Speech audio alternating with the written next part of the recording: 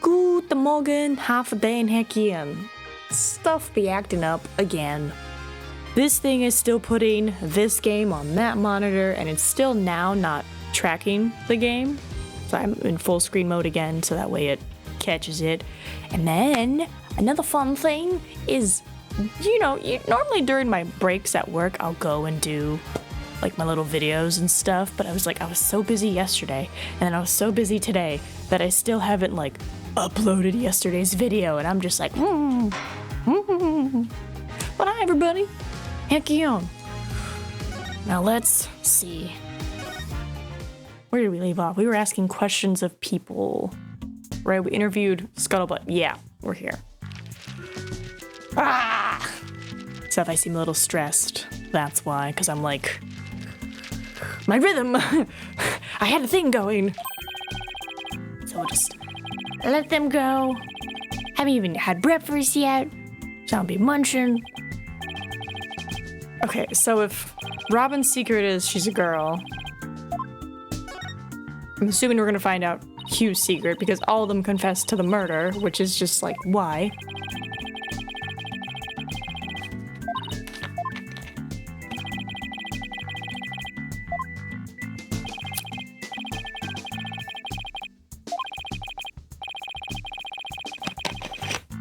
Exactly. I'm Spartacus. No, I'm Spartacus. No, I'm Spartacus.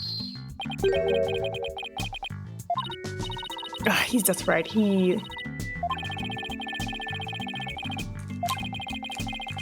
Actually, the killer wouldn't have confessed. It's that simple. Well, hold on, Connor. Maybe you like your future girlfriend that much?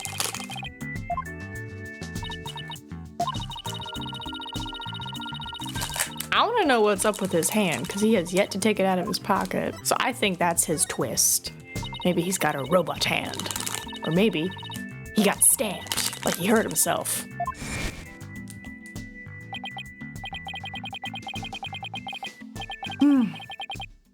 It's also cold again in Texas, hence the bundle up.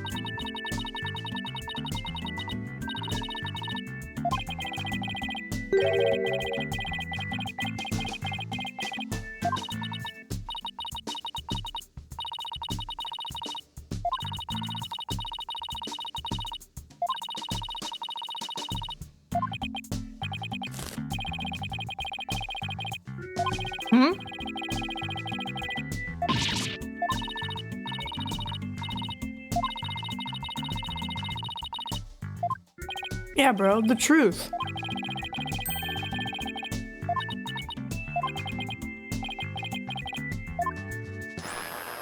Oh.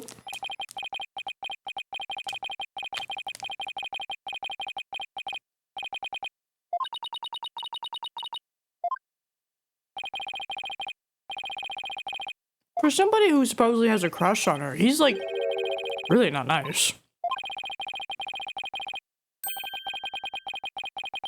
Oh.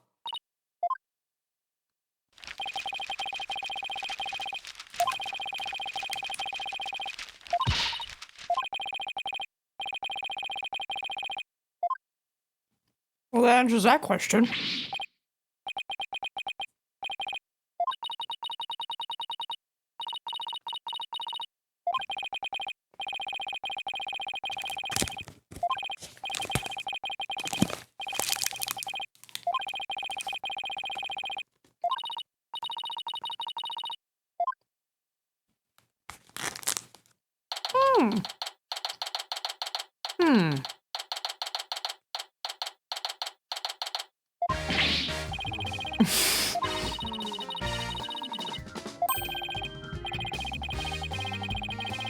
Oh, Fulbright.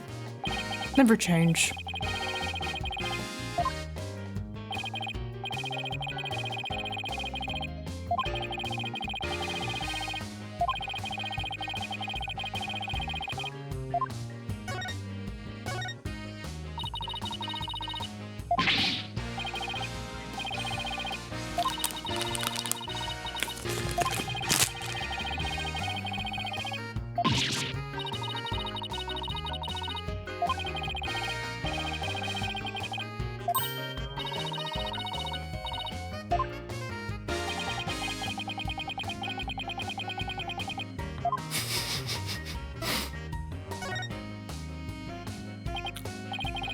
So, I'm looking at the table over there, and that's super sus.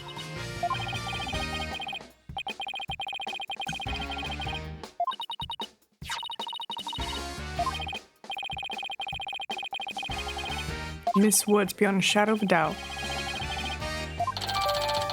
Okay.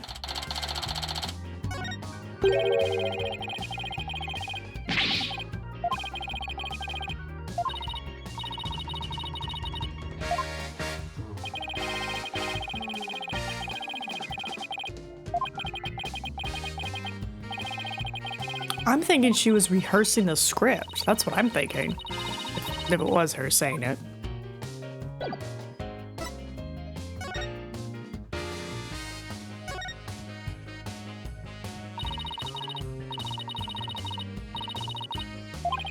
Nice.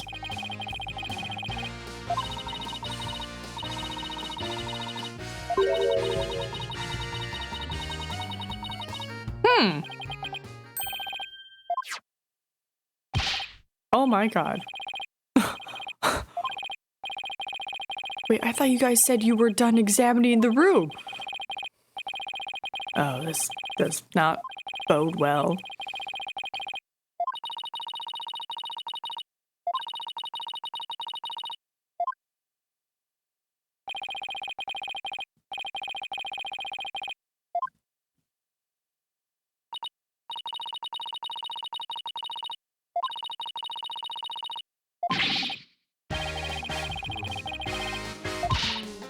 Would it be so weird if it was her? Use?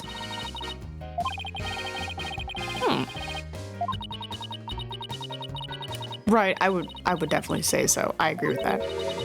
Rogue et Noir, Crimson Blood, and Dark Judgment. It says there are special rules allowing the payment of bribes while court is adjourned.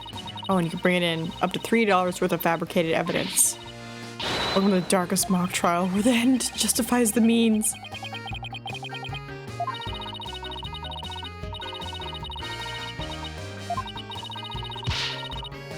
Crimson Blood and Dark Judgment.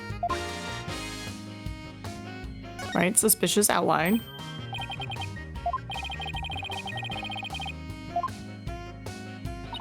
Oh, that's where it was.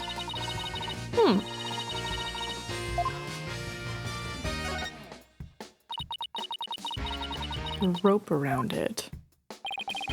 That's where we detected a large blood stain. In short, the victim was stabbed here or somewhere close by. The fact that there's no visible blood means it was wiped up with something, right? Right. But we were able to detect trace amounts of blood. Merely wiping up does not remove all evidence of wrongdoing. That is very true. Oh, he wants the cool lines. He's like, can I just say my lines, please? Right, the iron winch that we had him lower down the banners, which I'm assuming is maybe how the bodies got lowered down. Don't worry, you can tell me. I won't tell anyone. I'll never clear my name unless we catch the real culprit. Oh yeah, maybe that we can see if the time is off. Don't waste your time. I've checked it, and it's 100% accurate. You sure? How do you check it? Of course I'm sure. I compared it to my own watch, see? Detective Fulbright, didn't you notice that your watch had stopped? It has? Oh, this is unacceptable. We obviously can't rely on him. Let's take a look for ourselves. Let's see. Wait a second. It's ahead by 1 whole hour. Well, Detective? But this clock must also have been an hour ahead when this photo was taken, so it was 6:05. Or 5:05. No, 6:05. Anyway, it wasn't her. She wasn't there. The clock is an hour ahead right now, but what proof do you have that it was running ahead on the day of the crime? The moon? Detective Fulbright, you would agree that there is a moon outside this window, right? Sure, a nice crescent one, like something out of a picture book. But if you look at that window in the back with the winch attached to it, you'll see that the only view to be had is the opposite side of the school building. Then what's this moon doing here? You're scheduled to perform at the school festival. It's that. Okay, the backdrop with the starry sky and big crescent moon isn't half bad.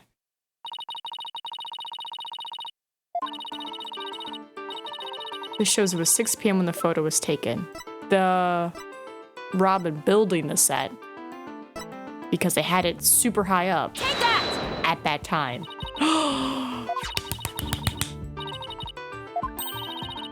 Right? Because it's like at 6:01, it was like, caca, here's the moon. Where does it show that? If you look right here, it will all become crystal clear. Yeah. Take that! They were still prepping the stage, so its backdrop wasn't in place yet.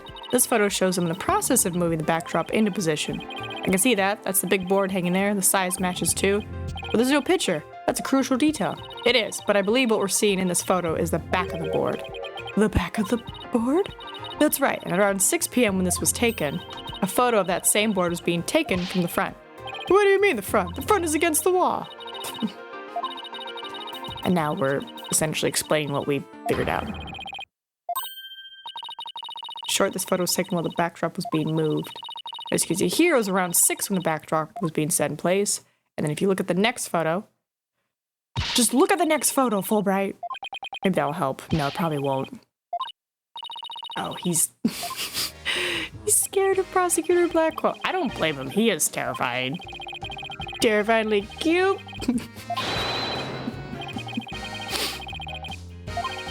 Having just learned that the clock had been 1 hour fast means we're back to square one concerning the suspect's actions that day. Not really. She kind of gave us a good timetable. Well, the body was moved would be my guess, but Prosecutor Blackwell's got his own plans. Oh, does he now? Oh. Detective Fulbright? Try as you might, I won't say another word about the investigation. No, I wasn't gonna ask about that. I was just wondering if you'd seen Robin. Oh, you mean Miss Robin Newman? She was just here a moment ago, and she mumbled something about watching videos in the lecture hall. What video? Thanks, Detective. Good to go now. You enjoy your time in this crime scene room.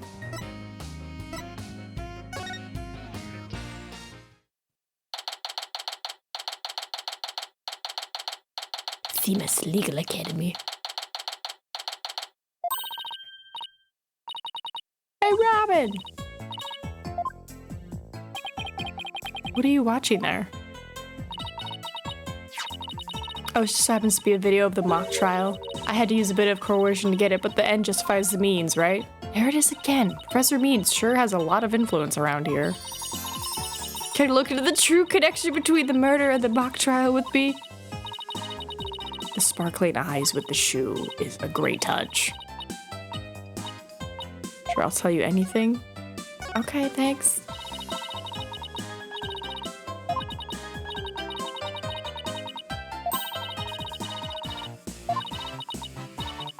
Right, the ends justify the means. So you're a follower of Professor Means too? Professor Means is a wonderful teacher, as was Professor Kurt. I like them both.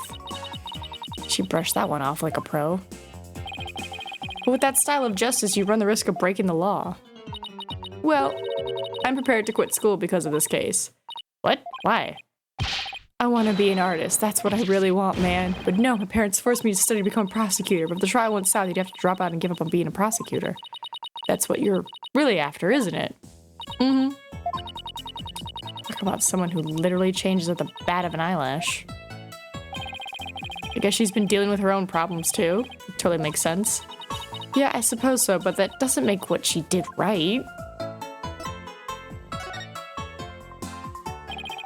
Could you tell us about what you were doing on the night of the murder? Finishing a statue. Was on the stage until the last bell. That's right, you made the statues of Mr. Wright and Prosecutor Gavin, didn't you? Yes. Yes, I did. Both of them. This is just a formality, but can you prove you were making the statues at that time? Can I prove it? You think I'm the killer now? No, that's not what I meant. Both you and Robin were still at school after 7 p.m., but neither of them can prove exactly what they were doing. Well, we know where Robin was at least around 6 statues. Could one of them really have murdered Professor Court? I still think it's Professor Means! Have there been any problems now that everyone here knows you're a girl? Hehe, no worries there. I discussed the matter with Professor Court some time ago. I told her I wanted to let everyone know I was really a girl. And just today I found out that she spoke with the school administration on my behalf. Oh. Wow. They must really like you. I know, right? But now I can finally be myself here at school. I don't have to hide the fact that I love girly clothes. That's why, Athena, I simply must have this, and this, by the way, by any means possible. What? But this is evidence we need for the trial. Sorry, but no can do. Aw, don't be a party pooper, Athena. Come on. Please. Pretty please.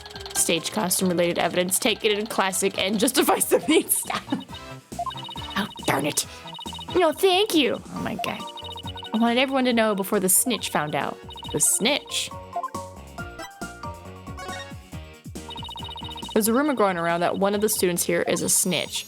I hear they're watching everything we do. Our activities, our relationships, our interests, scuttlebutt, and reporting all to one of the professors. But why would anyone do that? Officially, I heard it's to seek out misconduct among the student body. But rumor has it grades were being bought and sold through the surveillance network. It's bribery. The situation at Themis Legal Academy is worse than I thought. This is all important. I still want to ask about that thing in the art room. I'll have to present some evidence to show her what I'm talking about, though.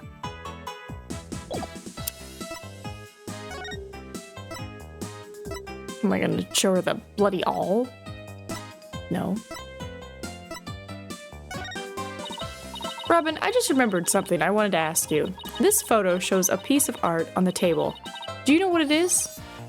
Look at that unique artistic sense. That has to be Professor Court's creations, man. Artistic sense? Okay. Professor Court's artistic sense. That's a tough one. I'd say it's avant-garde and very electric. Electric? In other words, it's weird and all over the place. So she's the one who made this statue. In the art room. It's one of Professor Court's works, wasn't it? Looks good. The statue in that photo is originally a statue of Lady Justice. Planned on placing it on the judge's bench in the lecture hall. But the day before the mock trial, it broke while she was polishing it. She said she'd take it back to the art room and try to fix it somehow. So this is a statue in its proper state. Yeah, just look at that wild silhouette.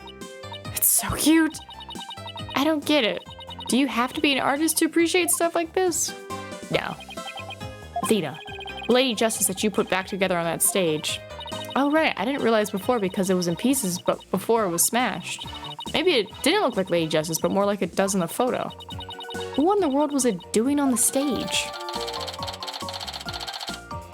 Okay. Ugh. Okay, then how about watching the mock trial video with me, right? Like, maybe there's something on there. All classroom desks at the school have their own built-in computer, you know. Wow, this place is definitely a lot cushier than I thought. I know you guys are in a hurry, so I'll just fast forward to the important parts. Let's start with the professor's pre-trial speech. Okay. Good afternoon. I'd like to start by thanking you for coming here today.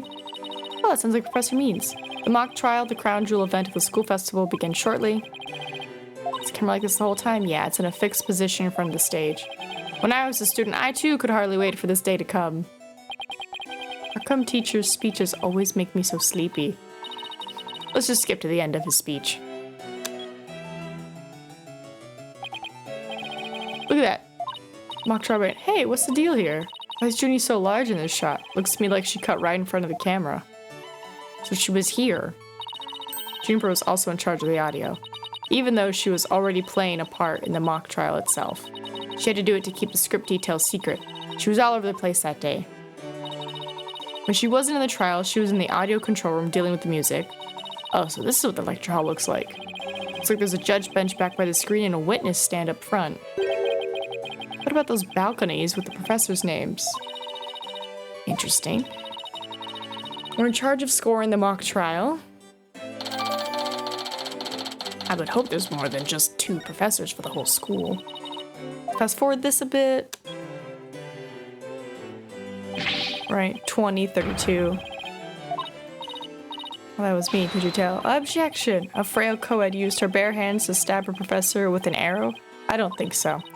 You read that line in the mock trial, Paula, but you made it sound kind of weird. Cut me some slack. It was my first time reading that script. I think Juniper's going to speak next. I didn't do it. I had suffered a breakdown and pretty much lost it. It's true, I shouted. You're a goner. But I didn't mean it. Wow, what an emotional performance. She put real actress to shame. Wait, could you go back and play that scene again? Did I not say that she was probably practicing the script? And that is why we hear, you're a goner. But I didn't mean it. I think you're onto something. Let's play that last part again. I don't follow. What are you guys so excited about? I think this piece of evidence should explain it. Time to show Robin the tape recording. So are we thinking that the tape recording is just a copy of this, the mock trial? Or that she was rehearsing in the art room?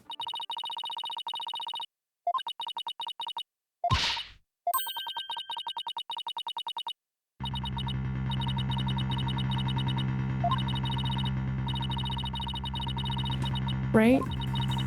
One made from the mock trial video, then this means this evidence was fabricated. They didn't get to do a voice print analysis in time for court today. That's why the gender of the voice became so important.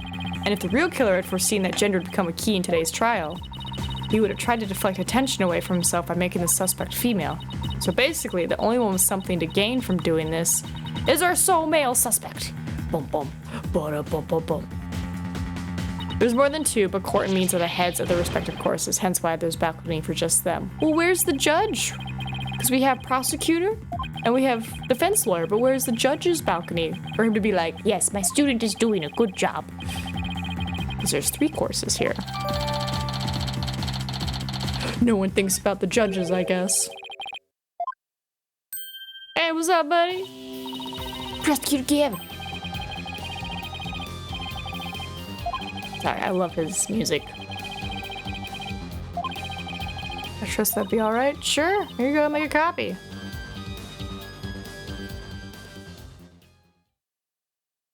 Ah, alright, you just made a copy and left. Prosecutor Hotness, now in 3D. I just want to see him do that crazy, like, guitar solo again. I wonder if they're like, nope, too much in 3D. Just, we did it in 2D, it's good enough. What up, Juniper? So if we saw her on the tape at like the 20-minute mark, right? Then she was definitely there. And she didn't look like she was covered in blood. It's a busy beaver. Do I have a tail? I don't think so, Professor Beans.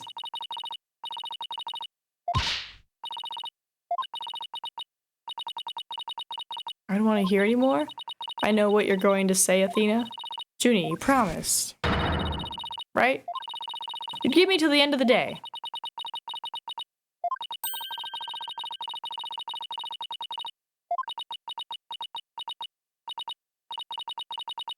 Only if it's the real truth. So please just listen to what I have to say. Once you've heard me out, I'll let you decide what to do.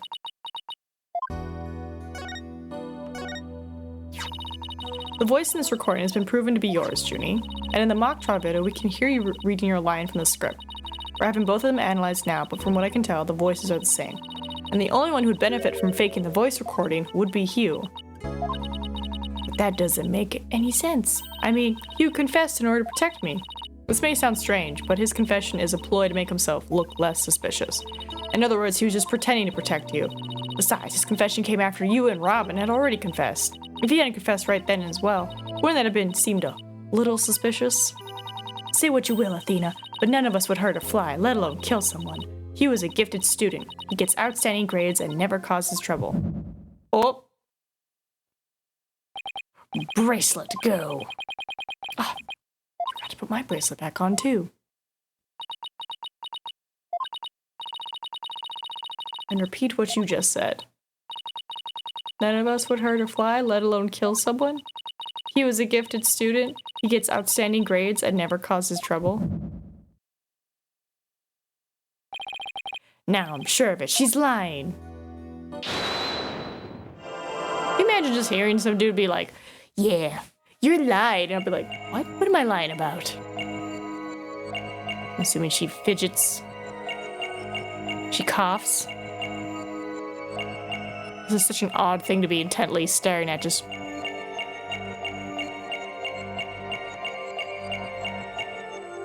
Gotcha! What, she breathed? You start coughing when you're under stress. You can't hide it from me no matter how hard you try. When you said, and never causes trouble, cough escaped and made your scarf flutter. As for why you were stressed, it's because you were lying.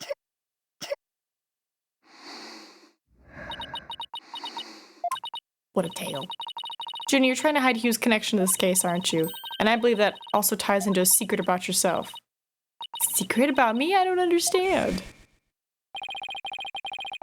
Apparently, you're not who you say you are. Apparently, you have like another side to you.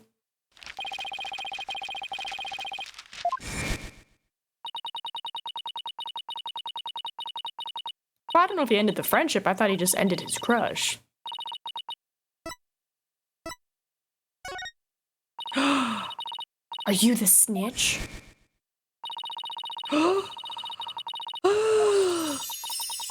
Juniper! Are you snitching on your fellow students? I mean, she is a student council president, makes sense. You learned something about Hugh you'd rather forget. I don't know what you're talking about. Junie, please, stop hiding things from me. I hate having to force things out of you like this. Looks like we're gonna have to do this the hard way.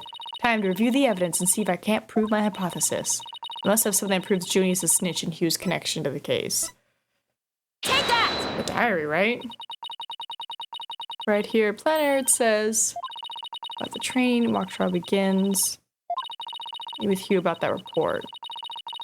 Based on the snitch's info, and from their meeting, Hugh must have put 2 and 2 together and figured out your secret. So you see, it all makes sense only if you're the snitch, Junie. Aw. What did you find out about Hugh? I've been lying to you this whole time. The truth is, I suspected Hugh from the start. You did? Okay. Why? I'm so sorry. I've talked about friendship so much, but I've been a terrible friend. Juniper, I don't have that special kind of hearing that Athena does. But I don't need it to sense the pain you're feeling inside. And its intensity is directly proportional to how you feel about your friend. Am I right? That's really good cry animation. Please, Junie, tell me why you suspected Hugh. I have a feeling that will be the key to getting to the bottom of this whole case. Okay, so Robin's a girl, Juniper is a snitch. What's Hugh's secret? It told me how Academy alumni had strayed from the path of justice, the dark age of the law. He does. He looks very nice in his casual outfit. But few others at the Academy shared her view. I thought her ideas were beautiful, though sad and unrealistic. She asked you to be her eyes and ears, didn't she? I used to report to her once a month about any wrongdoings I'd seen or heard about. And that report session in her planner, the one for October 22nd, was a part of that? Yes, that's when I reported Hugh to Professor Court. She snitched on her own friend? What did you say? I had accidentally overheard Hugh talking. What did you hear? He was talking to someone on the phone. I think it was one of his parents. What were they talking about? Something about having paid money for good test scores. I only overheard him talking, so I never did find out who the money was going to. What? Bribery! So he didn't have good grades. Take that! Hugh 120. We found this while we were investigating the stage. It's got Hugh's name on it. Hugh done it? Hugh 120? Meant at the time, but now that I'm hearing about bribes, it must mean that a bribe of 120 grand was to be paid in October. Take a look at this mark. on the page of Professor Court's planner. Hey, you're right. Wait. But why would Professor Court have that kind of information in her planner? You don't really think the person who was taking the bribe money was... Ooh. Ooh. She'd be the last person I ever suspected of accepting bribes. Like I said, it's just a possibility, but a rather good one. Then why would he kill her? I mean, it makes sense he'd kill her. He's like, no one can know about the test scores.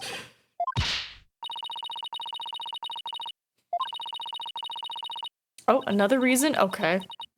What else is there?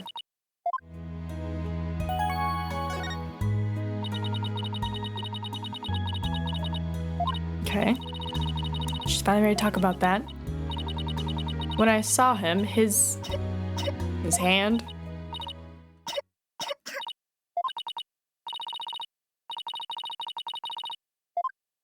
Man.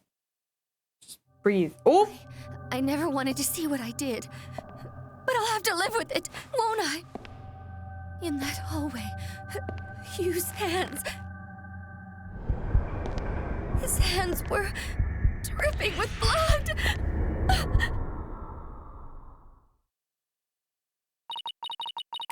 His hands were dripping with blood. Juniper! We could have saved like a whole day and a half if you were just like, he was walking down the hall with blood. What is it with people not telling the truth? Just tell me.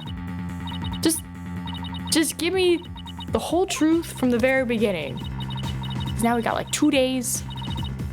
Juniper. What? She cares about her friend?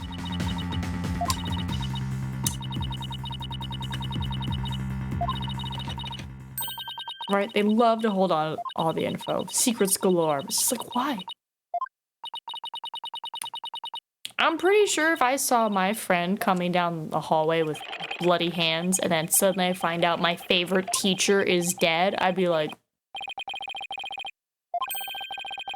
bruh. Guess who's getting reported? Because I'm thinking, if you're willing to kill our favorite teacher, or at least my favorite teacher, then I'm in danger. So, ta-ta. Because I saw you. That's another thing. I saw you. I'm a witness to you after the murder. How do I know you're not gonna silence me too? There's nothing under my chair.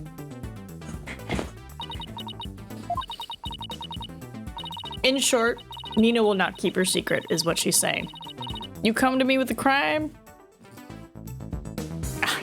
You made a mistake. Prepare to be reported. I will snitch so fast. So hard.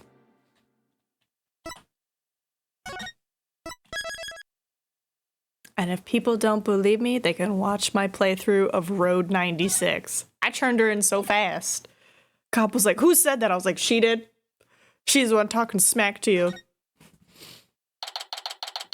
That was such a good game. I'm surprised people were so shocked that I turned her in. And I was like, no, I am a person who is actively running away from home, from an abusive home.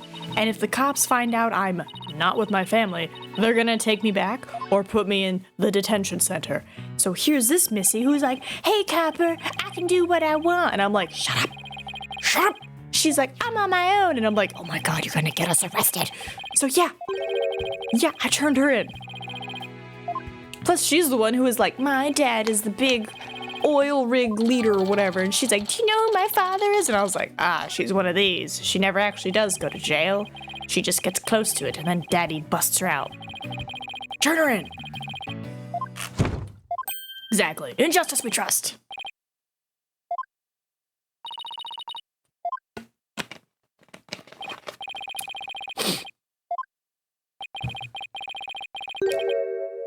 Oh. Dun dun. I'm sure he wasn't the only one just now. I bet Robin and Box Girl were listening too. He can't even remember Scuttlebutt's name. Well, I'm happy you did the voice analysis. I'm a public justice and I'm fine. They're too cute. They're adorable. It'd be kind of funny if Clivy or Gavin joined us. He's like, I'm Clivy or Gavin and I'm fine. You know? I need a blanket. It's cold. Court is now in session. All rise. Court will now reconvene for the trial of Juniper Woods. Sykes Brigade is totally psyched. The defense is ready, Your Honor. Prosecution's ready as well. Isn't that right? Was he sleeping? Because it looked like he was going. No funny business. Near Baldness, Robin Newman and Hugh Connor have recanted their confessions. But later I shall grill them at leisure to find whether I can charge them with perjury. Oh my god, even better, imagine. I'm Simon Blackwell, and I'm fine. If everybody did the little exercise, you know, I'm Phoenix Wright, and I'm fine.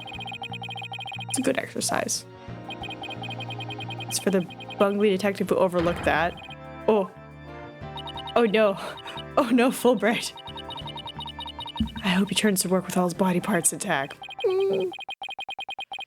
We'll find out, I guess. The accused is the sole person who could have moved the body from the art room, and I mean to prove it here this day. Just like Detective Fulbright said. But what else does he have up his sleeve? Probably more bird feathers.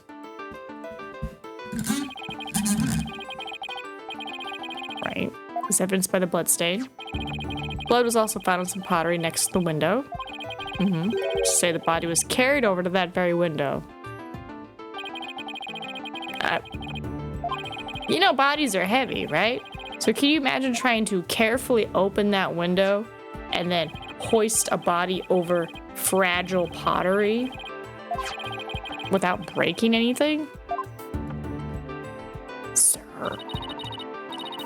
I mean, it's the same exact body moving scheme as in the script. Anyone could have moved that body that way.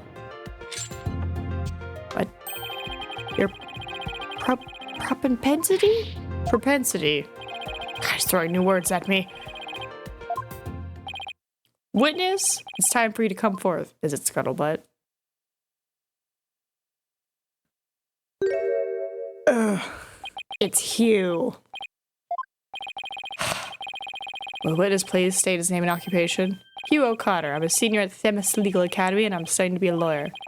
Yesterday I told that lawyer there that I would testify to the truth, so I intend to cooperate fully in today's trial. Happy now, Miss Sykes? Grr. He's gonna say some malarkey, isn't he? Testimony, please.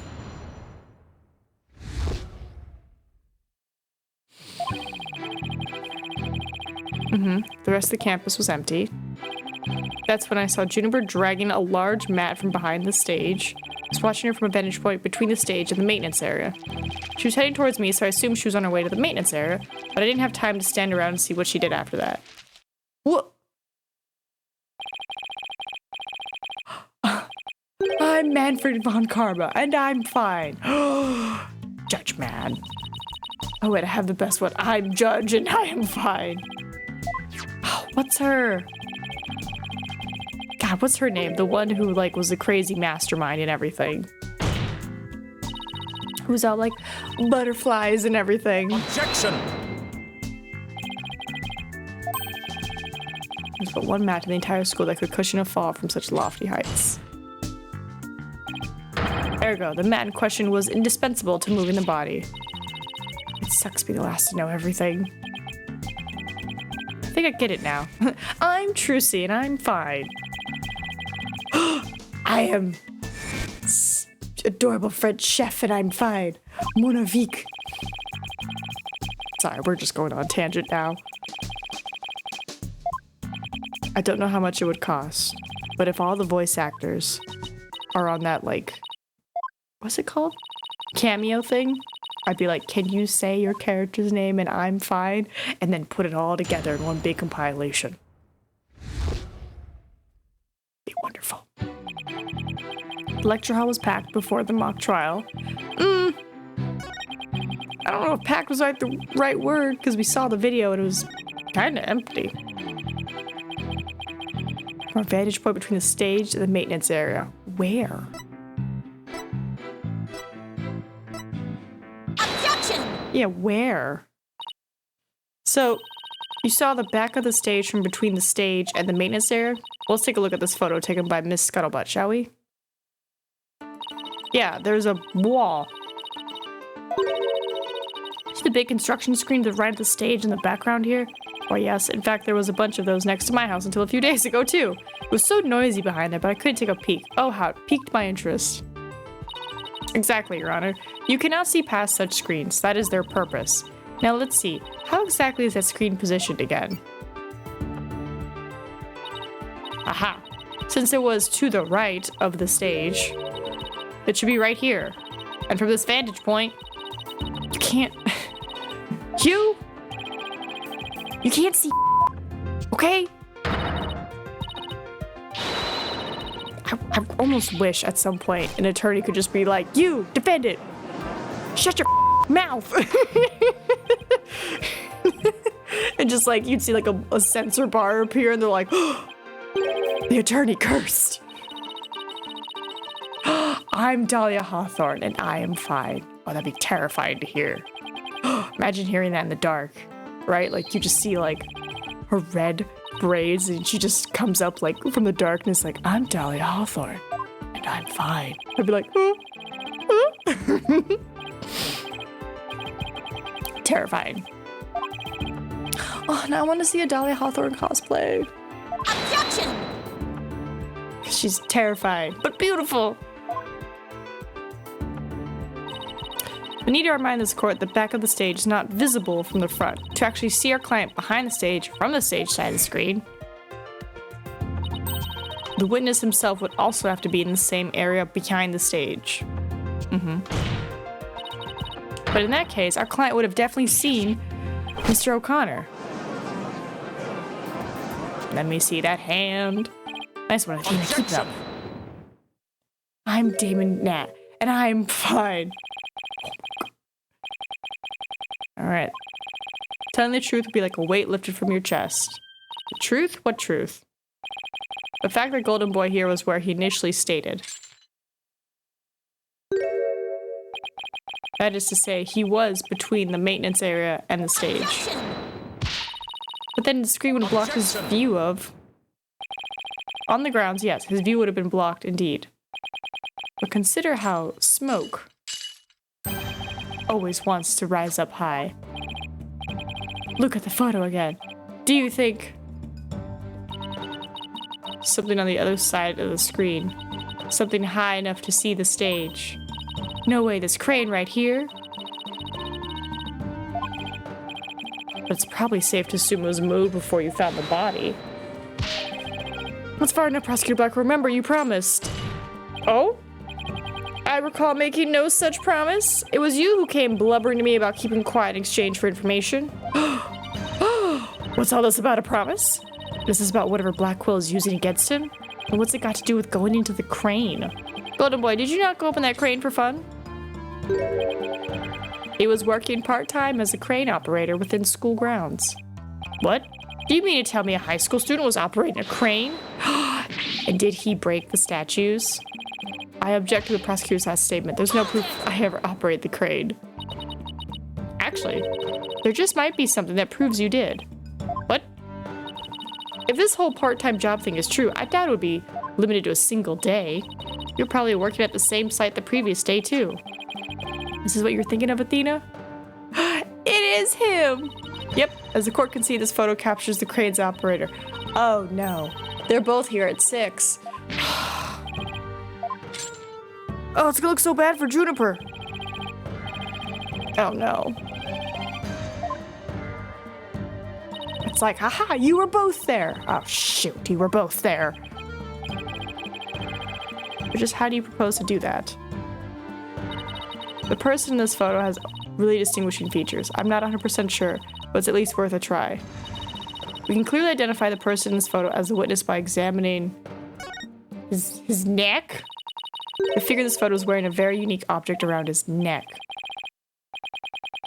Then are you saying you mean to... What? Mr. Connor's neck is almost entirely concealed by his tall collar. But that's exactly why I believe this warrants further examination. No, not a chance. That'd be a blatant violation of my privacy. You are a disgrace of a man. Now start unbuttoning that collar before I hack it off. Yeah, what's the big deal? Now let's see your neck. What is it, a dog collar? Guess I have no choice.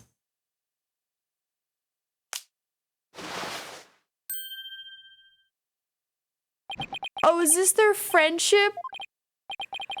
Oh my.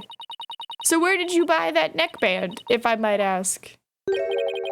I didn't buy it. It's handmade, and there's only one like it in the world. Well, it sure looks like the neckband in the photo. Should we have the photo analyzed? You're one irritating lady. Fine, I admit it. I work a part-time construction job. It has nothing to do with our school. Operating heavy equipment's no big deal for a guy who can parallel park one-handed, but I never expected one of my jobs would take me to my own school. But when you factor in all the required tests and apprenticeship period, wouldn't you have to be at least 20 to have a license for operating a crane? Oh, about that. You see, I'm a genius, so, you know. Objection. Wait, no, I'm Polly and I'm fine. Squawk! Polly! Please don't. High school seniors are 19 at most, thus they fail to complete the requirements. But that does not apply to you. Does it, Mr. O'Connor? Why doesn't it apply? He's a senior, so he's around that age. No, don't, please.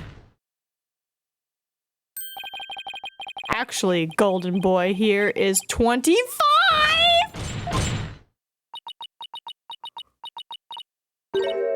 Come again? Take a gander at the official school enrollment documentation. 'Tis all right there. 25?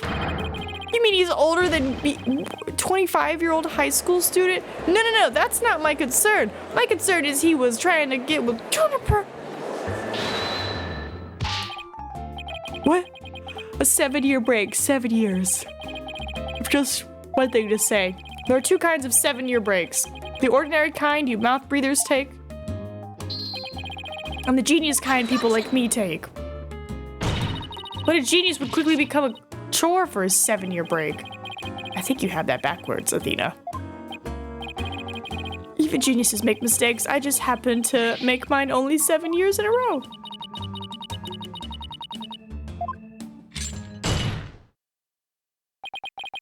Enough of this jibber jabber. Suffice to say, the witness was up in the crane when he saw the accused dragging the mat. The accused readied all she needed to move the body immediately prior to doing so.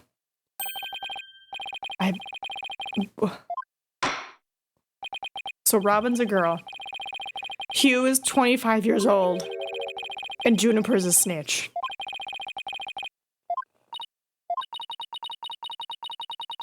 What is happening? Alright,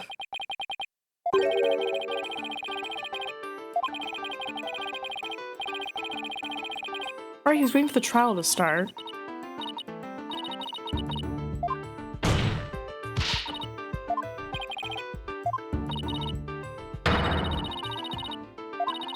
Okay. Mr. O'Connor, you were using the crane to move the body? The body was just like it was in the script, so it must have been moved like in the script too. At least that's what the prosecution believes. How simplistic, even foolish. These are pretty strong words, Athena. You sure about this? I'm slamming the desks. The witness is a licensed crane operator, so he could have used it to move the body. Objection!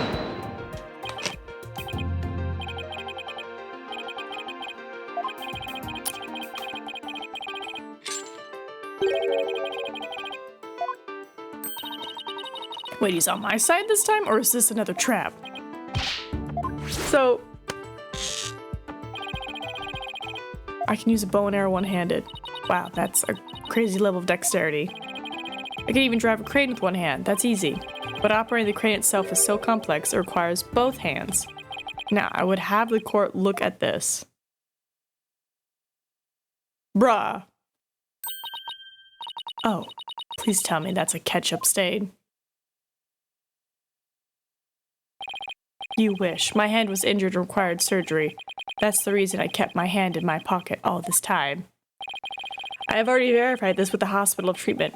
Quite a nasty wound, they say. So, how did you hurt it?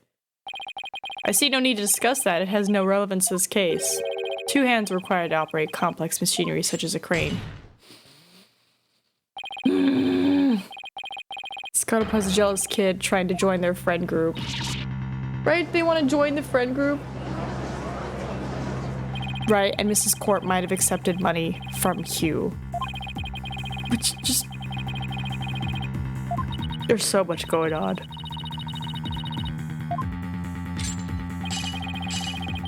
Oh, sorry, I got something in my eye.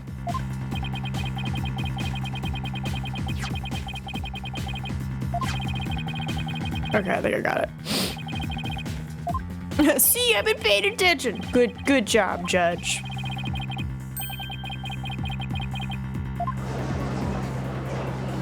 What if she just moved the mat for the statues?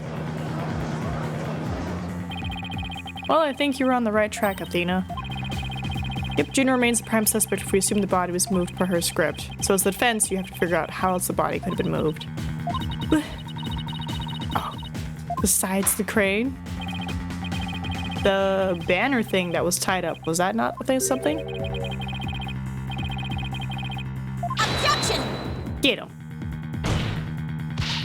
No, not yet. All I have to do is show that the body wasn't moved like it was in the script, right? Well, that would show that the mat had nothing to do with this case.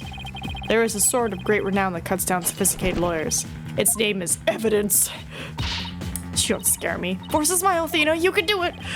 What's wrong with your face, Athena? It's a weird mix of terror and creepy grin. Just focus on how the body could have been moved without it being dropped.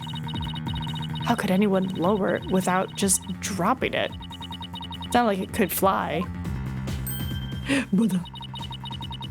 Also, the little bonus animation in this case are so good. The quick pan for Robin removing her brace, now on Hugh for revealing his neck and for revealing his hands.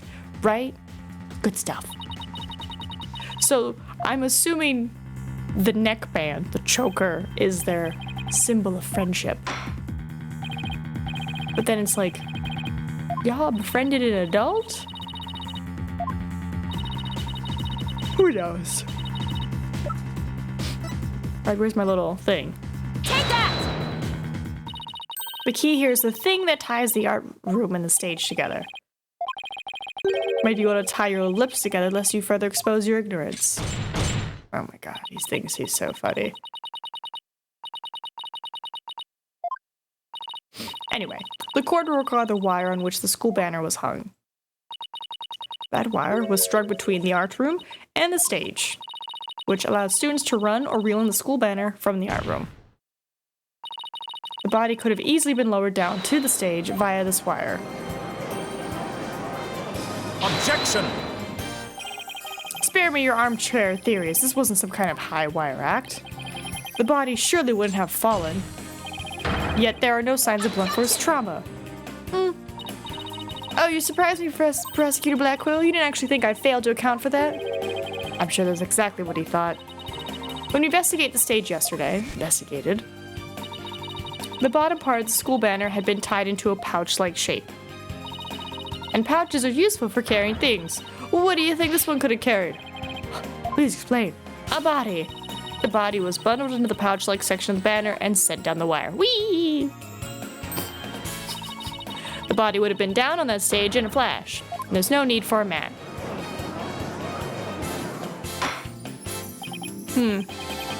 I've heard the phrase carrying the banner, but the banner doing the carrying? Objection! I have no patience for you or your cheap parlor tricks. Your claim is as shaky as a corpse performing the absurd high wire act. If you have an actual objection, then just come out and say it. I trust you recall the bloodstains left on the art room pottery. If the wire had been used to move the body, it would have to be via the window above the quad, the one with the winch. However, the blood-stained pottery was next to the window above the maintenance area. Ergo, the wire and the banner had not at all to do with this case. Oh. The bloodstained pottery. I remember that. This doesn't look good. We'll be back to the mat theory if you don't do something. Well, Miss Sykes, I hope you have something better this time than a circus act. If my wire theory is true, then that blood on the pottery must not have been... Yeah, well, not the victim's blood. Maybe it's not the victim's blood. Did the police check to see from whom the blood on the pottery came from? Shame on you, Sykes, Dono. Have a little more respect for the constabulary.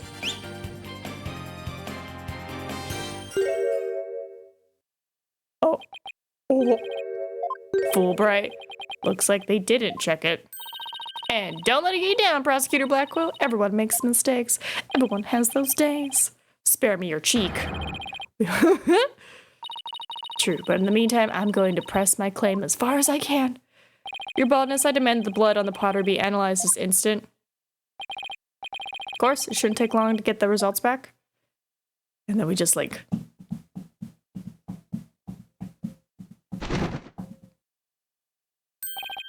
Oh my, that was quick. We're history if it turns out to be the victim's blood. Please, please let it be someone else's. It seems the blood was not from the victim. Huzzah! Furthermore, comparison with other parties involved with this case reveals that the blood belongs to one Hugh O'Connor. God, his ears.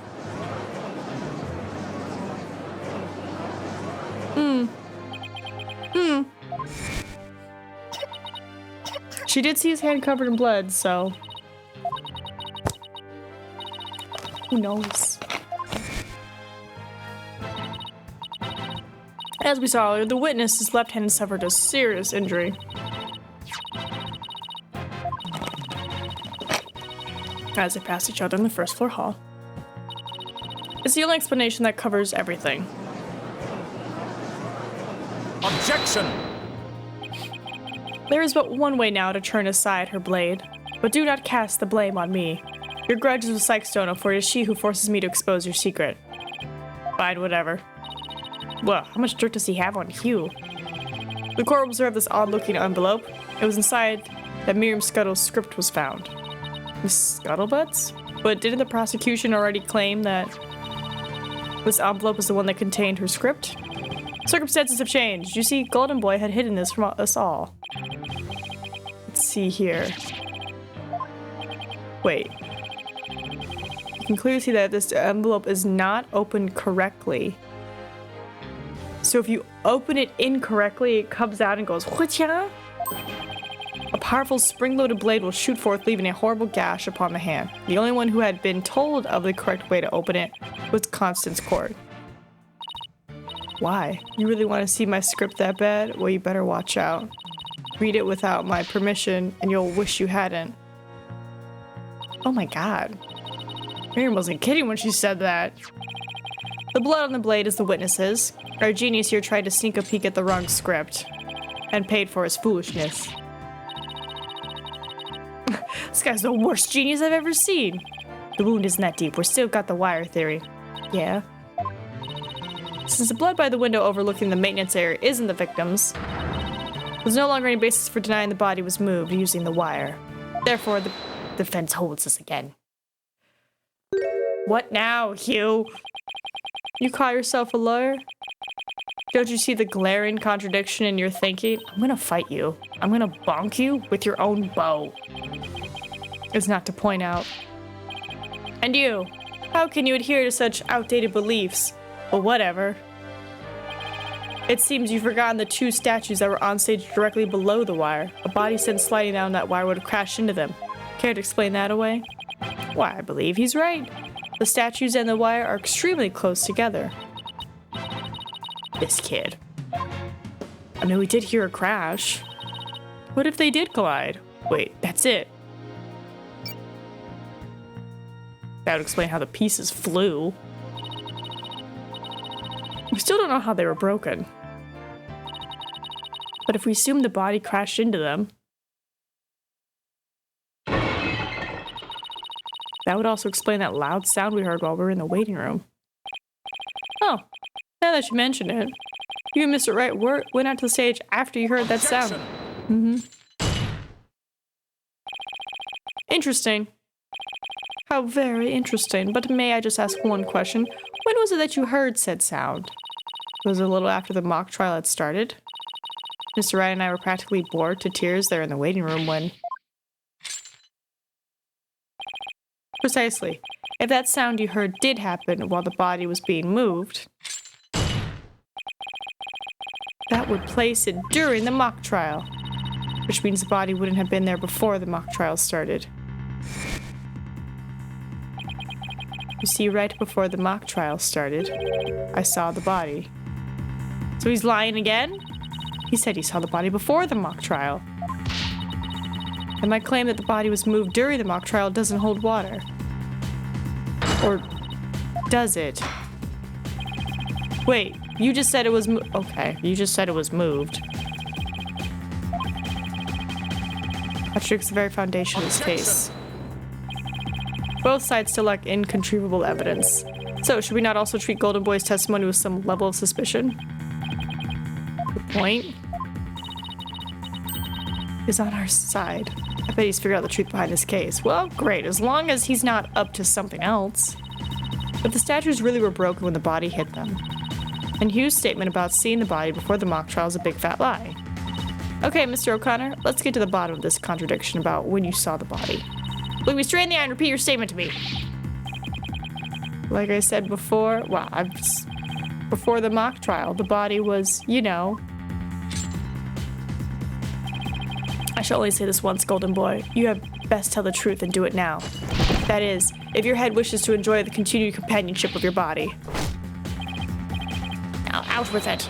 Did you truly witness the body? Or were you just lying about it? Well, which is it?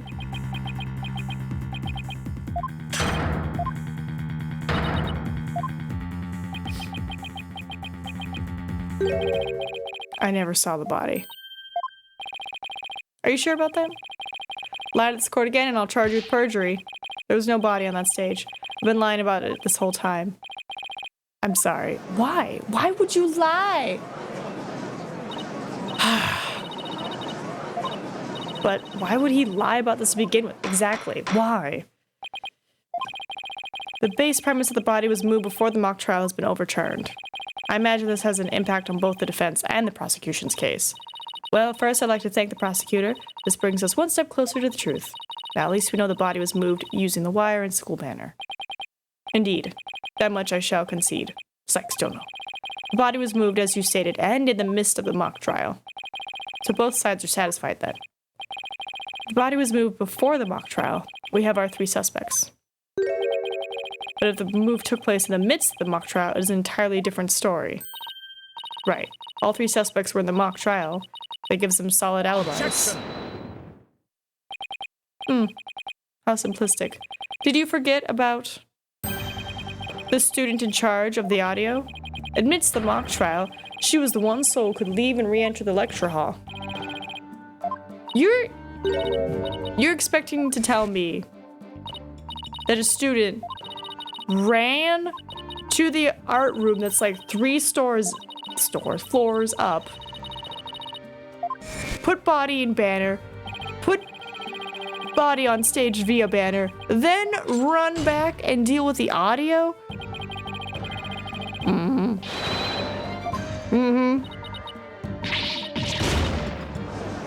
That's wild. Crazy. Oh no. Instead of exposing Hugh's crime, Junie's an even deeper. No matter how you slice it, we're cooked. And here I thought Prosecutor Blackhill was on our side, at least on this issue. The Twisted Samurai strikes again. Twisted, it's more like dirty rotten. Your baldness? It is time to put an end to this farce. Prosecution has presented a quite convincing case, but the defense has one last chance to voice any remaining objections. Well, Miss Sykes? Paula, what are we gonna do? I've got nothing left. Nothing. Nada. Niet. I've been trying to think of something, but I'm drawing a big blank too. Ugh. Poor Junie. Unless we figure out something, she'll be. Objection? Objection. Well, I object to... Who? What?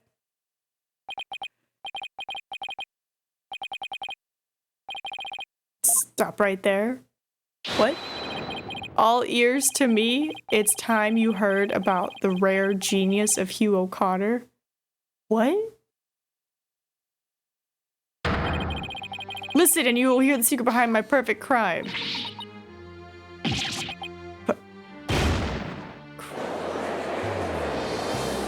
What is happening now? Give me an anime cutscene. Ugh, some serious deja vu. Didn't we just go through something like this yesterday? Yes. Yes, we did. This had better not be another one of his enraging traps. The murder, the moving of the body, they cover up, it all sprung from my brilliant mind. Well, go ahead. Arrest me. The real killer is right before you. What? What?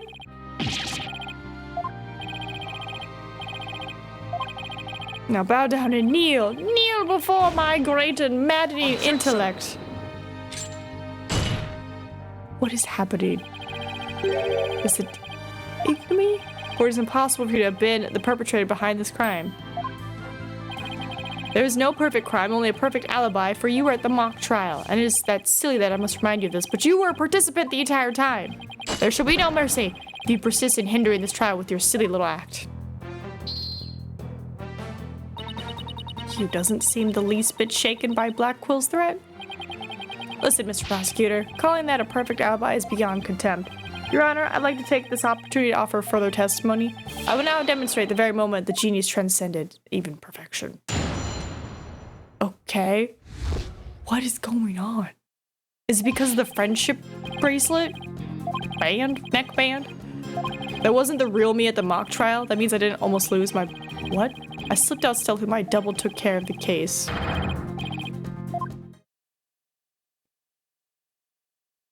What? Who is your body double? Is it just me, or does the witness testimony make no sense at all? No, it's not just you, Your Honor. All I got from listening to that was a headache. Yeah, that was just plain weird. Especially the whole thing about a body double. Well, I'm relieved it's not just me. Prosecution? Your baldness? Summon an ambulance this instant. The witness is stark raving mad. Yes, I think that'd be for the best. Now then, let's pretend that never happened and move on to my verdict. You people don't believe me? It's not a matter of not believing you. It's more along the lines of questioning your sanity. Yeah, the funny farm just called. They want their genius back. Shut your pie holes. The intellect of a genius transcends even logic. Besides, don't you guys have that weird device for testimony like this? Which is not a weird device. Easy there, Tiger. Think of it this way. We don't want a verdict to be passed just yet. True. Right? Give Widget a try. I had to conduct a short therapy session. Your better judgment? I'm a judge. Oh! Prosecutor Blackwell. The prosecutor said, rubbish. We will be out on a stroll. Then left with the detective, Fulbright. How does he get away with stuff like that? Then I'll interpret that as meaning he has no explicit objections. All right, Miss Sykes, you may proceed with your therapy session. I've seen my share of crazy trials, but this one takes the cake. He just left. That's great. He just was like, goodbye.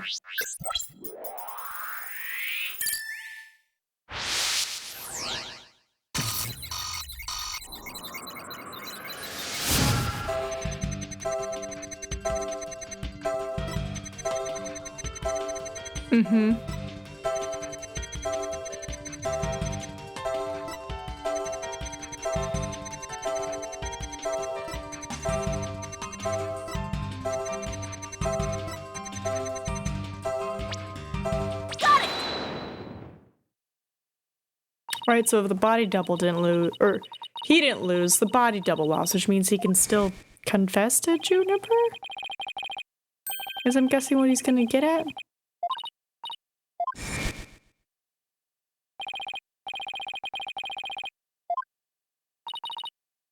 Right, the pain. That's why I don't care about her anymore. I was never trying to protect her.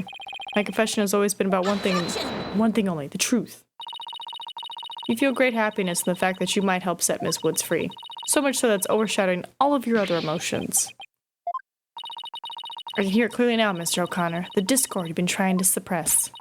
People don't normally feel like you do when you've confessed. So Hugh really was trying to protect Juniper. Yep. Hugh's feelings for her are the real deal. Well, that did not go down by much. Finally figured out the obvious, have we? Oh, is he back? What's up, man?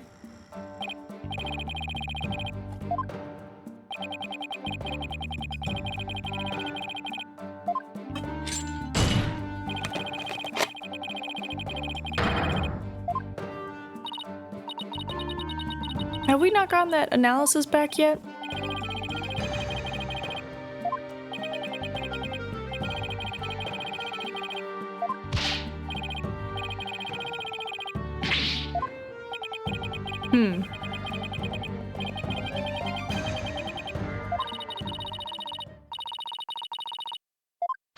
Right, update the testimony.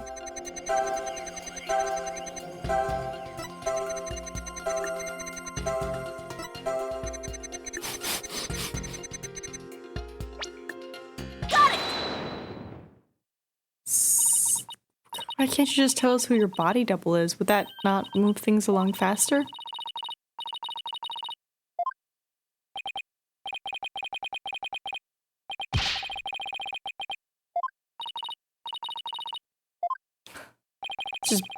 I left the lecture hall. It was during Professor Mean's pre-trial speech. That's when I moved the body. I then slipped back in just before the verdict. So you're saying you were there the moment your body double was about to lose.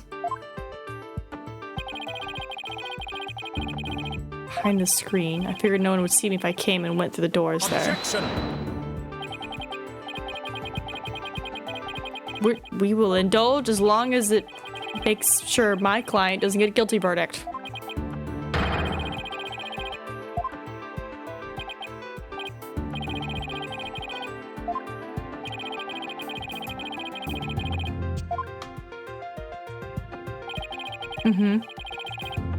Near the lawyer's bench.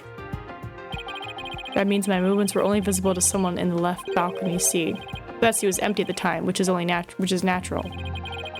After all, belonging to Professor Court, and as we all know, she was already dead by then. No. No. That side belongs to Professor Means. I knew it! It's him! And I was like, no. That's not Professor Court's side. It's Professor Mean's side. And you just told me he wasn't there. To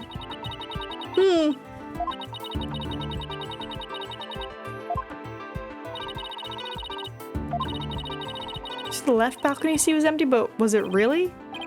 I saw with my own eyes, it was definitely empty. According to this, Professor Means was supposed to be seated in the left balcony. Dun dun. But if you left the balcony during the pre-trial speech, he would have been standing there at his seat addressing the students and faculty. Unless he wasn't there at all. Dun dun. Dun dun dun dun. There was nobody in the left balcony seat? You gotta believe me. It doesn't seem like he's lying this time. Okay, Mr. Connor, let's have you testify again, but this time don't spare any details. Got it. I mean, my ingenious escapes act warrants repeating. Okay. I really care about is whether that seat was empty or not. Alright, updating. Second floor was deserted. Why won't you believe me? It's true, I tell you. I went out through the back door without anyone noticing. That all I had to do was go through the empty audio control room. Got it!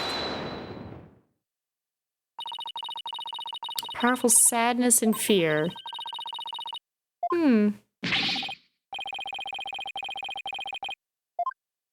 Welcome to therapy.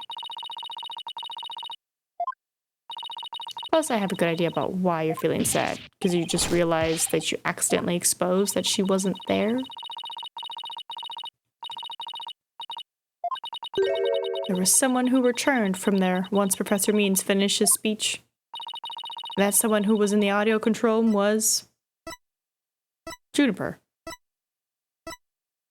Take that! I know you realized there was a problem with your statement as you were saying it. That's why you felt so uneasy. The audio control room really was empty. That would mean Miss Woods was roaming around the campus. Mr. O'Connor, if you really want to protect Miss Woods, just tell the truth. If you believe in her, revealing the truth is the same as protecting her.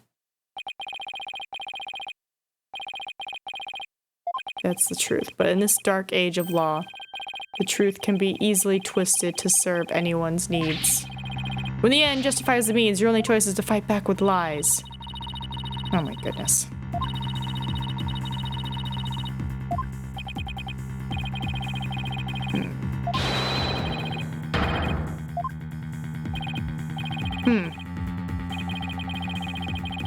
Right. Blackwell, no, don't actually. Oh, well, it broke. Oh god. He broke out of his shackles again! I don't want to be the poor cow down at the detention center. Burns to your valor, I will limit your suffering with one clean blow. Could you wait just one moment before you cut him down? Silence. Do not come between. Oh my god. Remember that shocking experience you had last time. Very well, Golden Boy may live. For now. Enough already, Mr. O'Connor. Miss Woods would never want you to protect her this way. She values the friendship between the three of you more than anything. That's where you're wrong. She doesn't feel anything for me now. But what does it matter anymore? I might as well tell you everything. This is no doubt news to you, but I am not and never was a genius. Sorry, but I already knew. Me too. Don't forget me. Though in all fairness, it was pretty obvious. I thought he was a genius at first, but this stuff he said was crazy. It all started several days ago. I accidentally learned that my parents have been paying good money for my grades. That's bribery. So the bribery wasn't Hugh's idea. All my perfect scores were the product of cold hard cash, not genius. Even worse, when I confronted my parents about it over the phone. Juniper overheard me. Oh my, what a terrible misunderstanding. I've been living a lie. I don't know what else there is to say. I'm no genius. I'm completely worthless. That would be trippy if you honestly thought you were correct, right? 100%. And then you come and find out your parents have been paying your teachers off to give you perfect scores. You'd be like, what? But I also feel like maybe if they compared homeworks, they would have seen it. Like any of his other lawyer classmates. Like, oh, what'd you get for A? B? Oh, I put 32. How did you get a letter? You know?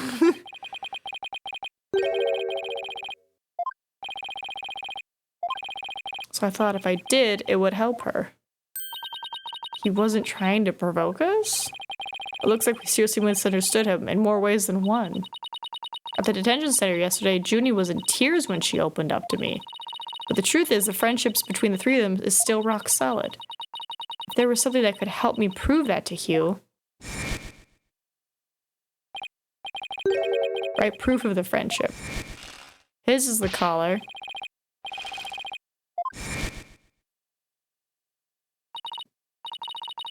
About the proof of friendship they mentioned.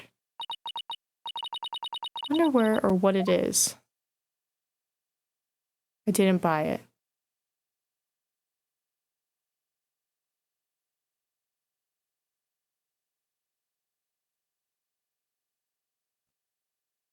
It's a handmade, and there's only one like it in the world.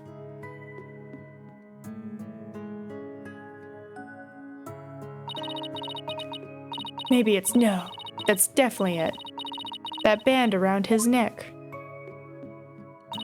Mr. O'Connor, that band around your neck. That's your proof of friendship, isn't it? Proof of friendship? Is that anything like a proof of purchase barcode? In-court evidence is everything. That's why the three friends created friendship bands. It's the evidence that proves their friendship. Oh, how very interesting. And chic. If they have doubts about their friendship, they can look to the proof they have on hand. That's why Mr. O'Connor's hand always goes to his neck when he is pressured. It proves he still has feelings of friendship towards the other two. It doesn't matter if I wear it if those two. Objection! But they feel the same way too. I know they wear their friendship bands somewhere. Judy and Robin must both feel the same as Hugh. I just know it.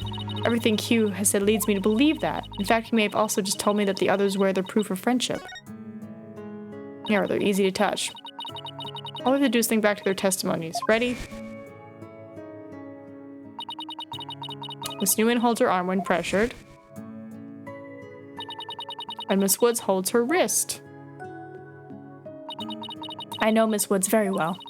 She would never abandon her friendship with you over something like this. And taking the blame for her will only succeed in making her terribly sad. I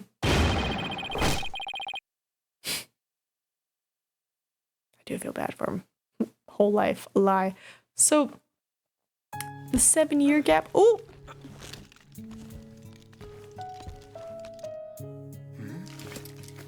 Oh. Robin, those bands of friendship that you made, just for the three of us. You may have forgotten about them, but not me.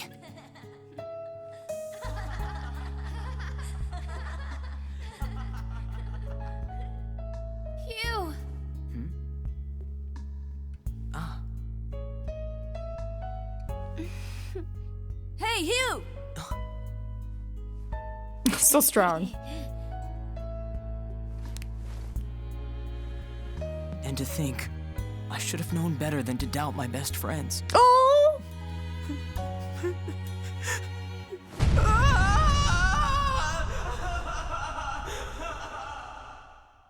Oh my god, that's really beautiful. Also, Hugh, you like chokers? Also, what the fact that they just like came in from opposite sides, like I know cinematically it looks really great, but like I'm thinking, like, wait a minute, where did you guys come from?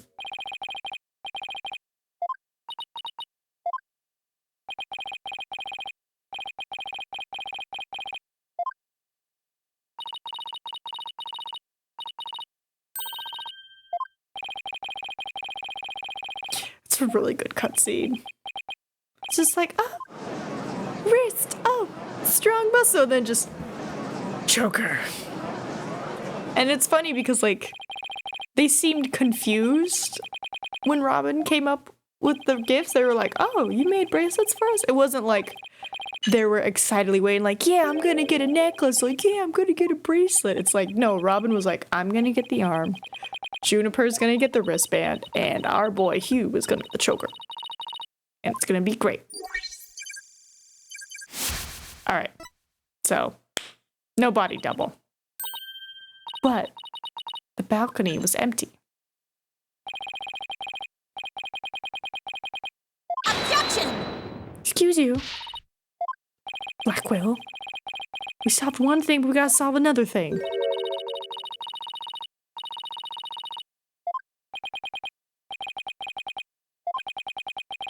Such a thorough investigation. Does such a person really exist? Yeah. Yes, we found someone. It may have seemed like a major roundabout. Mr. O'Connor's testimony has cracked the case. It's no more noise. Hughes is telling the truth now. The balcony seat opposite him really was empty. Did I not call it from the beginning? That smile. I was like, I don't trust him. I don't trust him.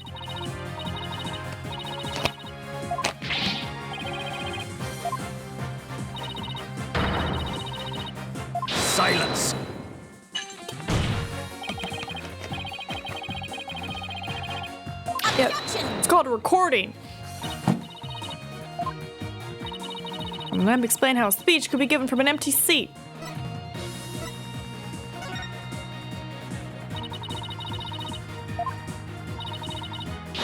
Oh my goodness. It's getting intense.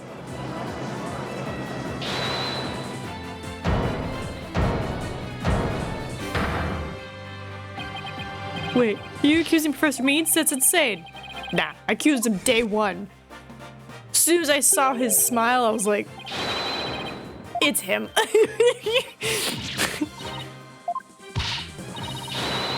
Gave that phony recording to you? Phony. The defense will refrain from hurling unsubstantiated allegations. Well, I said he gave it to me, but what do you mean it's phony? Wow, who could have seen this development? Us. And chat. We figured it out together.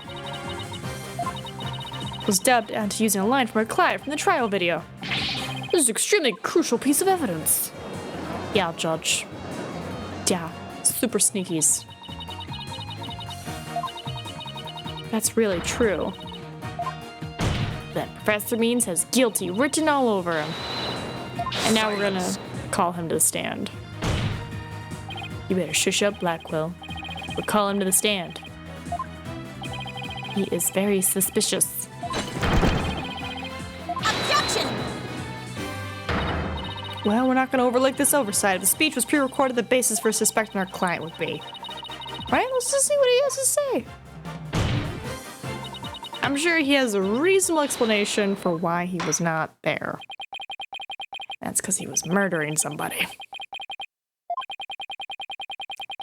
Overlooking critical symptoms is a problem. A witness oversight, too, must not be overlooked. Thus, as to the matter of whether Professor Means was or was not in his faculty seat, I believe we must ask the professor himself. Good.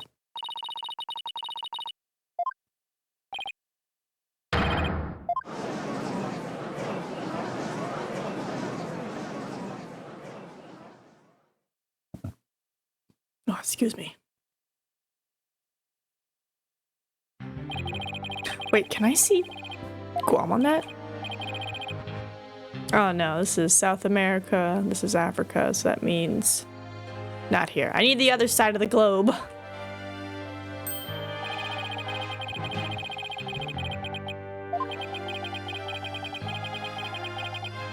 You know, I've wondered how close it is exactly to the equator.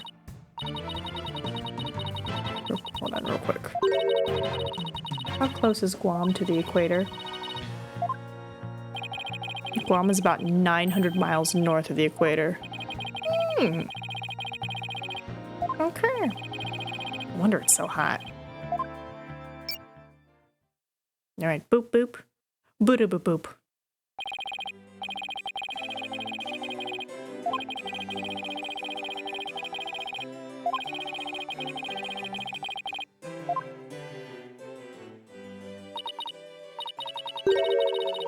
I forgot how long and boring his speech is. You could do it. Tough it out.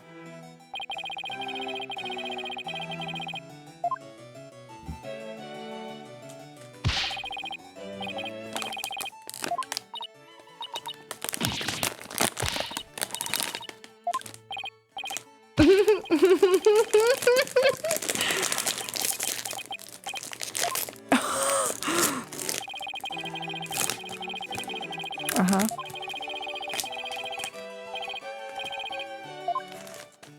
Mm-hmm.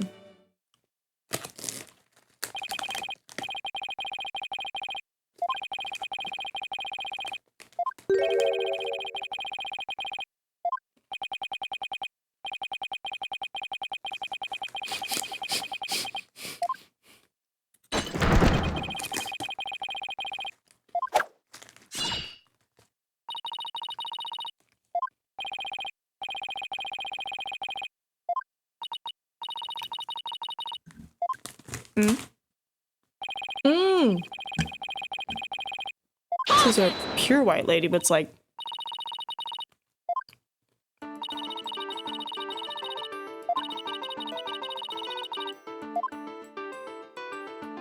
Take that!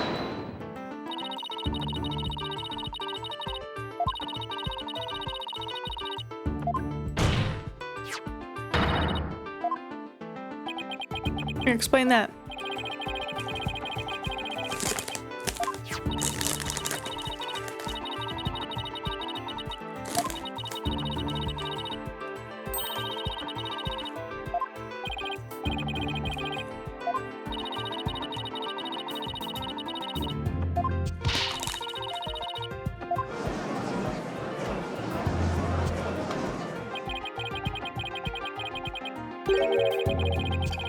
Objection!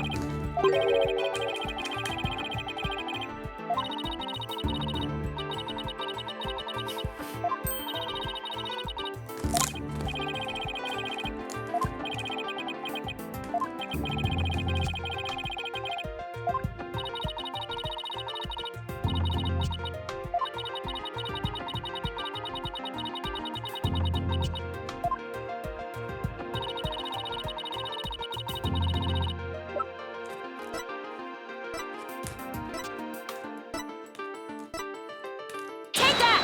Mmm.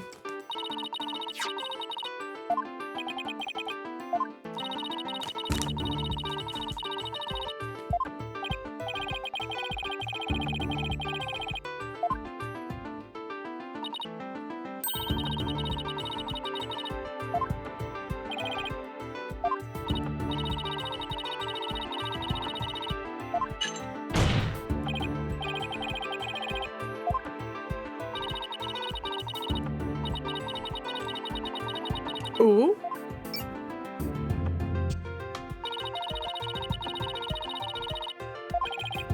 Ooh.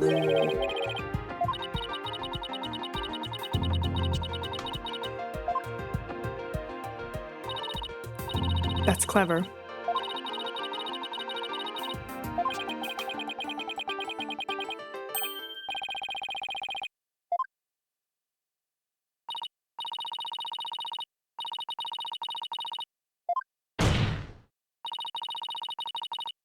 Right.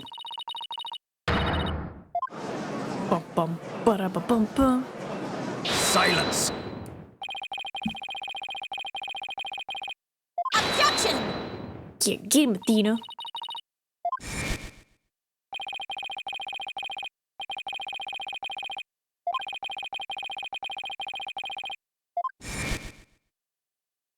I'm hoping Gavin just comes in like, I have the evidence, and I'll be like, yeah. Like, come on, buddy. Come in with that evidence. Counting on you, man.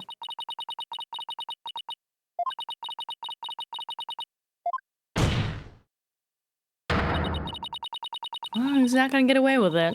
Not on my watch. Miss Sykes. Uh-oh. I believe you are well aware of my methodology. Even if Juniper were the perpetrator, I would vigorously defend her as per my word. And to that purpose, I offered to be her lawyer. Alas, look what's happened. All I stated was obvious deductions derived from the evidence. Truth be told, I had no intention of testifying. I'd been keeping quiet for Juniper's sake. But now that you cast this blame upon me, I have no choice but to reveal the truth. Ah, this doesn't sound good. You're an ends justify the means kind of guy. Professor Means always say what I mean and mean what I say by all means. Okay, so why did you pre-record your speech? The defendant came to me with what she said was very important, and by the necessity secret. Come to the audio room during the mock trial. Juniper confessed to the murder and asked that I get her declared innocent in court.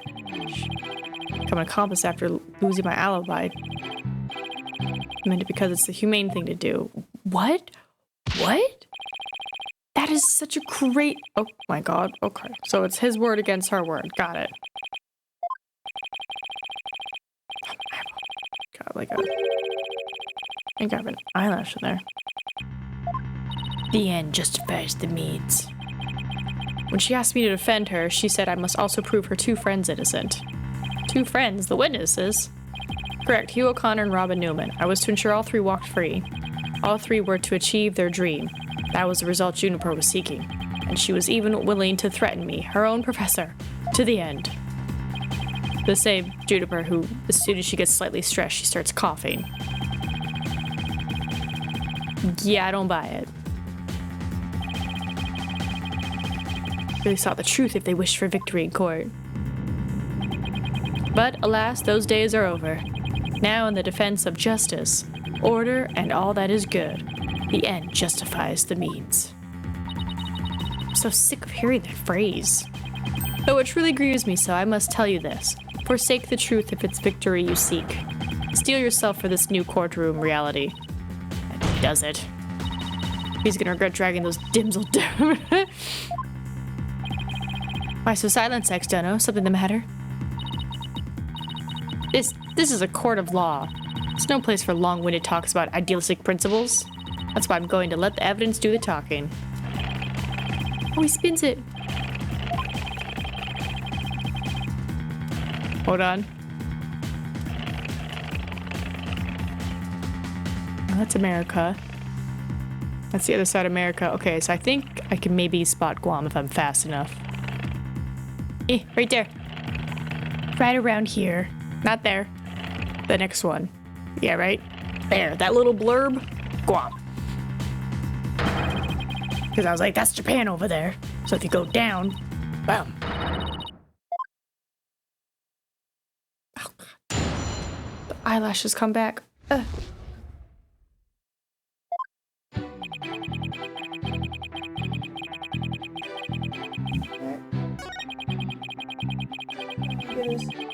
Silly testimony. Because I'm like, we know Juniper. I don't see her being like, you better defend me, Professor, or else. Like, that seems so out of character for her. It's like I was doing it because she asked me to and threatened me. Like, what? Objection! So let me get this straight. You were trying to help Miss Woods? Something more than a bald-faced lie. No offense, Your Honor.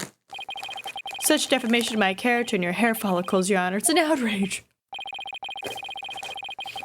But leave my hair follicles out of it this time.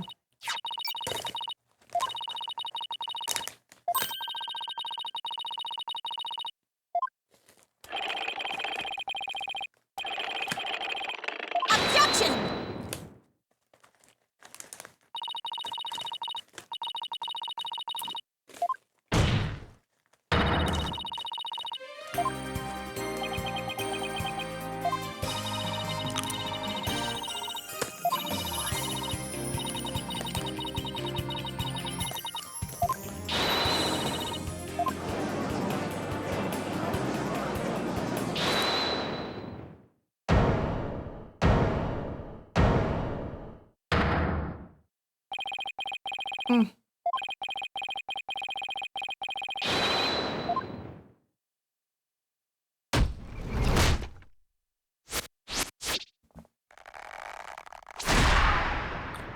What?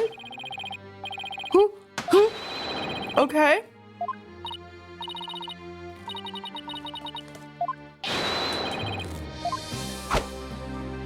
Oh!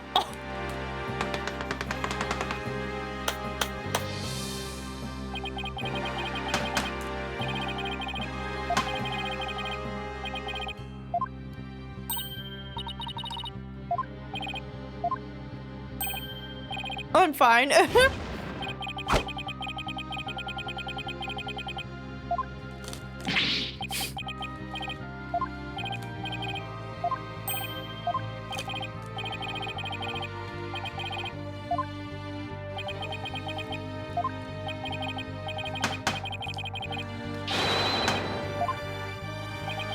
Oh!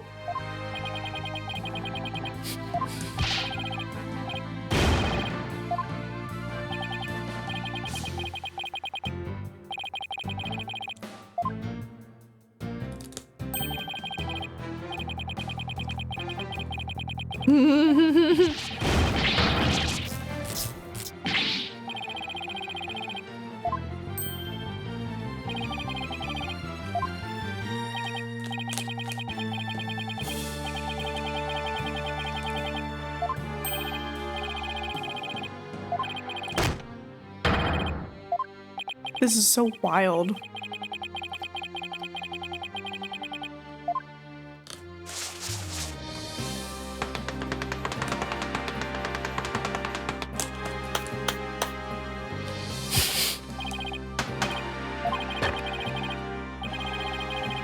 Objection!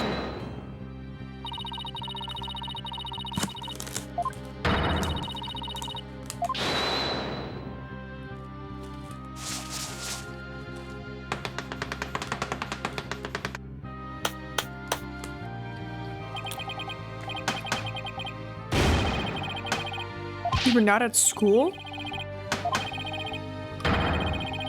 Objection!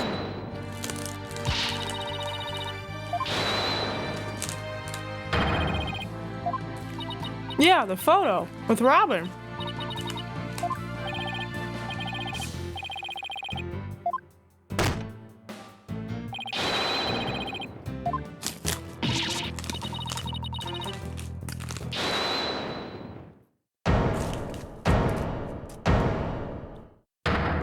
Yeah, Robin.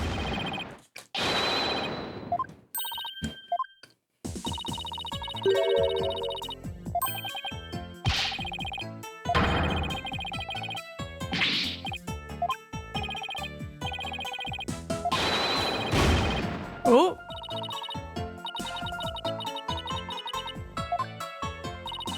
I was able to finish one of them, but the last bell rang before I had time for the other one.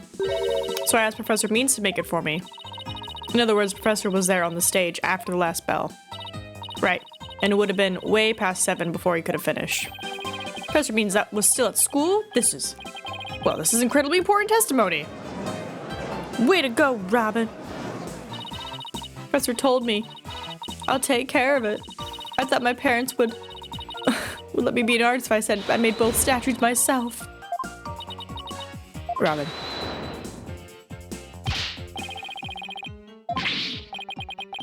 Your head honcho among the delinquents? Do something! Get him, Chakra! Not interested. But if you want a class in swordsmanship, I'm your man. Of course, only real blades will do. No swords at school. All weapons will be confiscated. Get him, Chakra! It seems like Sono seeks a showdown. In which case, you'd be well to draw your staff quick as lightning. Ready to be served old school style.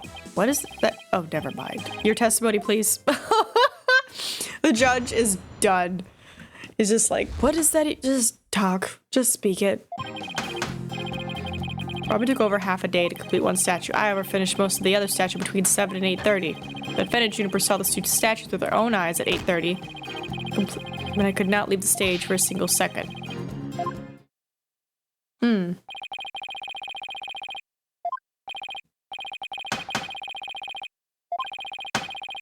Saren heard her say so too.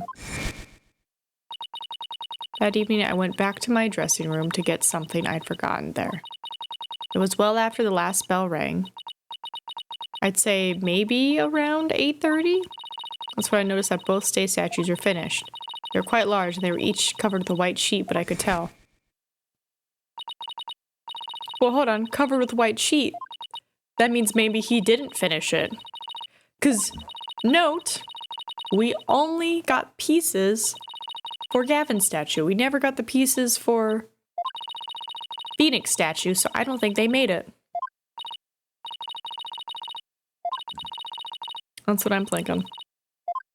That's what I'm suspecting.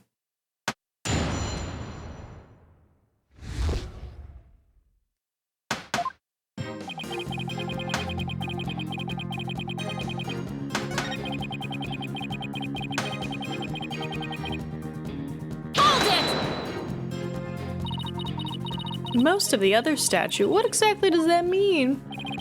Robin created the basic outline Mr. Wright's statue, and I in turn completed the rest of it.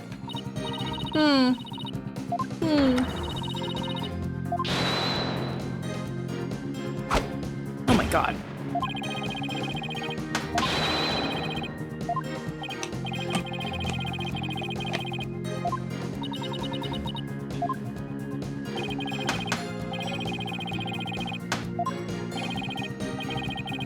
No. Wait, we accept it?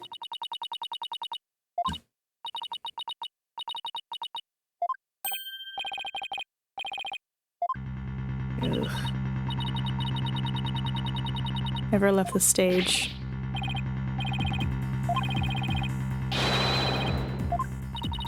I'm not gonna give up here.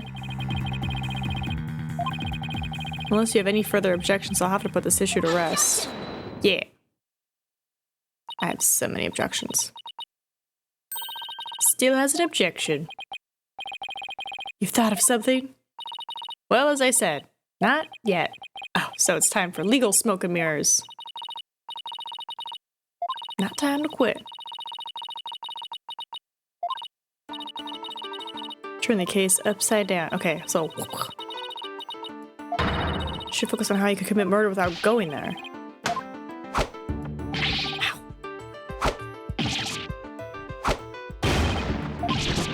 Get him, Tucker. If I hear one word of your usual jibber-jabber, I shall have your head. The murder occurred in the art room, yet the witness was on the stage. How do you propose to fill the vast gap between these two key facts? I accept the premise the professor was on the stage the entire time. The only other answer is that we got something else wrong. Every last one of us made a huge mistake. We were totally wrong about the... was on the stage the entire time. They must be the killer. Objection! Hold on, let me cook. No, it's just the murder wasn't committed where we thought it was. Continue. Okay, the murder was actually committed here. The stage. The greatest riddle of this case has been how the body was moved from the art room. But if the murder occurred on the stage, that means the body was never moved at all. Is it gonna be like the blood?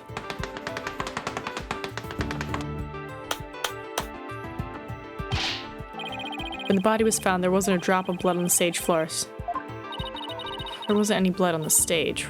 Yeah, there wasn't. There was something on stage at the time of the murder that's now bloodstained. The banner. Take that! It's true, there were no bloodstains on the stage floor, but there was something on the stage that did have a bloodstain. And that would be this, the school banner. No blood would have gotten on the floor if this was under the victim when she was killed. Well, Silence! not really. It would have soaked through the banner, and then it would have gotten on the floor, but...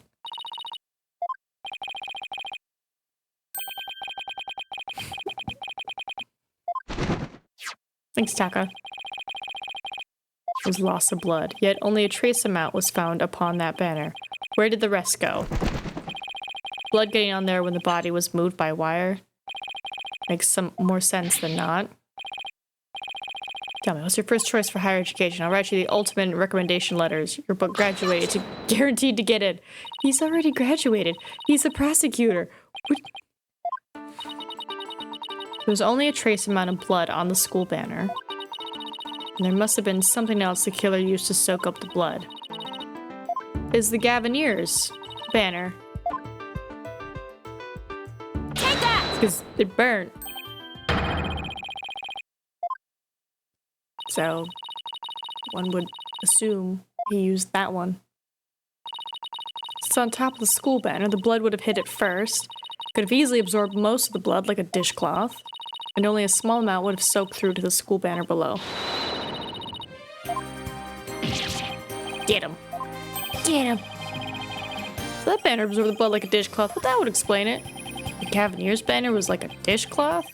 Surely it was at least towel quality.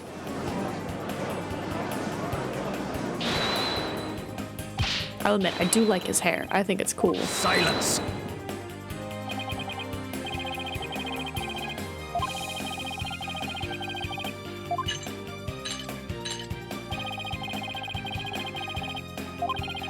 Why would there be blood there if the murder occurred on the stage as you claim? The blood stain in the art room was faked. How? I'll tell you how. All that was needed was something that could transport the blood upstairs, and that something was a piece of evidence we've just finished discussing. The killer used this to bring the victim's blood up to the art room, the school banner. Take that!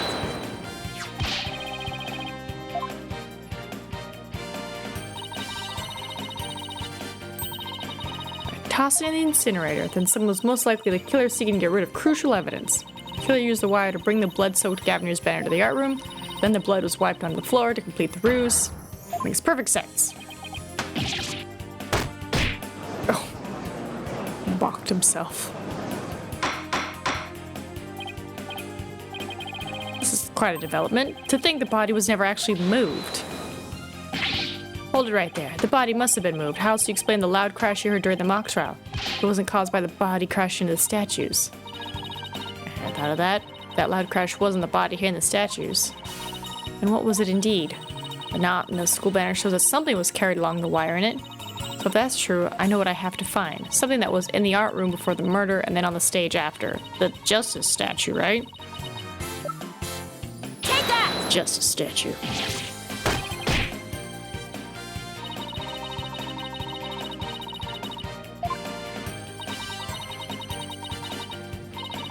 That's the pure white Lady Justice from earlier. Accidentally broke it while she was polishing the day before the mock trial, but she used her own unique artistic sense and techniques to repair it, as you see here. Nobody would have guessed that it was originally Lady Justice. Perhaps you were onto something. But why? Pray tell, would anyone move the scrappy relic to such a tedious thing? Yep, Kim. You know why, but the fact that you won't acknowledge it shows how twisted you are. Was moved during the mock trial. During that time, Professor Means was fabricating an alibi with his pre-recorded speech. If we consider the facts, then Lady Justice was moved in order to point us to the body. He used his pre-recorded speech to fake an alibi during the mock trial. He wanted to make it look like he couldn't possibly have moved the body. Moving Lady Justice was his way of pointing us to the body and cementing his alibi. It's quite a persuasive argument. For a while there, I thought you weren't taking the trial seriously. Well done. Thanks, Judge. What now?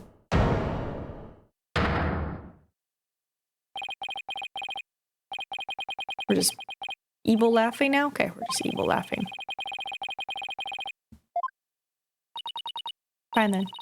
Say it already. I'm waiting.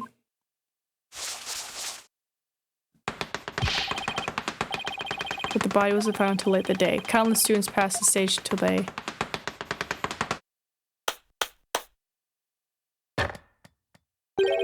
So answer me this. Why didn't anyone see the body that entire time?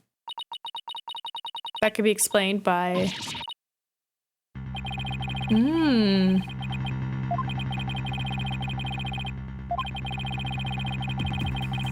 I think he didn't make the Phoenix Wright statue and had her there under the bag.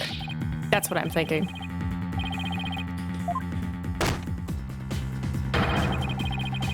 Because the murder happened, right? So I'm thinking, yeah, he didn't finish the statue. There were no pieces. It never broke. Only one thing broke. Well, two, technically.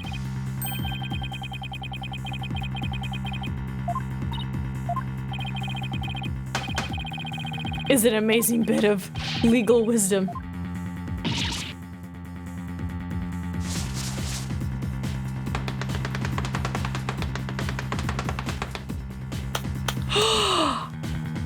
Defamation! That's slander! He is slandering me, Your Honor. Athena, don't let him get to you. He's just floundering because he knows we got him.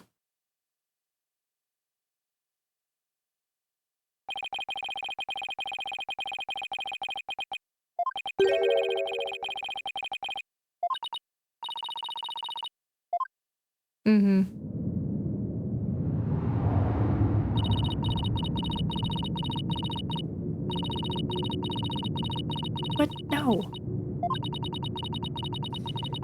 Man, he's just messing with her mind.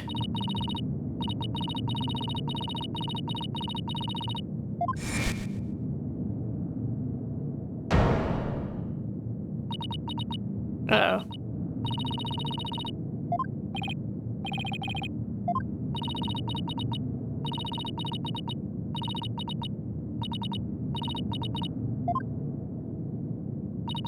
Oh wow, what a cool touch.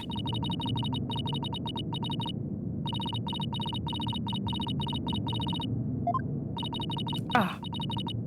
Anxiety attack.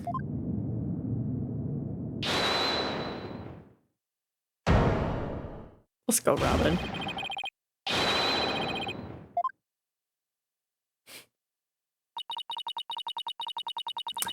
Could stop hiding and start living my life as a girl again. And she saved the friendship between Hugh, Juniper, and I. I think you're an awesome lawyer, Athena. One of the best. But I raised false charges against you. And that's not all. I've done some seriously unforgivable things. All you did was talk. All you guys did was talk. False charges are nothing to be scared of. And I'm not even mad at you. I should really be thanking you. You used legitimate means to expose my wrongdoings and give me a chance to re-examine what's important. But what does it matter if I can't save Juniper? I mean, the whole reason I've come so far is... It's not over yet, Athena.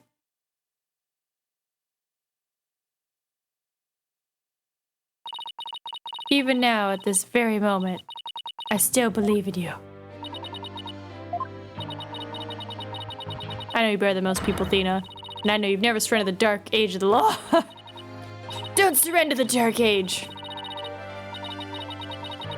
Silence! I'm surprised Widget doesn't help us.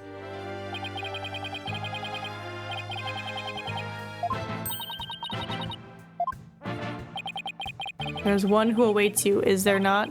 And that is the reason you have studied so very hard. Are you prepared to give up on all you have worked for thus far? It would not do to have you disappoint you-know-who. He does know who I am. Okay, so he does know me. Because remember there was that whole like hint where Athena's like, oh, I know him. But he didn't say anything. But now he just said something, so I'm wondering if the trial that Athena had, Blackwell was part of. Or at least he's a professional. Let's take a deep breath and look back over the entire case. If there's truth to be found, there always is, you're sure to find it. Now let's see your smile. Remember what Mr. Wright said. The worst of times are when lawyers have to force their biggest smiles. Thanks.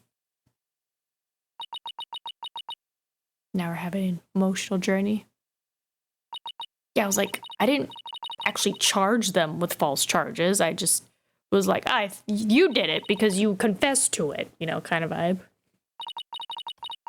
It's not like I made fake evidence and be like, according to this evidence, they're a murderer. You know?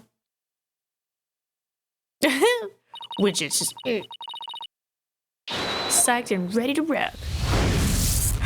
Oh, she gets to do the thinking thing too? Alright.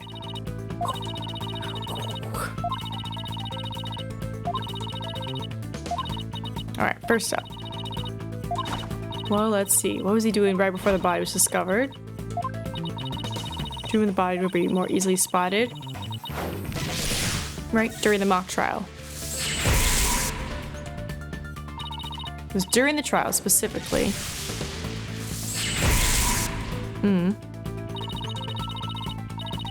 Pre-recorded speech also moved something to the stage that wasn't there before, specifically the white statue.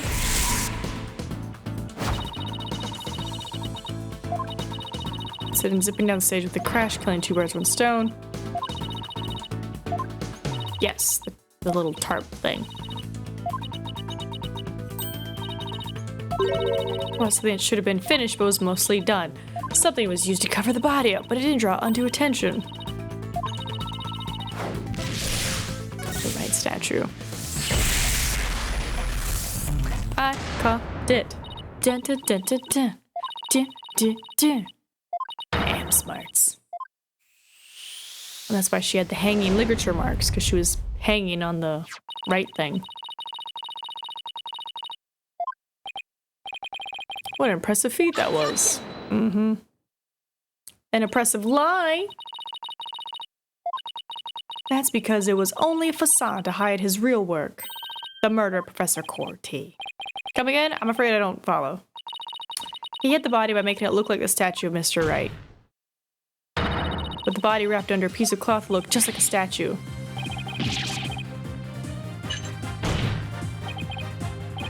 Now this is getting interesting. Nobody may speak but be. It would be possible. Well, we'll never know until we try. Uh-oh. I think I know where this is going. Okay, Apollo. Time to turn me into a reasonable likeness of Mr. Wright. I'm going to pose like the statue, like so. And I want you to wrap me up in a cloth so that I look like a statue. I hate to ask the obvious, but where am I supposed to get this magical cloth?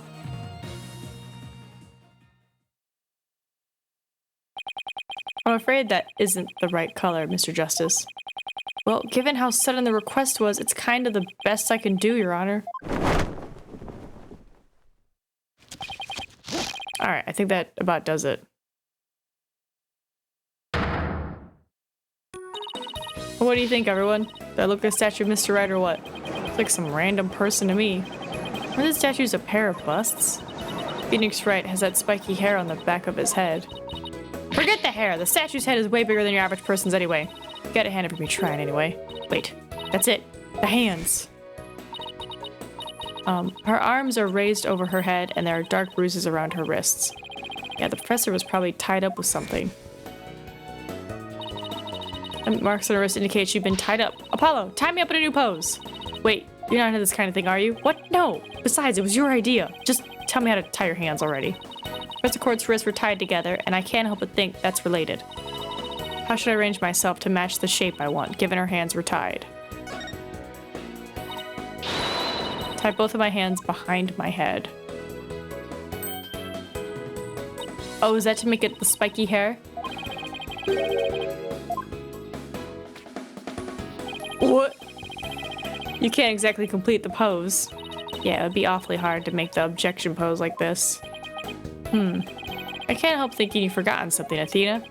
Something on the body that you don't have right now. The bow and arrow? Take that!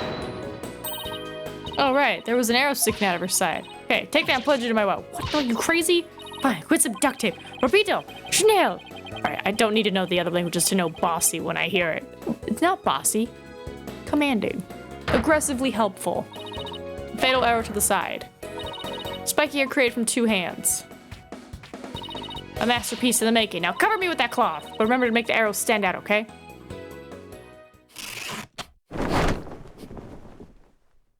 This is great. Mommy, the arm's too short. Shh. Remember, you're an indoor voice, dear. Nobody's buying it. The arrow's nowhere near long enough. But what else could you use for the arm? Still won't give up, eh? I must commend you only for your spirit and determination. Of course she's not giving up. After all she put me through, she owes me an explanation, and one that makes sense. Now, disappoint me again and the penalty will be doubly painful. Ooh, I better get it right this time. Think, Athena, think. Professor Court was murdered when she stopped by the stage to see Professor Means. If it wasn't premeditated, he must have used something close at hand in his little ruse. Apollo, show me those stage setup photos again. Like that? Right now? Okay, hold on. Please, please, please, please be in this photo. It has to be. So yeah, that thing? Take that! Because he didn't have it when we met him.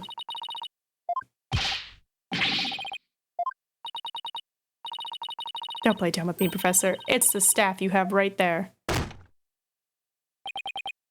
Staff, this is the spear of great legal warrior. Whatever, just hurry and lend it to me.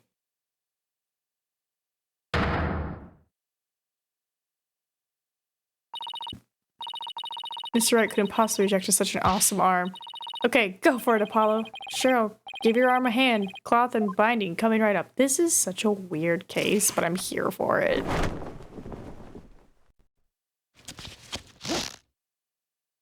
Objection! Oh.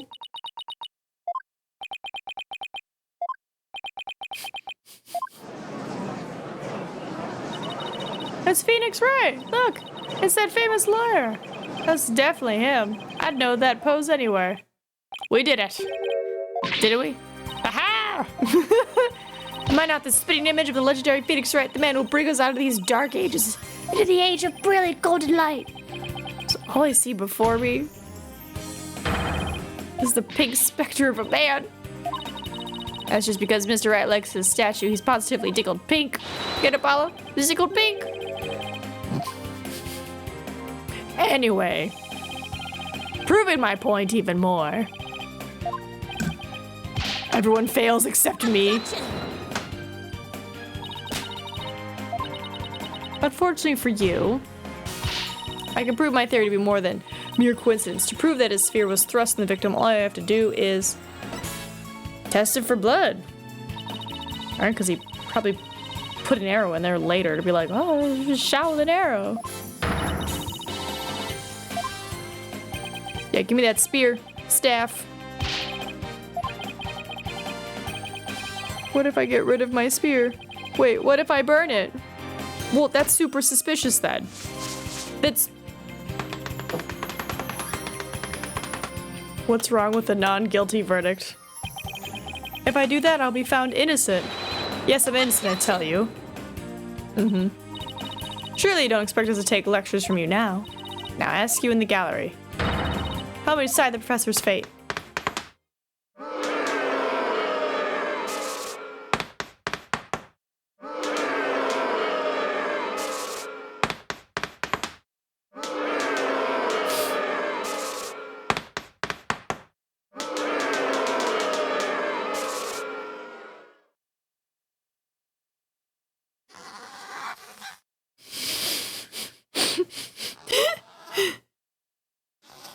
He's having a tough time writing guilty.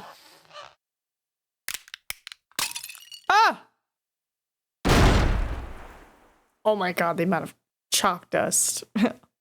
Nobody breathe! Prosecutor Blackwell, what has become of our witness, Aristotle means? This is Psych Stone suspected. Blood was detected on his staff. He has admitted to his heinous crime. All of it. He shall join us in the clink tomorrow. His teaching skills can be put to good use there. Great. He'll teach felons that the end justifies the means. So much for rehabilitation. Can I ask what the professor's motive was? I could barely make out a word he said on account of his shattered teeth. One of Blackwell's fellow inmates was once a surgeon. Why not a former dentist too? I eventually had him put a pen to paper. Turns out Professor Means was the one taking bribes. The victim had suspected him after a report from the class snitch that led her to question him at length the day of the killing, right there on that stage. The result? The heinous crime that was brought before this court. The fool, like Newman, had come to know of the script's contents via the victim's note. It seems he came up with a plan to stab the victim with her own awl in order to make the killing look like the one in the script and thus frame the defendant. That scrap of paper with Hugh's name had the same mark as Professor Court's panel. Yes, about that. Those planners are bestowed upon all students graduating at the top of their class. Really? So then... Indeed. Once upon a time, Professor Means was also awarded the same notebook. The handwriting's being analyzed now, but like as not, the scrap belonged to that. This too was evidence of the bribery scheme that the victim had obtained. Note that Constance Course was clean and that only Aristotle Means took the bribe. To think a professor would murder a colleague, then try to pin it on a student. If this is the dark age of the law, then we can only hope that a brighter future awaits. And the first step is to hand down my verdict for a promising young lady. This court finds the defendant, Juniper Woods, not guilty. Nice. And now we have 2-inch hours for case 4. Good job, team. Good job. We did it. We figured it out. I wish you all the best on your road to becoming a courtroom judge. We will need young people like you if we ever hope to restore the law to its former glory. Yes, Your Honor. I'll work as hard as I can. Maybe one day I'll be able to work with all of you to make a difference. Proudly serve Professor Corty's memory. Do not let her death be in vain. That's the last thing I expected to hear from him today. Court is adjourned. Good job, everybody.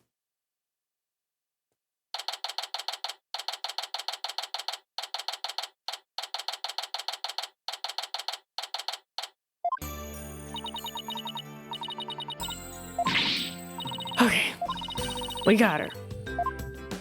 I liked it. The twist was insane, where it's like, oh, she's a snitch. But I was like, oh, that's not so bad. Robin being a girl, I was like, okay. And then Hugh being 25, I was like, I think that's the biggest twist. Scuttlebutt didn't really have any crazy twists, just that she's in a box. Oh, she's already crushing on him.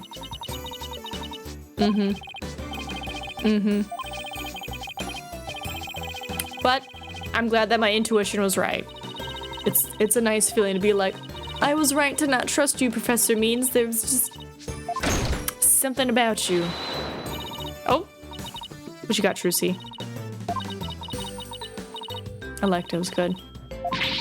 School festival was supposed to have been canceled after what happened, but we just got a call in memory of Professor Constance's course, who worked so hard to make it happen. Festival is being extended one extra day until tomorrow. Was her being jealous of the friend group, which is a nice twist and explains her behavior greatly, but it's nothing too major. Okay. Or like, it's nothing like, right? That's the same outfit that from... We've got a special treat for all of you. A love letter for Themis Legal Academy. Oh. That's... Achtung, baby. It's time for the guitar serenade.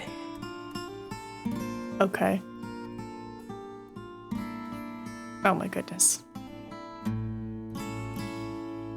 Right, I was like, that is her cape that she made. Oh, I wanted to hear her sing. Oh. Oh. I have been besmirched. I was so ready to hear her sing. Man, I low-key want something like that. I think you and Robin are getting a little carried away. Your singing voice, Juniper, it could melt my heart. Mr. Wright, thank you for that training seminar. Just remember, the objection posed is all about attitude. Oh, congrats on your mock trial win, although Robin had you for a while there. I did, didn't I? But I'm just glad we're back to how we used to be, thanks to Athena. And you know what? I think I'll stick with becoming a prosecutor after all.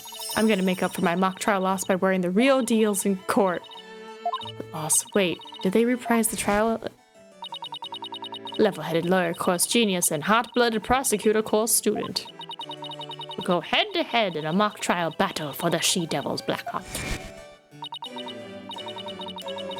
It's really good to happen? Juniper, there's something I've been wanting to say to you. Huh? Oh. Is he going to do what I think he is? I hope not. Juniper, can we still be friends? You know, best friends like we've always been? Okay, good. Weren't you going to profess your love for Juniper if you won the mock trial? No, I was going to confess to Robin that I'm not a genius and that I'm really 25 years old. But you already dragged it out of me during the trial. Listen, you. You too, Robin. Miriam. Miriam! Me too? Miriam's got this tactical espionage action stuff down to a science. I've been thinking. It's up to us to put an end to the dark age of the law if we can. Let's all work together to usher in a new age where winning only results from the truth. And the end never justifies the means. Count me in. I wouldn't have it any other way. Just... Best friends forever, huh? No matter what anyone says, nothing beats true friendship. You, Ben, what about your BFF, Apollo? Aren't you a bit old to be using that word? But yeah, he's the best friend a guy could have. Which reminds me, we're supposed to meet up and gossip about the new girl in the office.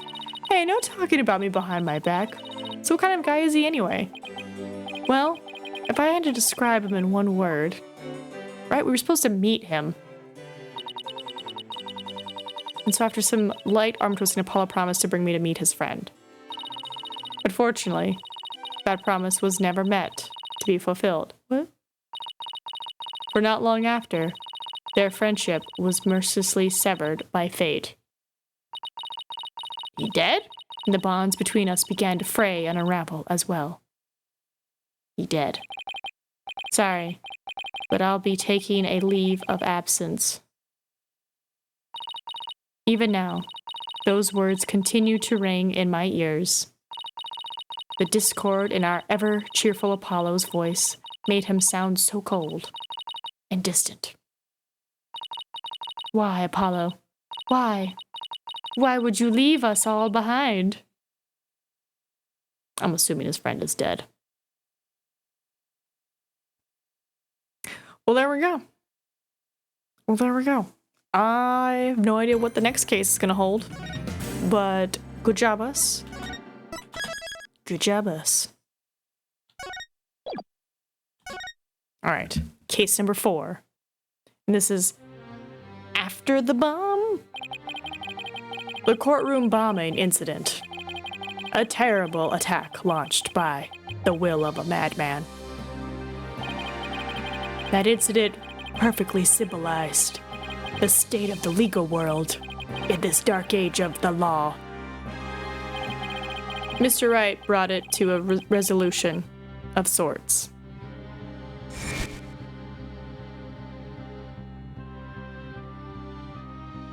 Stuff to go down, you say? Right? Ted Tenate was discovered to be the one responsible for the bombing. If only it were that simple. Somehow, I can't help but think.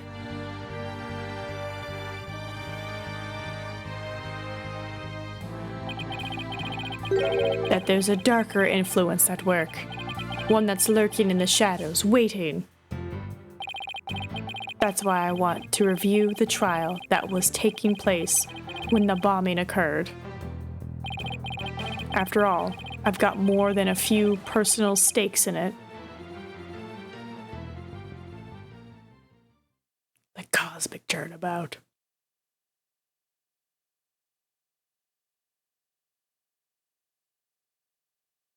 Okay.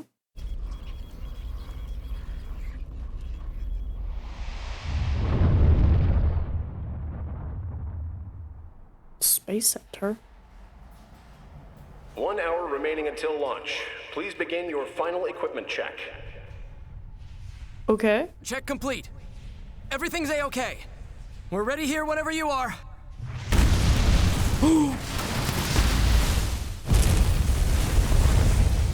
Come in at 2. Come in. Do you copy?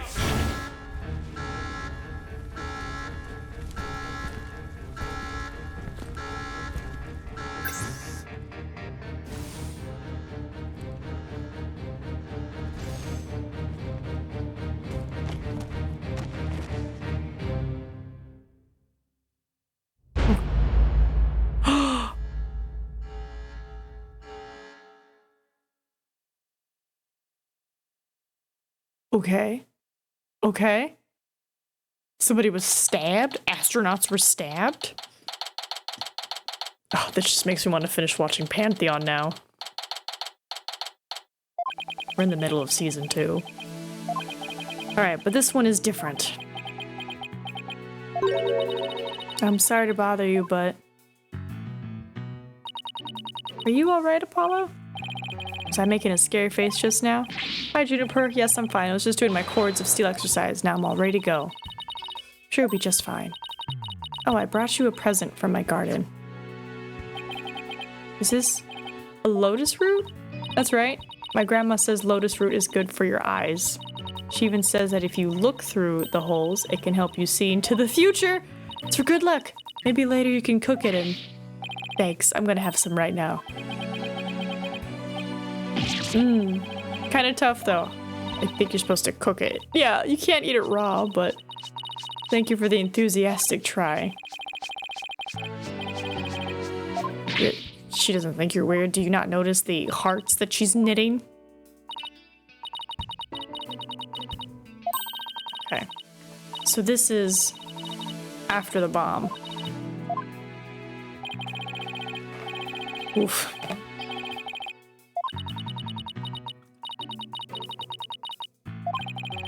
You need a bomb. Hang? Oh, it's a sigh. Hang? This is it. It's all over for me. Is this who I think it is? This is our client. One Solomon Soul Starbuck. No, it's not. I thought it was our boy. That was Harry Pitts or whatever. Okay, so astronaut. My best friend and I went there almost a little too much. But that's where we met Mr. Starbuck. We'd asked about space travel and he launched into story after story with so much passion. Back in those days, the man was 100% my hero. Was. Are you sure you're okay with being my lawyer, Apollo? Of course I'm sure. I know you, Mr. Starbuck. I know you're not the type to commit murder. Thanks, but... It's a weird sigh. I was supposed to be in space right about now.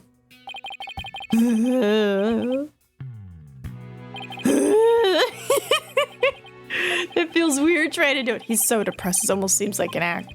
The launch getting called off must have been a huge shock. I'll probably never get the chance to go into space again. Don't say that, don't stop believing. Besides, you just have to go into space again. Yeah.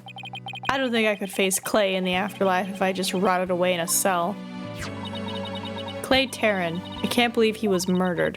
I mean, he was such a promising astronaut under your command. Yeah, he was a good guy. Always there to pick me up when I was down.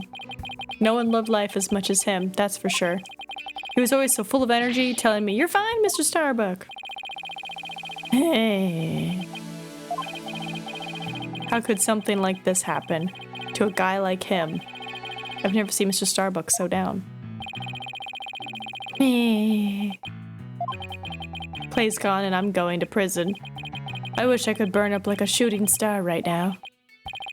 Mr. Starbuck, you'll be fine. What is it? What's with the yelling? I'll get to the bottom of this today. You'll see. In exchange, I want you to go back into space for you and Clay. Promise? Does that mean you have lots of evidence to prove my innocence? Oh. Well, about that. We didn't get to investigate the area as much as we liked, thanks to the police. I'm done for. I'm a goner. Everybody thinks I did it. Thought I was gonna soar like a comet, but I'm just gonna crash like a meteorite. No, don't say that, Mr. Starbuck. Don't count yourself out yet. I know it's hard to lose a teammate, but you gotta keep going. And what about you, Apollo? What about me? I was just thinking, wasn't Clay your best friend? We need to focus on the trial right now. Okay, so my best friend was murdered, and I'm defending the guy who might have murdered him? Okay. Okay. Well, from what we could see, explosion, and then he carries him out of the ship to safety, and then they collapse, and there happened to be a knife in his chest.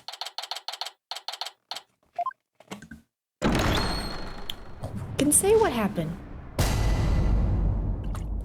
Court is now in session. Yeah, this is after the bombing, because Apollo's...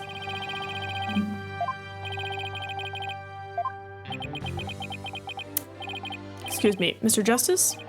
Yes, Your Honor? What happened to your eye? I'm fine. The defense is ready, Your Honor. Are you sure? I don't... I'm fine, Your Honor. The defense is ready. I'm sorry, Your Honor. He's been like this since yesterday. He keeps insisting it's just a sty. I suppose it's something he doesn't want to discuss. So it's not an injury from the explosion? Silence! Oh my goodness. Was that Blackwell? Not yet. I'm not quite ready yet. Oh. He did it again. Wow, at the start of the trial. Hey, that's the bomb container. The prosecution is now ready. Well, it didn't take him long this time. Oh! Oh, the explosion hasn't happened yet. Okay, hold on. Then what is up with Apollo's eye if it wasn't from the blast? He already had it and then his arms got super messed up. Wait. I thought the whole point of the trial, right? The first one, the bomb trial, was that we moved to a different courtroom to continue the initial trial, which I thought was Juniper being accused of placing the bomb. Wait. I think that is the case. Because there was a bomb that exploded. So what? He's initially trying to think that Juniper set off the bomb?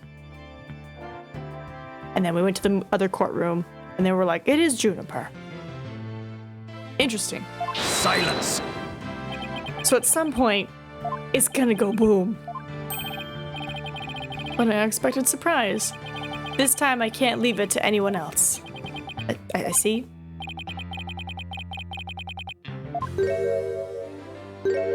That's what that was? Why? Why would they not finish the first case before starting another case about the bombing? That doesn't make sense. That doesn't make any sense. I need like... I need a... I'm gonna need to write out a timetable. And then kaboom.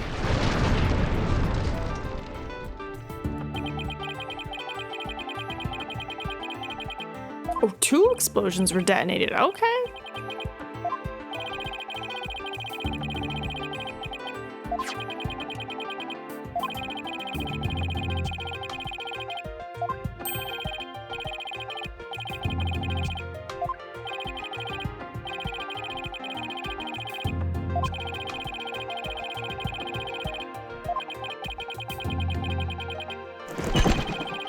I wonder if I can see a times table because I want to write it out so I can just, you know, look and reference it.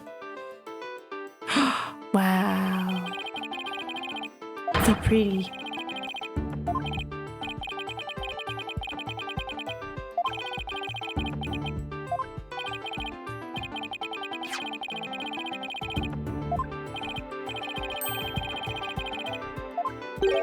Brutally stabbed to death. So multiple stabs or just one stab?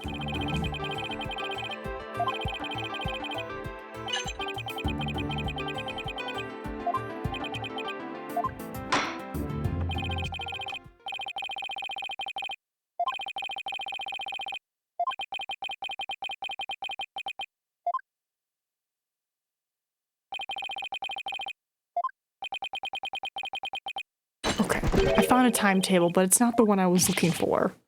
But it's good for future brain. I wonder if I can share it.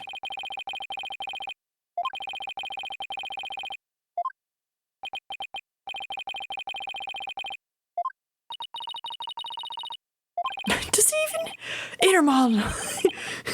Athena, you can't just say stuff like that.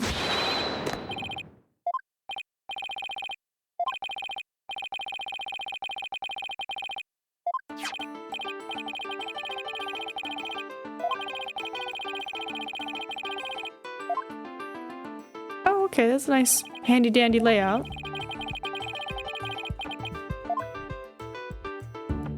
Oh, wow. See a launch pad in the main building? The launch pad is the square building and the rounded structure is the main... Yeah, we got that.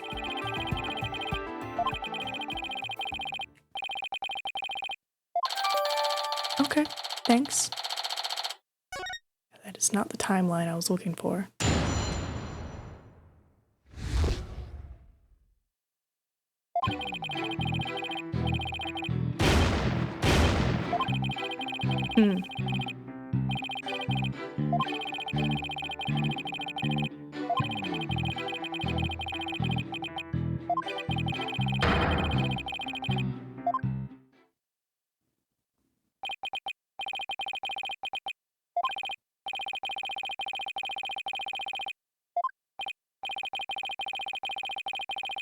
Oh, don't worry. I'm specifically typing in no spoilers. Here, what a great place to pause. Okay. So I know this ties into what you said earlier, but I just wanted to make sure I got it right. Right? Because apparently it's case number 2, then the DLC, then case number 3, then the first half of this case, right? And then case number 1, which was the boom, and then second half of case number 4, and then case number 5. Wasn't the DLC? I saw a picture of a whale and a pirate for the DLC, so I'm like thinking like, wait, how does that go into thing? Damn. Got stabbed.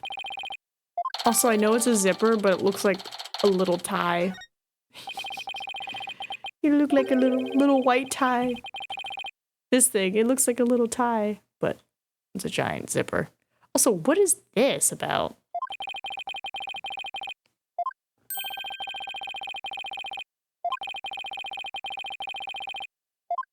Okay, so you took off his glove.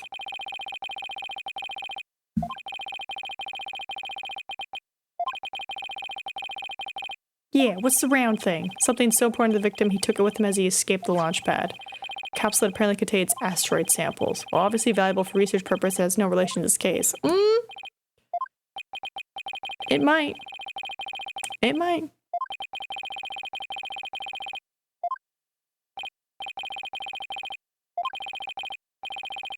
Okay, so second floor kaboom, middle level kaboom area. Boom, boom.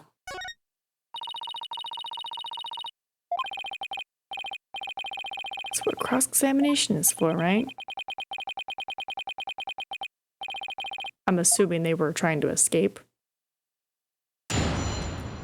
Basically just Phoenix's first case after getting his badge back, not super relevant for the main story of the game, but it has some little things. Right, okay, yeah, so it's what they said was accurate.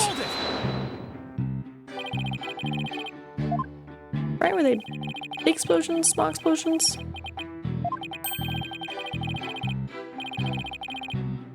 Oh, wow.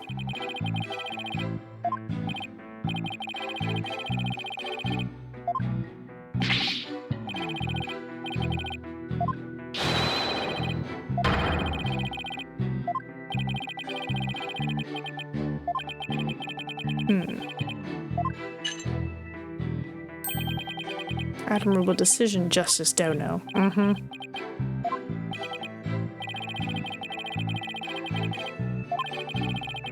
cut the power to the central bank of elevators in the third floor lounge. It was pitch black in there, I tell you.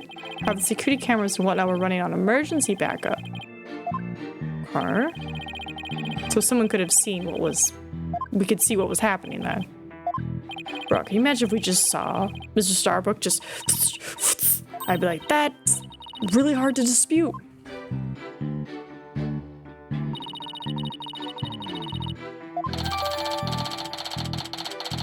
Despite tight security, someone bring in the bomb?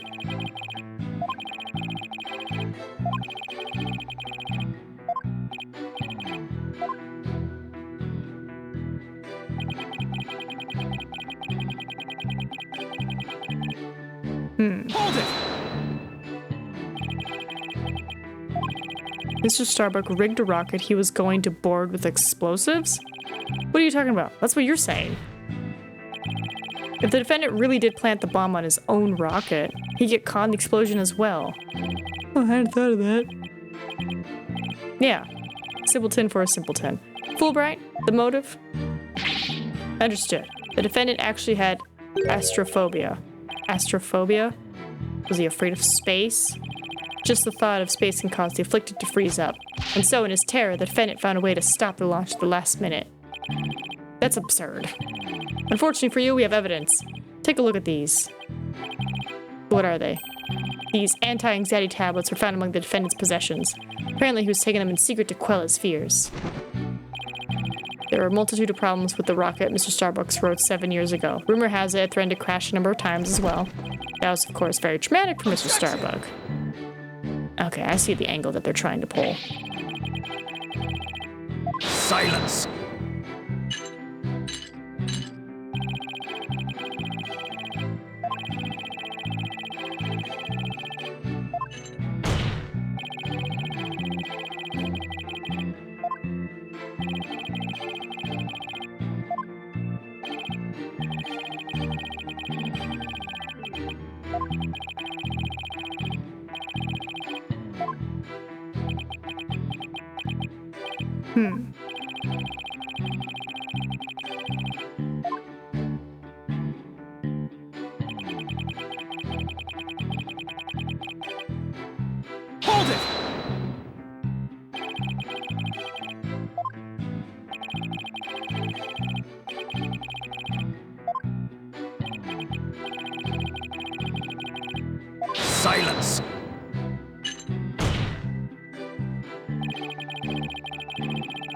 So now we're thinking a third party. I mean, it would make sense because I'm like, why would they risk blowing themselves up?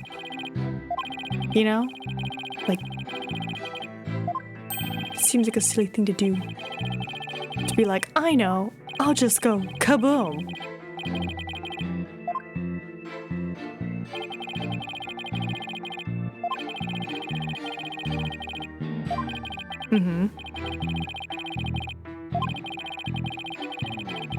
Okay, right. Don't you dare say 2. Oh, 3. The director of the Space Center, Yuri Cosmos. Yuri did it! He was in the main building when the bombs exploded at 9:28, doing his job directing the launch. Who's to say that he didn't set the bomb? Who's to say? Noises outside.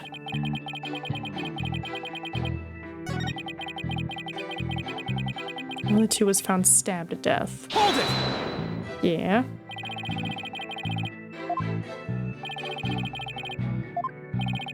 Space Center Director, Yuri Cosmos, and Detective That's Candace. Okay, I see. Yeah, so the first half of this, and at some point, we're gonna go kaboom. But if I'm not mistaken, if I recall correctly, she is currently dead in that case that's in the courtroom right now.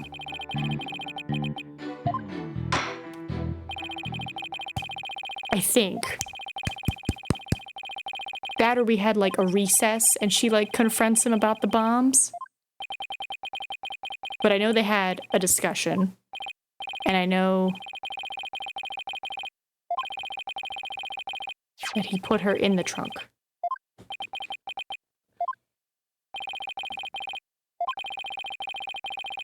Emerge from the bowels of the launch pad, right? They get here.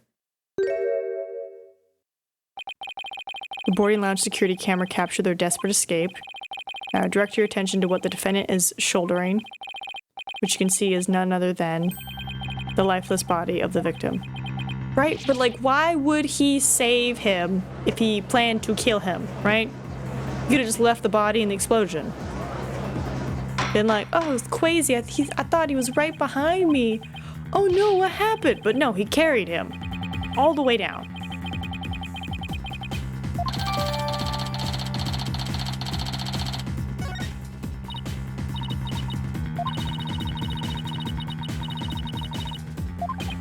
Right? I see what you mean. Whether Clay was still alive at that point is pretty crucial. Your Honor, please take another look at the footage. Isn't it possible that Mr. Turner was still alive here and that Mr. Starbucks was helping him? One man carrying the other to safety? What a beautiful expression of friendship. Silence! Ah, fetch. Perhaps that's what it looks like to a one-eyed hothead and a dotard. What did you just call? What did you just call me?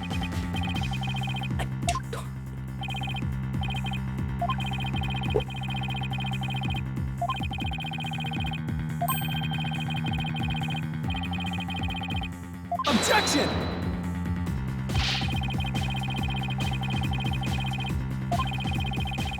Silence! Stop. That Mr. Starbuck would surely help his own disciple. Yeah? Wouldn't anybody?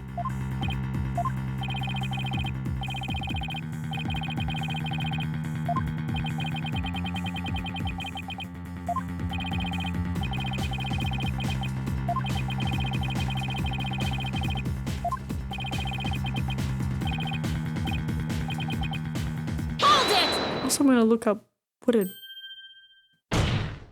he call me? Hold on. What did Blackwell call us? Dotard. An old person, especially one who has become physically weak or whose mental faculties have declined. He called me old. Hi, Russell. Hi. Let me scoot so I can get you. Come here. Come here.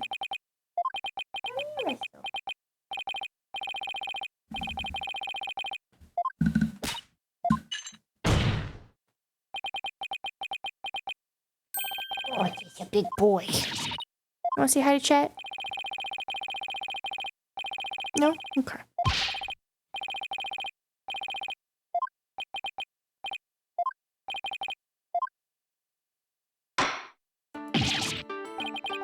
Spit it out, Theta!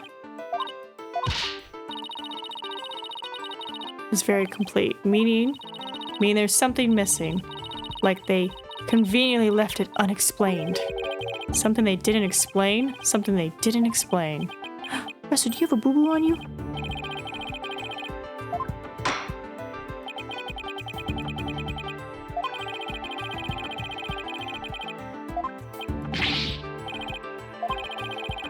Has yet to make clear to this court. Well, if you put it that way. What is it the prosecution has failed to explain? Yeah, why'd they move the body? No more pets, Russell?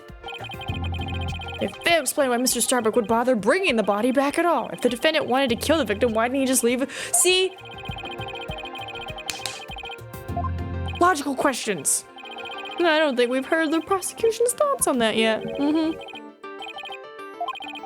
After all, how does one explain something so illogical? Yeah, buddy.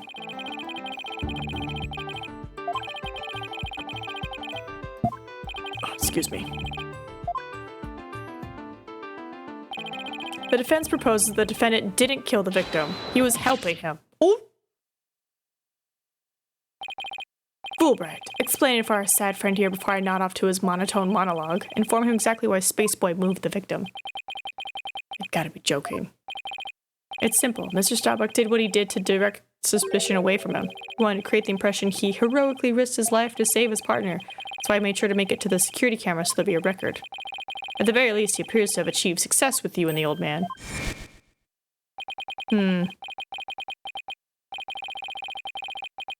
This does not bode well. The average person wearing a spacesuit weighs nearly over 200 pounds, saving the life of a partner who weighs as much while trying to escape deadly flames. What a dramatic sob story fit for the... Oh, silver screen, yeah. It's got a point there.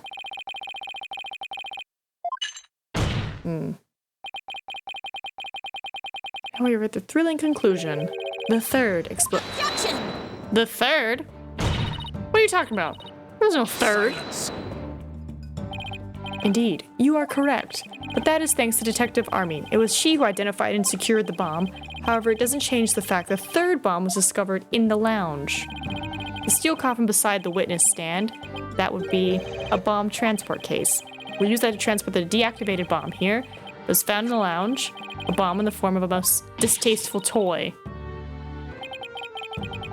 One on the second floor of the main building, one on the launch pad, and one in the lounge. The defendant planned to set off 3 firework displays. Fortunately, the third was discovered before it could be detonated, for it had not. The victim's body and other vital evidence would surely have been Objection! immolated?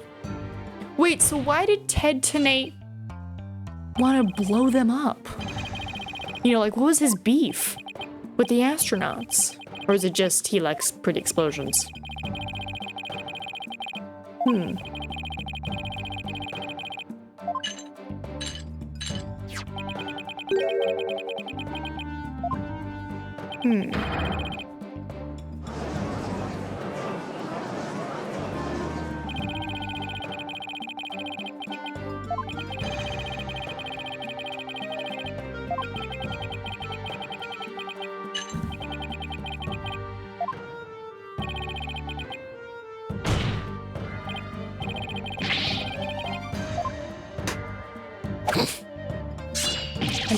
I don't know why. I think they did such a good job with the...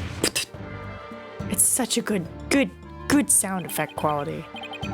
Open your eyes and see the truth. This appears to be irrefutable evidence that the accused set off the explosions. No, there has to be some kind of mistake. This can't be the truth. Still can't accept it? You'll believe in your client. Come what may. Russell, come here. I hear him. Come here.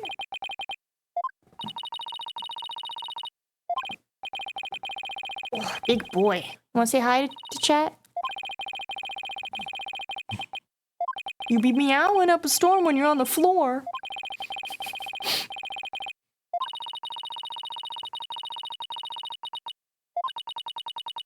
Yes, we pet to kitty. Let me just back up because he wants all the leg space.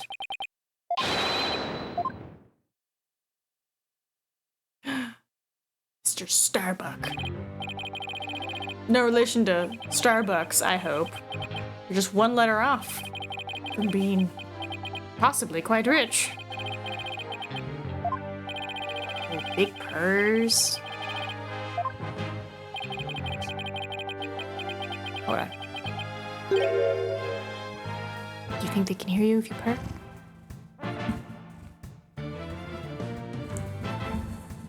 A little bit. Thank you. Thank you for trying to share your purrs, Russell. No, it's not an option. You're being accused of the Space Center bombing and the murder of Clay Tarrant. Please testify to these allegations. I know, Russell. He's funny. Where are you gonna go? Silence!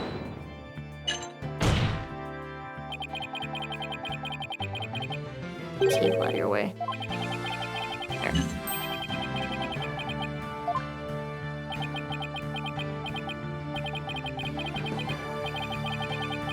Banish me to the moon! Honestly? That might become a thing in the future. Like, who knows? We might just be like, you know what? No longer will we send people to prisons. We'll just put them on the moon. It'd be like the new Australia, I guess. Who remembers that fun history fact? They're like, we're just gonna take all of our prisoners and put them in Australia. And then they were like, oh, we're just gonna make a cool community. And now people are like, yeah, my granddad stole a horse. And others are like, yeah, robbed a bank. And someone's like, he just said hi. It's definitely interesting. Yeah, Russell? You want to go to the moon? Oh, I need to give you a brushing. Oh, yes! I don't know if you guys can see that. Yes, I'm showing your hair. Yes, I need to give you a brushing.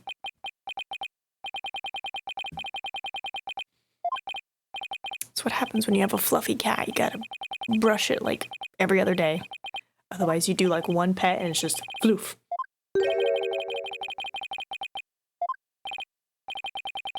What a depressing fellow. If you were to join me in the clink, I imagine that annoying sign of yours would rub off on the other inmates.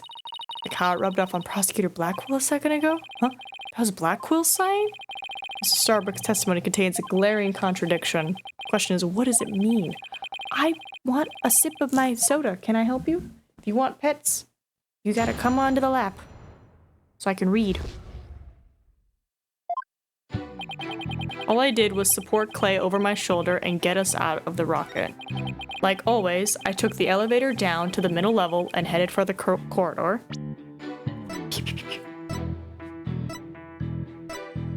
Objection! But didn't it go kaboom? Mr. Starbuck, I need your testimony to be as accurate as possible. Was I not being accurate? No, because it's impossible for you to have taken the elevator down to the middle level. What makes you say that, Mr. Justice? Please recall where the bomb went off in Launchpad 1. It was engulfed in flames. Oh, you're right. Which means... my client is lying right now. This does not look good.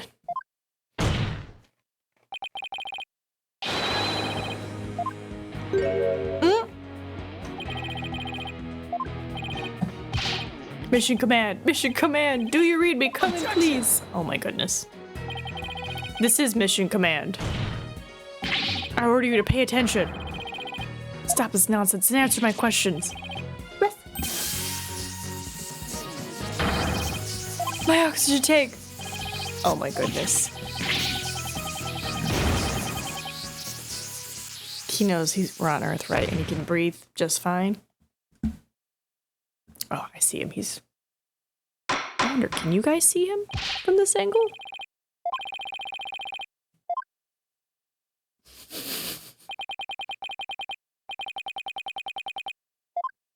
Don't mind him. He's just cleaning his butt.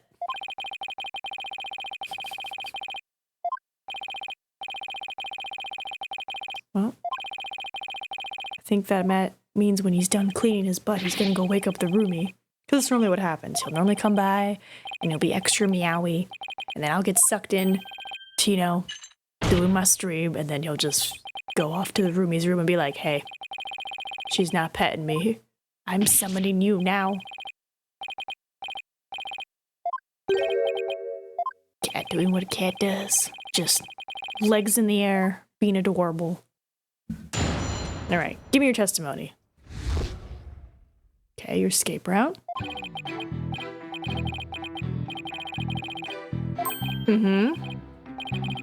Took a different route. You're not sure? Maybe, probably. So you're not sure.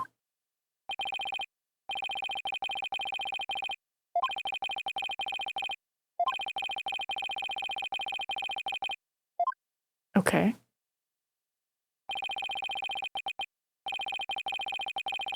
Right. It almost goes without saying, but yeah, that capsule contains asteroid samples, therefore it's invaluable as research material. With the spacesuit on, Clay weighed a ton, but securing the capsule was also important.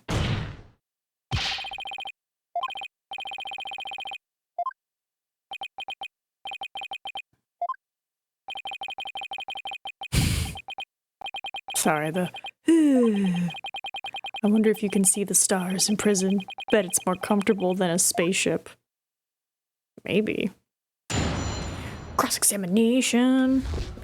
Fix my heart monitor, I feel it's slipping. Let's see, escape route. Right, his uncertainty in the escape route, I mean, it can be a traumatic experience, so I can see him forgetting, but it's like, how'd you forget? Also, hold on. Don't I have? Objection! I have my own little NASA patch. In space. Space buddies. Hi, Russell. Yeah, you coming over here again? Come here.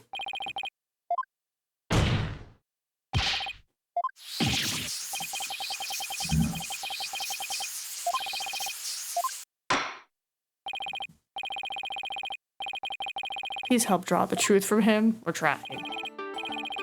Under the circumstances at the time, you couldn't possibly have reached the boarding lounge via the upper level route. Not as long as this was along the escape route. Take that! To get down from the upper to the middle level where the launch pad corridor 1 is, you would have to go down the ladder.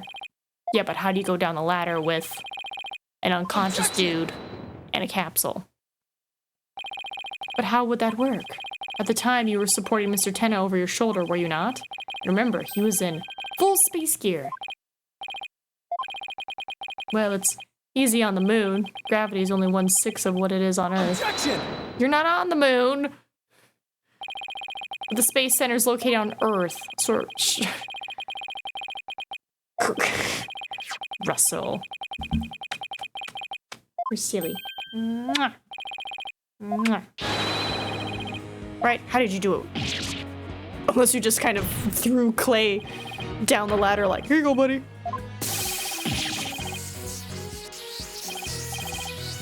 Why would he lie? Oh my god. Is that how he did it? I'm caught on the ceiling. Help! Anyone? Bailiff, prepare the cherry picker. We must launch our rescue mission. Well, that's one way to take off while being questioned. Russell! He's leaving. He's gonna wake up the roomie. Don't do it, Russell. Let the roomie sleep. So, you parachuted down? Right, I mean, that makes no sense. Nope, never mind. He's anything but that. What is going on? This isn't the Mr. Starbuck I know. It appears Spaceboy is prone to deception. Witness! Yikes. Yikes, yes. I thought your story odd, but perhaps the inconsistencies can be explained as the result of a medical side effect? Please don't talk about that. What are you talking about, Prosecutor Blackwell? He's ironically terrified of going into space. That's why he took some precautions just before the launch. For you see, traces of this anti-anxiety drug were found in his system. Okay. What, did they give you memory loss? Got it all wrong. I told him during the investigation too. I don't know anything about any drugs. I never took any medication, I swear. It was found in his system, but he doesn't remember taking it. Somebody drugged him? Yeah, somebody must have slipped him to me, but I guess maybe that's why I don't remember. Because of the side effects. Yeah, that's why I don't remember much about what really happened. Interesting, okay. Interesting.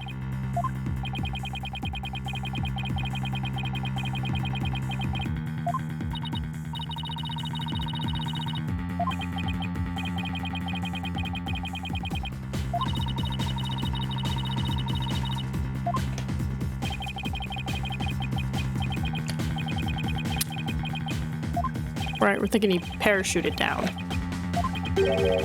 But then wouldn't there be a parachute he dragged behind him? Unless he maybe cut it? Ooh. What if that's what he did? What if he parachuted down, right, with Clay and the capsule, and then because they're getting, you know, dragged by the parachute, Russell cat hair, he like had the knife and like cut the strings, right? And then thinking he's like putting the knife away in a pocket, he accidentally stabs Clay and then's like, all right, let's keep going. Because, you know, he's under some effects of the drugs. Maybe that's what happened.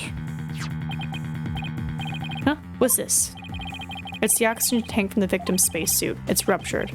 And I'm sure you can figure out why. You can't be implying it ruptured when the defendant dropped the victim's body. Oh no. I am, for they fracture easily when struck. That's not good. You need hardy equipment. Here, according to the autopsy report, only the knife wound was found on the victim's body.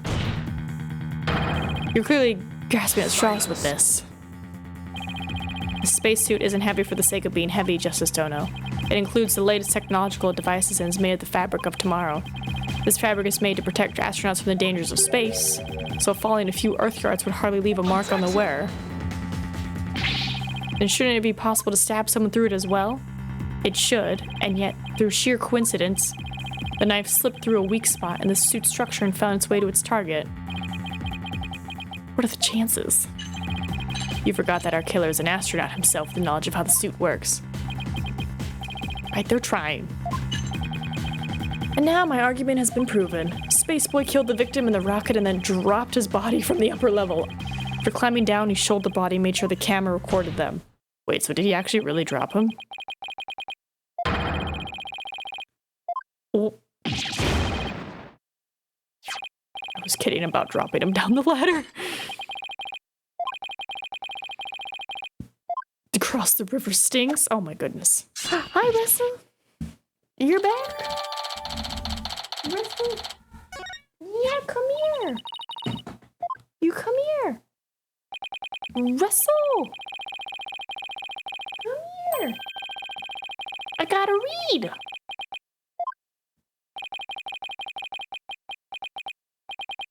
He's sighing right now. I have time. Come here.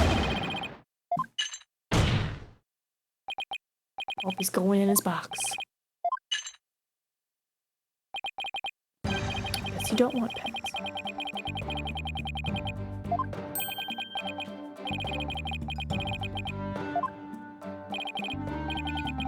Your cell will be your spaceship. Picture the view through the iron bars. It's like being an astronaut in your own craft for all time. It's not a half-bad thought. No, Starbuck, don't give in to it. Hold on.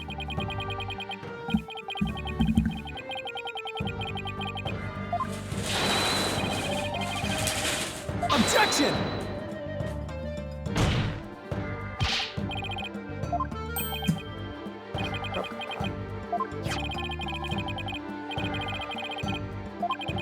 The kitty cat is demanding I play with him. But we got a story to read. Right? Prove your innocence, buddy, for the sake of the man who respected you and believed in you. Clay Terran. For Clay! You're wasting your breath. Now we're screaming. Okay. Seems more like himself from the poster. I can see things clearly now. I can see clearly now, the rain is gone.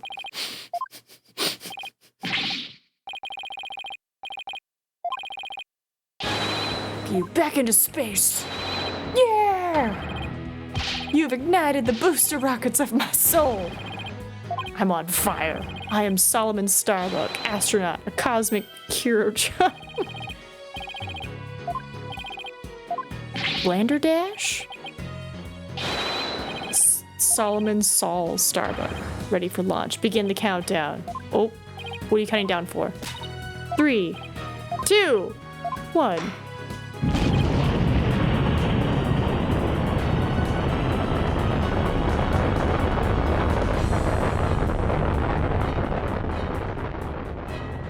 I was gonna laugh really hard if the explosion went off. How funny would that have been? Oh, good catch, Russell.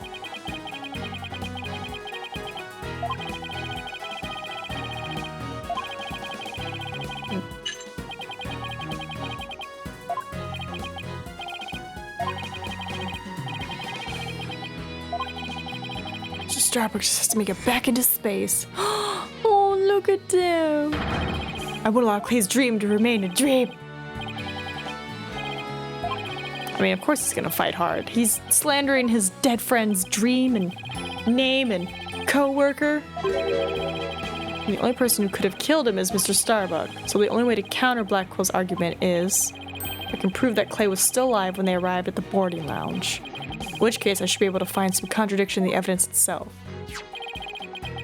Let's see. About this data that we just received, this supposedly proves that Mr. Starbuck dropped Clay's body in Launchpad 1. If I'm going to prove that false, then there must be something I can use here. Which doesn't make sense. If the suit can withstand the dropping, but the stuff on it can't, that's not a good suit then.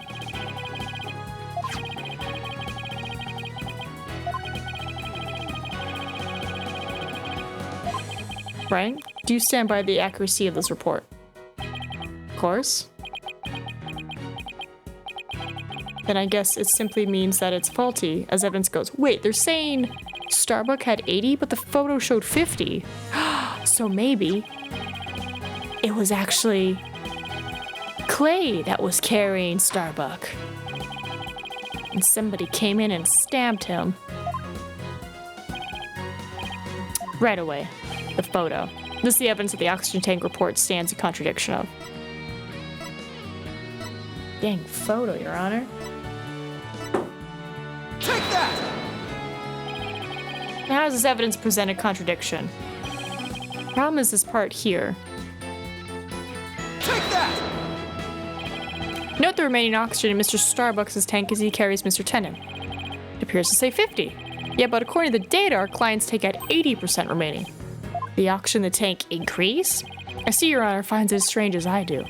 It's bad enough that there's a contradiction, but the increase is illogical. What is going on here? I too find out that the oxygen remaining has increased. It'd be as odd as if my rations were to increase. But what does that prove? Maybe Objection! it was Clay carrying him. Get more rations because you don't abide by the rules. Either way, the oxygen remaining should increase just as your rations don't increase. Therefore, this new information is critical. Can't overlook it. In that case, do you have an answer to this riddle of the mysteriously increasing oxygen? They're not disappointed. I'll declare the inconsistency as mere equipment faultiness. Could be a simple malfunction. You cannot provide an adequate counter argument to this point. I'm afraid I must bring this trial to an end. Already? Oh my god. So fast. Doesn't even give me time. Ought to be Mr. Starbucks.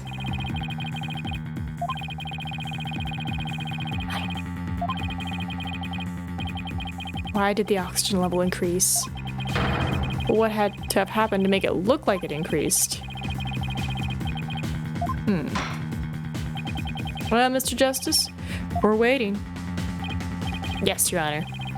I'm ready to answer. This is why the remaining oxygen appears to have increased. Yeah, the victim was carrying the defendant. The other way around. Would you care to explain, Mr. Justice? As you can see, Your Honor, both men had their helmets on in this footage. But it turns out this is where our base assumptions went astray. We assumed that it was Mr. Starbuck helping Mr. Tarrant, but it was the other way around. It wasn't Mr. Starbuck.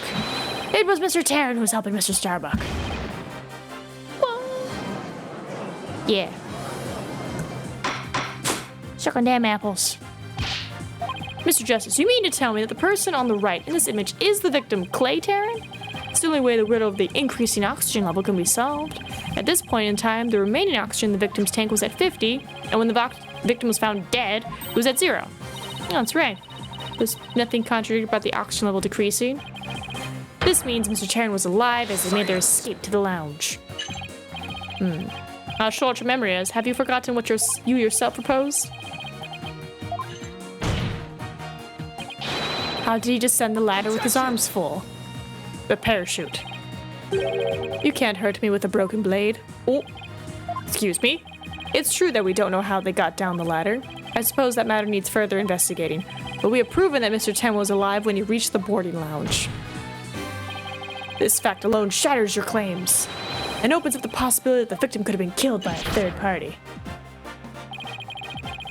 There were 2 people who claimed to be the first on the scene, but can we truly trust their statements? Let's see, the 2 people were Detective Candace Arm and Yuri Cosmos. You think that one of them might have given a false testament to the police? Certainly possible. We might have to do a little more digging.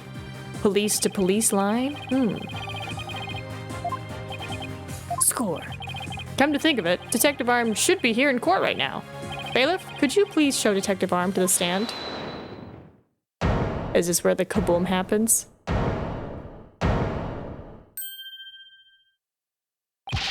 I have an announcement, everyone. What's the meaning of this? We're in the middle of a trial here. Please remain calm and listen carefully. Someone has reactivated the bomb. The bomb was defused, but it's about to explode. Hey, but load?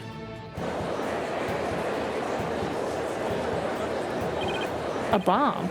Now? I don't want to die. Oh no, everybody's panicking. You better hurry, guys. Silence! Headless chickens with a dash worth a lot of you. Calm yourselves before all else. Let's get out of here. But what about Mr. Starbucks' dream? Who will carry out Clay's final wish? I don't care what happens to me. I'm not letting some bomb blow up the truth.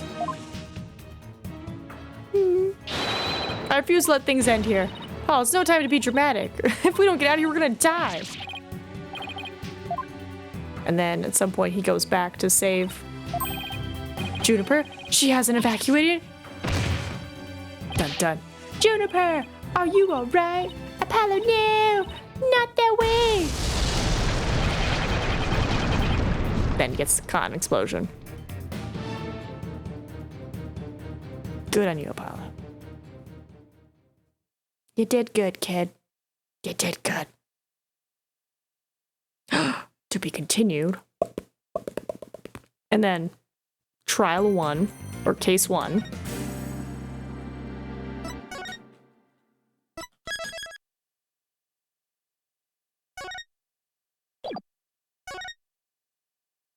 We're doing good. We're doing good. In the middle of the Space Center bombing trial, we had another bombing incident. This one destroyed courtroom number 4. Furthermore, Apollo suffered massive injuries from being there when the bomb went off.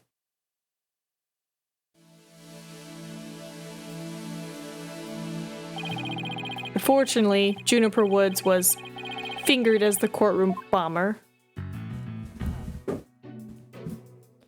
And then we had our trial. She had to be innocent, so we took her case on. What a weird thing. Why would he specifically pick Juniper? We managed to clear Miss Woods' name.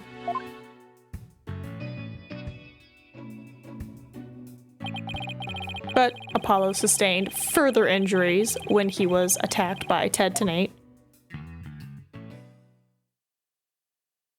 Did we get a cool anime cutscene? Ah.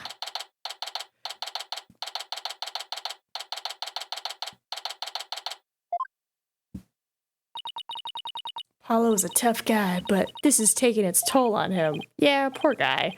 Being attacked by P.8 like that on top of all his other injuries.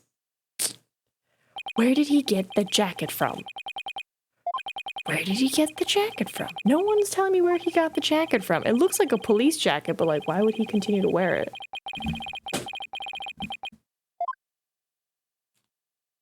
Well, he looks cool, is what I'm saying.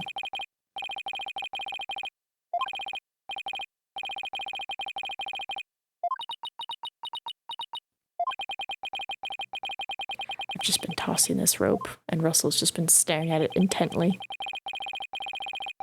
The jacket and the eye bandage are still a mystery to be solved. Okay, okay.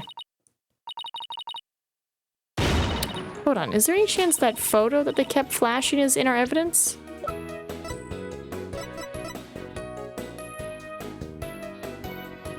Is it his jacket? It might be his jacket. I'll have to take another closer look when they flash that image again. Yeah. It might be his jacket.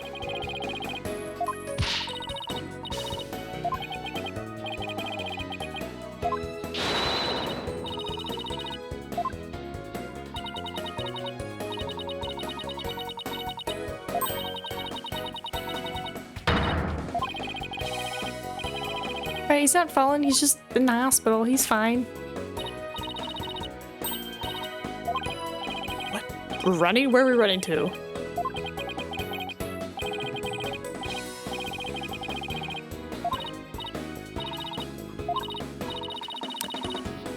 You know what? I kind of want to see her assistant come out in the 3D space. Don't mind me, just forgot a few things. Wallet, phone, the documents, my bag. Yeah, definitely sounds like you forgot everything. We'll try. I mean, there was an I hope that all the bombs are done.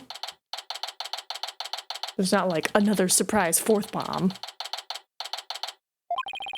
So our client is one Solomon Starbuck. He's so famous, even I've heard of him. That's right.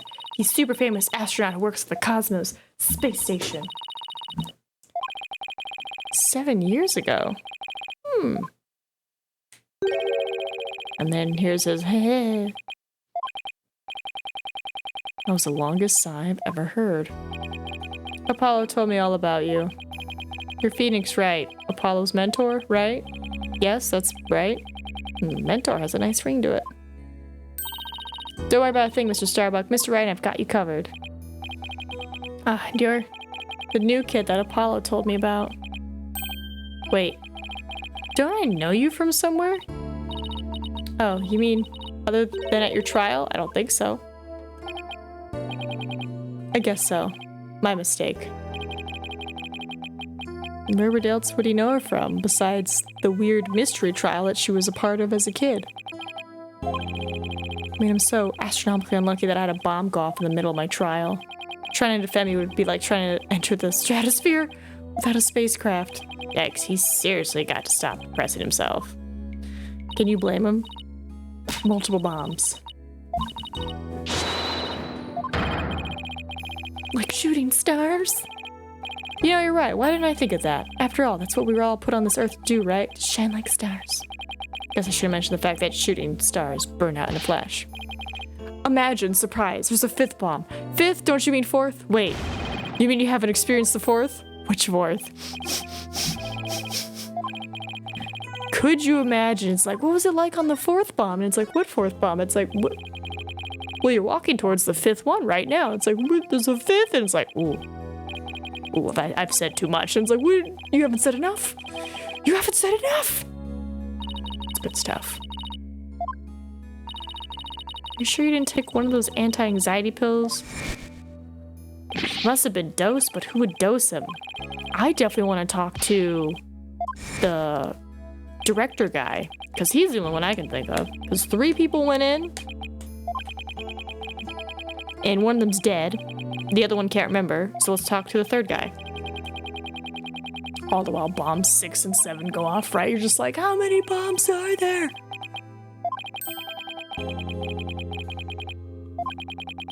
I would never take drugs that might impede my performance just before a launch. Fair? That launch meant everything to me. That's more certain than the theory of relativity. It seems like a completely different person now. This is the face of the astronaut I know. And I go, watch out. See, that's the thing. But I don't know why. I'm done for. If you didn't take them, then maybe somebody slipped them to you. Exactly. That's what I thought. It must have been the real culprit. My medication was in my locker. Anybody could have gotten their hands on it. Maybe the real culprit also planted the detonator switch in your pocket? Yeah, that's gotta be it. I've been framed. I'll say they even managed to plant your prints on the switch before slipping it in. I mean, it doesn't seem that hard to take off his glove, have him... Wait a minute, his prints are on the switch? But he's in full space gear. Did no one find that odd? Why would he go, hold on guys, click, click, kaboom, click, click. These cops and prosecutors. Why would he take off his space glove to put his fingerprint on a bomb and then put the glove back on? Why not just keep the glove on and then no fingerprints? How many bombs are there? 17? There's 17 bombs total? Oh, you meant total. I just meant the ones we found on this block. Horrifying. No wonder they dubbed it the Hat One Miracle. It's a miracle you made it back. Space is a boundless place. That's why it continues to capture people's imaginations. But the vastness of space shows us how insignificant we are in the scheme of things. You mean the grand scheme of things? Darkness just goes on and on forever, and ever, and ever, without end. There was nobody else there. Nobody was gonna come save me. I was all alone. All alone. With nothing to listen to but the sound of my own breathing and heartbeat. I kept scrambling to make repairs, but I couldn't keep my hands from shaking. I mean, you did it though. You lived. An experience like that would make anybody afraid to go up into space. With the experience you had, weren't you dreading this mission? What? No way. Of course not. Even I want to go up into space so bad I can barely stand it. I want to shake off the Earth's gravity, escape velocity. But you have to admit it was pretty harrowing. Were you even a tiny bit afraid? I was afraid. Of course I was. Still am. But space is man's final frontier, an unknown world. The cosmic truth is out there waiting for us somewhere. Cosmic truth? Cthulhu? No, I'm kidding. If I give in to my fear, I'll never find the truth. As long as I don't give up, I can keep up it. Alright, his passion for space is undeniably the real deal. The victim, Clay Tarrant. He was kind of like your protege, wasn't he? Well, it wasn't a big exaggerated deal like Master and Apprentice or anything like that, but Clay did think of me as his mentor. The mentor and the protege. What a combination they must have been. With his encouragement, I knew I could get over my fear and go back into space. But now, Clay must have been very encouraging. Yeah, it's funny, really. Whenever I hear him shout, "You're fine!" I always got the feeling everything really was gonna be just fine. Apollo says I'm fine. I always feel encouraged too whenever I hear him shout it. Oh. Maybe Apollo learned it from Clay, or maybe Clay learned it from Apollo. He's just like, I'm fine! You're fine! We're both fine! One time during Zero-G training, I started to panic a little bit. And the two of them took turns shouting, "You're fine!" over the radio. It was a simple thing, but it was exactly what I needed to hear. So, I'm fine and you're fine were like Apollo and Clay's secret phrases, huh? I wish I could ask Apollo about his relationship. Speaking of Clay, how do you suppose he climbed down the ladder with you over his shoulder? Sorry, but I can't even begin to imagine. But he actually did climb down that ladder, so a way has to exist. From the freedom of space to the walls of a cell. That prosecutor said the dark night sky isn't half bad through barred windows. Right? And not even a, you're fine. It needs to be like a, you're fine! Like just, bro. If you'd be like, why are you yelling at me? It's like, I'm getting you pumped up. Getting your adrenaline going. You afraid? Good. That's what life feels like. Fear coursing through your blood. Could work.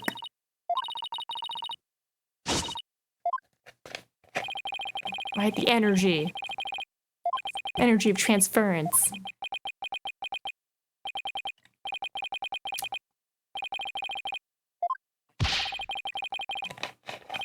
Low-key, I hope if there's anybody who does like a cosplay of Apollo or Clay, they just yell, I'm fine! Instead of like, you know, objection, it's just, I'm fine. Yeah, Russell, I'm sorry, did I stop moving the rope? Came out of his box, made unhappy sounds. He's like, excuse me, you stopped throwing the rope.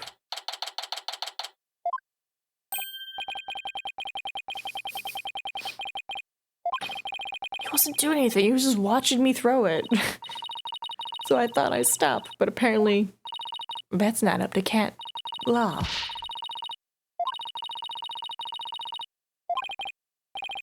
Aw, I kind of want to be the little alien. It looks cute. What is Gaia supposed to stand for? Galaxy? And the whole thing would be something like Galaxy Exploration Agency, which if you ask me, I'd have abbreviated to GAXCA or GIA. I guess so. Oh, I know, maybe the person who came up with the name just really likes the letter Y. This exchange is beginning to feel oddly like deja vu. Anyway, this place is more than just a research facility, it's also a tourist attraction. Tourist attraction? Don't make me laugh. Oh, galactic shooter, full speed ahead.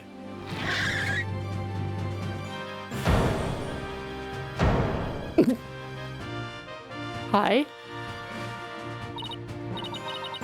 Is this the director? Look upon me and look well. Behold the great power of space science. You are... My glorious name is Yuri Cosmos. I am the director of the Cosmos Space Center. The center of the cosmos. Oh my god, why is there cat hair in my eye now?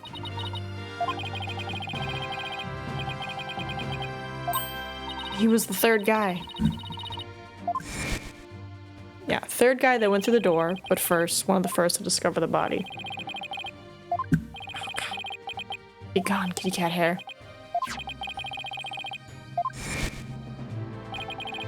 That is correct. I was honored to be the very first man in all of space and time to discover the body. But this talk of the incident, are you by any chance the space police? You can't tack the word space onto just any old thing, you know.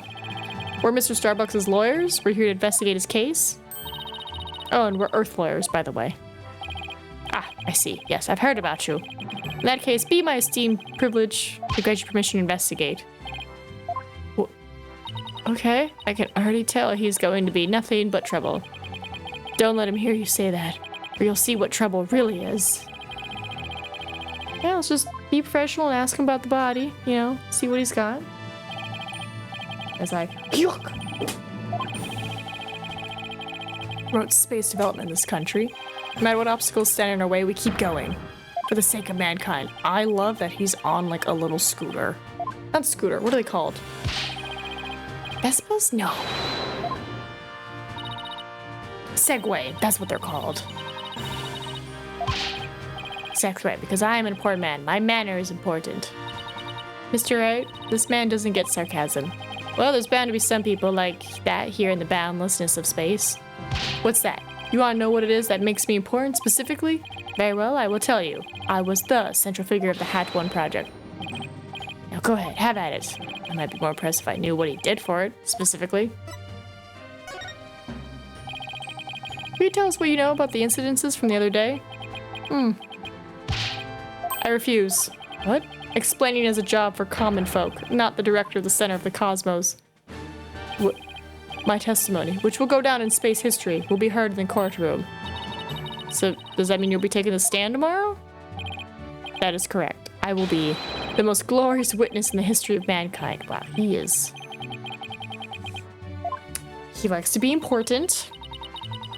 He's the type that only talks about what he wants to talk about. And let's at least try to ask him about the things he might be willing to open up about.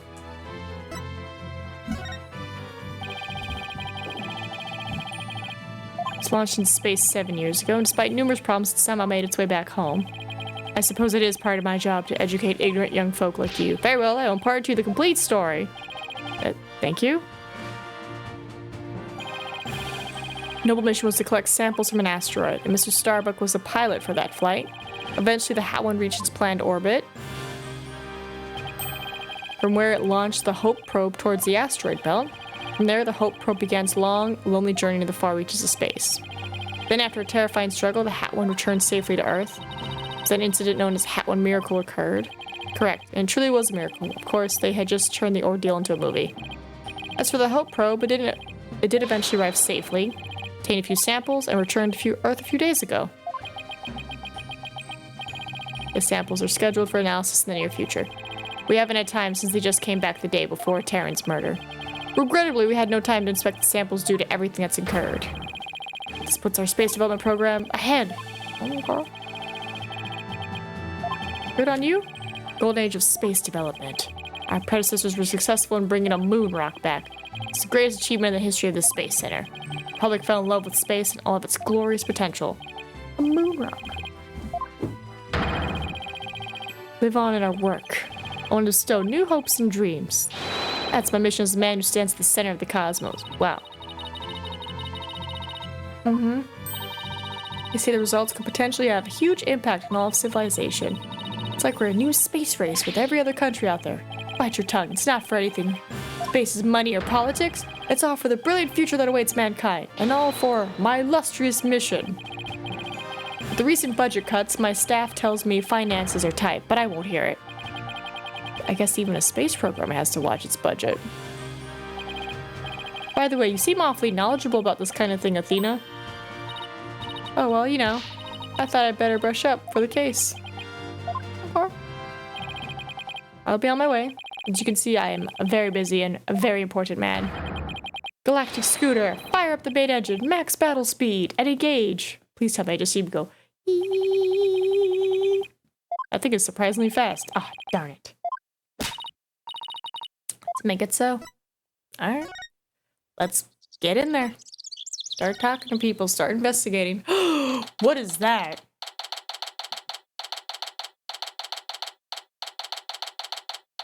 This is seahorse? Giraffe? Are we not going to talk about the seahorse giraffe?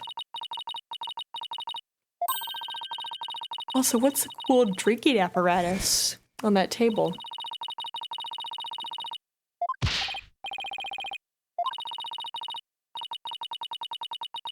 Right, that looks like a drinking thing. A little green thing in the back. Ah, Detective Fulbright.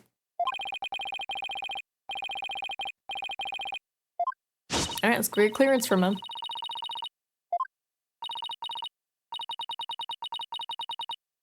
Don't be mean.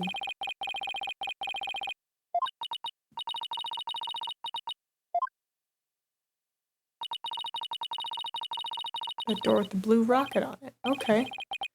Oh, I see a crane thingy.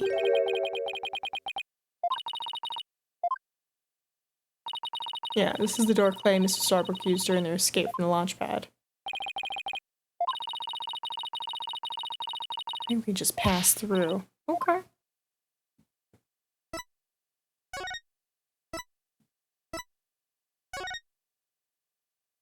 A robot! Even in space, safety first. Nice. Can I talk to the robot?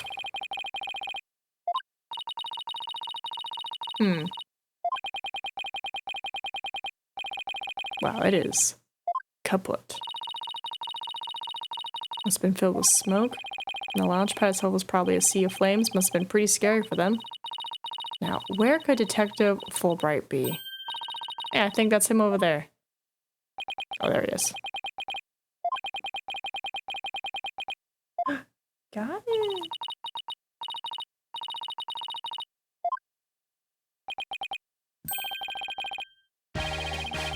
with the Space Center. Are you leaving? Was I not throwing it good enough? Russell, I got one more. Watch out.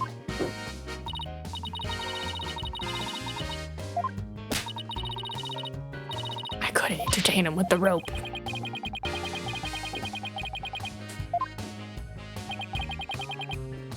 He's like, meh, rope.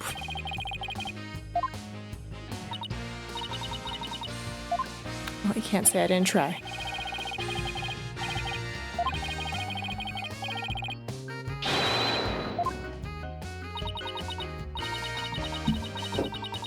No, he's done. He's leaving the room. He's like, ow. Well, was able to buy almost 30 extra minutes of sleep for my roommate, so I'm proud of us.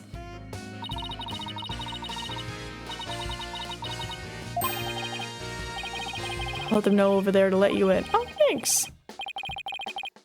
Take a week if you need it. A month even. Oh my god, could you have some snacks delivered? A mean neck rub. Am I allowed? Am I allowed Fulbright? That seems suspicious.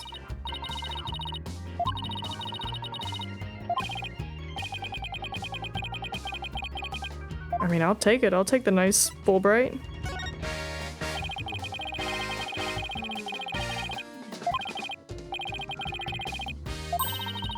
Oh, he was on security detail and the bombs still exploded? Well, I mean, we figured it was the cop, or the bomb disposal guy, but still. That must not be a fun feeling. To be like, oh, I was here and it still exploded, you know?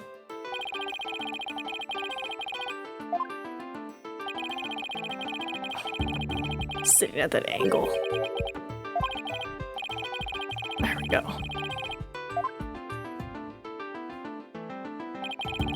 It's there for accidents and emergencies and the like. I was on duty on the 4th floor. It was quite the madhouse, I tell you. On account of the explosion. We're destroyed, so we couldn't go that way. Oh, wow. Oh. At least it reached the ground. We'll have to take another look around for any other survivors. Once everyone else got out safely, I made my way down too and headed to the shelter. Come on, you buddy.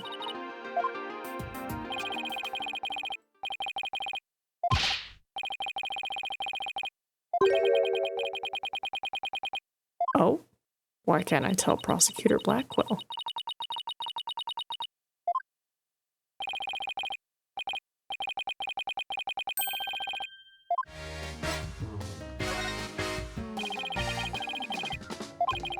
Right, it's Yuri, right? Was on the 4th floor. While she was climbing down, she looked through a window into the 3rd floor lounge. She was looking into the crime scene from the outside. It was just a matter of chance that she saw something important. Okay. But that's the most important thing of all. We'll get around to interviewing her soon enough. Could you interview her sooner? Just a thought.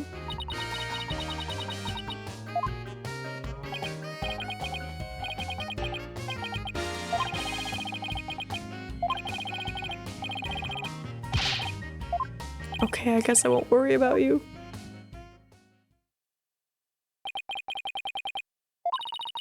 Something is definitely, yeah, I agree. Something is definitely suspiciously happening.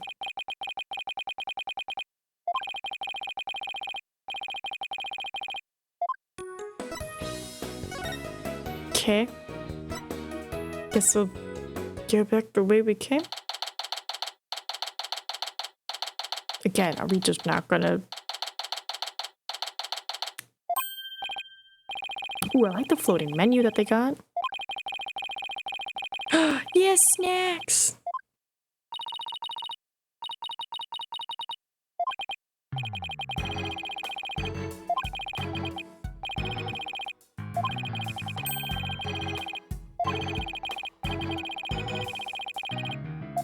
Sorry, I was hearing the neighbor's puppy cry. It's just regular separation anxiety cry. It's not like they're getting hurt.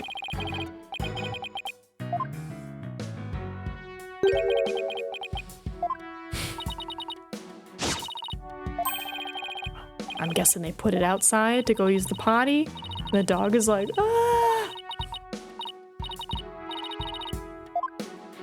Gotta feel a little bit bad for the puppers.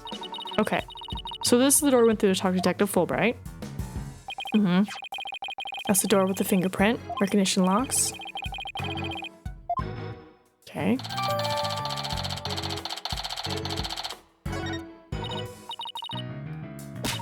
Let's track down the third person. Wait. There's just one more thing. What's that strange creature moving around outside the window? Oh, boss. It's just a holographic image. Oh, yeah. I knew that. Whew. That's a relief. Thank God they addressed it. That's what it says in the pamphlet, anyway. The only reason you're so eager to start is so that you can push that button. And what's wrong with that? Let's just look for the button while we're looking for clues. Alright, fine. Let's get investigating.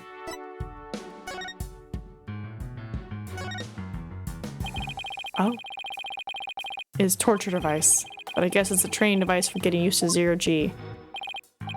Yeah, I mean, if you're not used to literally every angle of your body is gonna be like, nope. And then you just go, bleh. Oh, it's stuck in tight. Oh, so that's what the glint was all about. Color looks familiar. I think it's part of an oxygen tank. But if that's here, it means Clay's tank ruptured after they arrived at the boarding lounge. Dropped Clay down the ladder. Must be wrong. It proves that both the astronauts are alive when they reach the boarding lounge, so Paula was right. The scene of the murder wasn't the launch pad. Way to go, Paula. Oh wow, they just kept his outline? They just kept his outline. Let's take a look at the photo, okay?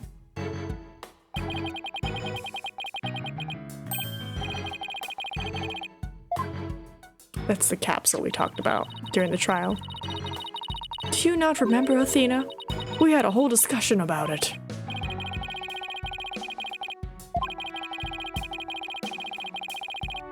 Right, and we don't even know what's in it.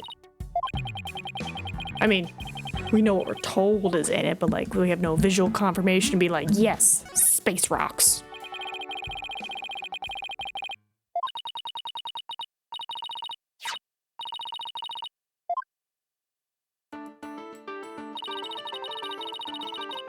Boarding Lounge 1. Here are the 3 doors. Lefty, righty, and downy. People usually say west, east, and south. Details. Anyway, take a look at the west door. Right? That's where they came through. It says here on the map. So that's where we were with the detective. It was filled with smoke after the explosion. Next up, the right-hand side of the map, or east.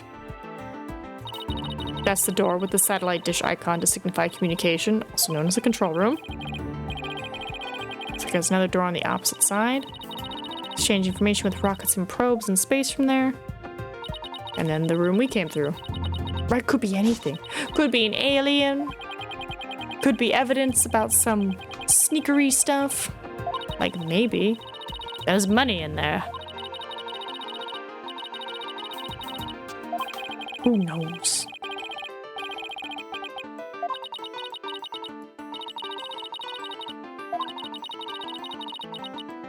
So the door is protected with fingerprint recognition. Only the director can go through. So it's the director, like we've been saying. It's also hooked up to a backup generator in case of emergencies. Okay. Also, why only the director can go to the control room? Don't you... Isn't that room like full of like 20 plus people? Seems a little inconvenient if only the director can go through. This is the door we came through when we entered this room, right? Yeah. And of course, there was no fingerprint recognition device, so it's open to anyone. But the elevators weren't working at the time due to the explosion. Also, there's a tiny little robot icon. That might be important for later. Because it says humans go up, robots go down. So, like... I don't know, did they take maybe the robot lift? Is there a robot lift? You know, something for them?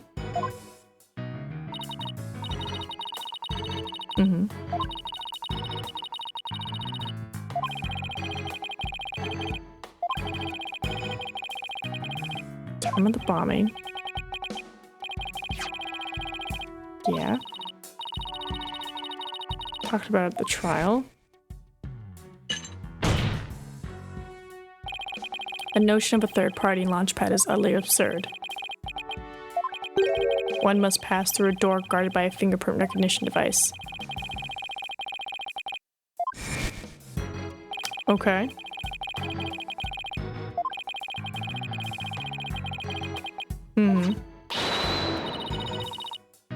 Let's go, Athena. Do it, Athena. Just go bop, bop, bop, bop, bop, bop. I'm ready. Can I do it? Will they let me do it?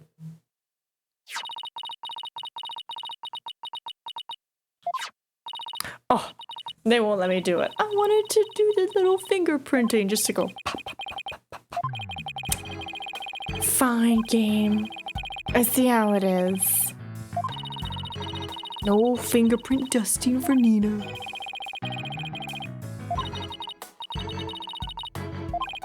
Rumi's awake. I knew it. I knew Russell was gonna wake him up.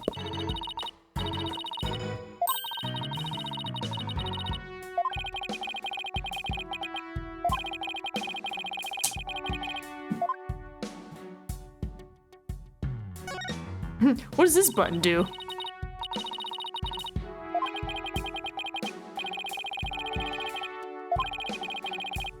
I'm in class playing what kind of stove would require knob security. Well, the knob is straight up and down, so if it was a stove, the burner would be off. It was for a stove. Still, I wonder what it's really for. Something turned on by a knob that's not a stove. Not a rocket engine. I guess all we can say for now is that it's a mystery knob. Couldn't we just turn it? It's trash. Helmet use required. Please use the moonwalk apparatus responsibly. Oh, this is like training. Just hope they don't revolt like they do in science fiction movies. No way, all the robots here are very nice. Actually, that wasn't one in the launchpad corridor. We can say hi to it if you want.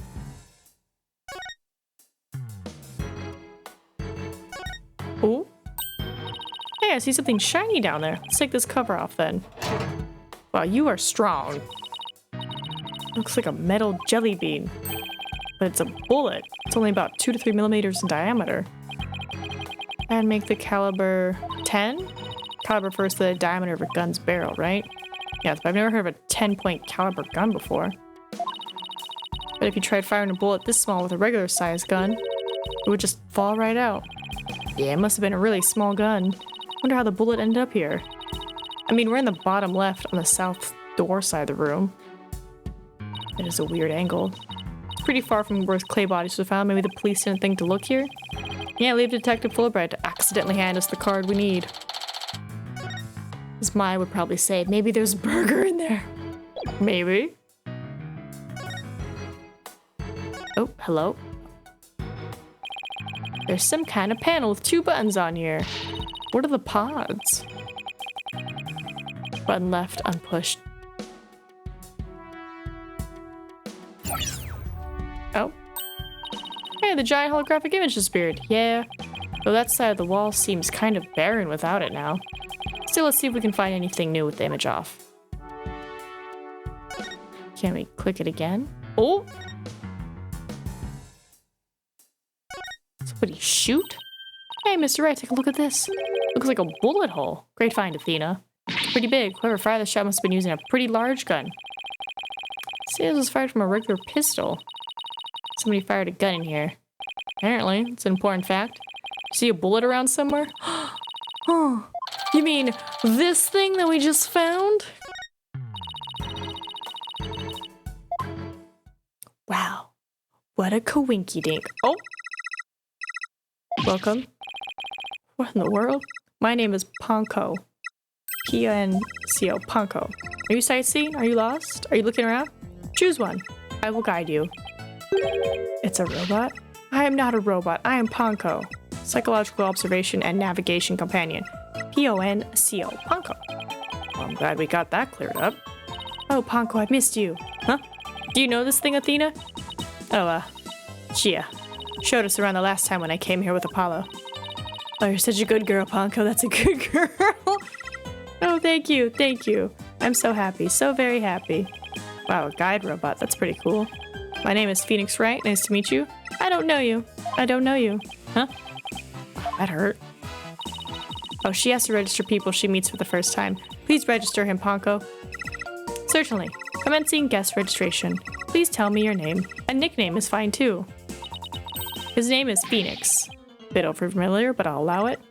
Phoenix, please let me get a good look at your face. Oh, sure. Registering. Facial registration sequence complete. We are now officially friends. Nice to meet you, Phoenix. This robot's pretty cute. You made a friend, boss. Isn't it great? Phoenix, Athena, allow me to guide you. Right this way. Oh, goody. Let's go, boss. Go where? Follow the robot. Where? What is this? What is this?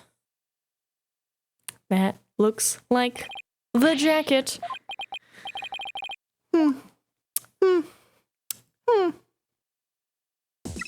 So I think it is Clay's jacket that he's wearing. Every day of the year from 9 a.m. to 7. Learn about the history of our nation's space development and the Hat 1 project. The rocket is just a replica, but it's the same size as the real one. Oh, here it is on the map. It went all the way across. It's on the exact opposite side of the main building from Launchpad 1. Thanks, Ponko. Ask me anything. Anything. I will explain. Quite the place. I can't believe we get to see a rocket this close. This is a replica of the Hat 1 that was launched 7 years ago. It's exactly like the real Hat 1, inside and out. You don't say. It's a little brother. The Hat 2 was supposed to launch the other day. I wonder if Ponko knows why the launch was canceled.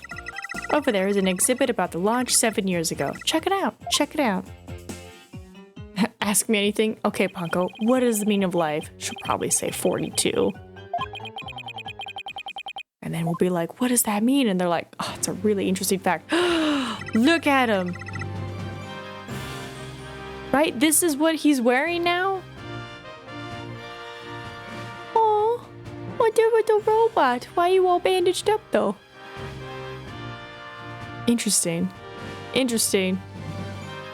Right? This looks like it. He looks so young and so different. What is it, Athena? Is something wrong? Oh, nothing. I just thought Mr. Starbuck looked really young too, that's all. Well, it was 7 years ago. Does she recognize the people? Is Clay Terran the victim? So they were mentor and protege even back then. He's even got one of the staff jackets. He looks just like a regular staff member. No, Clay was still a student then. He just borrowed one of Solomon's old jackets. That makes sense. Clay would have still been in high school 7 years ago. Everybody looks so happy. Good morning. That's the alarm clock. I did. I was playing with him. I bought you like 30 extra minutes. I was throwing rope and I was reading. And then eventually he just stared at me and walked away and I was like, no, Russell. But I tried. Also, chat says hello. He was purring. Yes, he purred on the mic. Oh my goodness, he's getting pampered. Goodbye, Russell.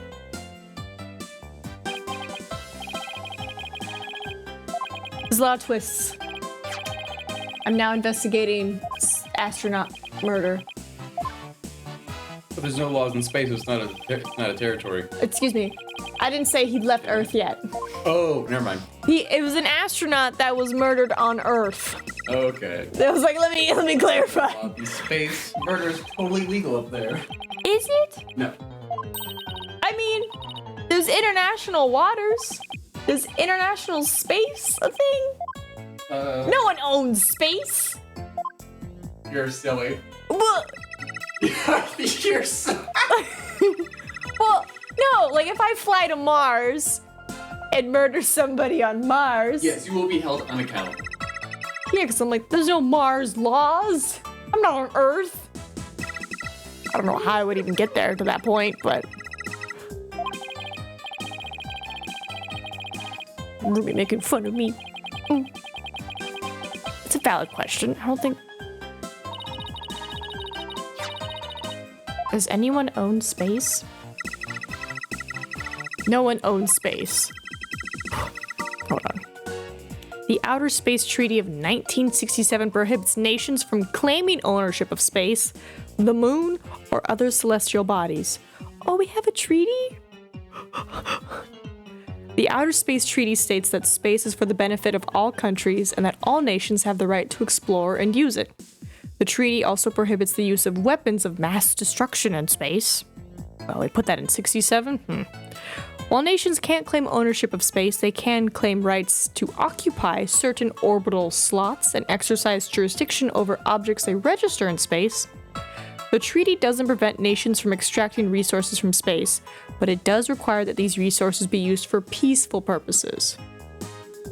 Oh. The Outer Space Treaty was signed by the United States, the Soviet Union, and more than 60 other countries. The legal, ethical, and philosophical implications of space activities are complex and involve many countries and private companies. Oh, okay. Good to know. I didn't realize we had a space treaty. 1967.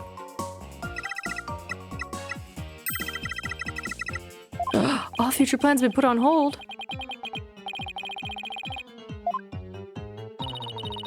Why did I just get a notification?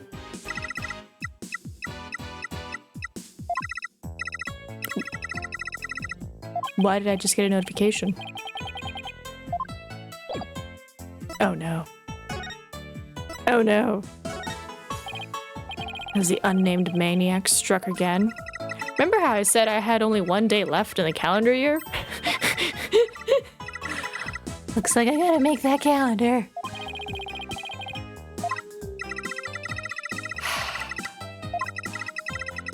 2026 calendar.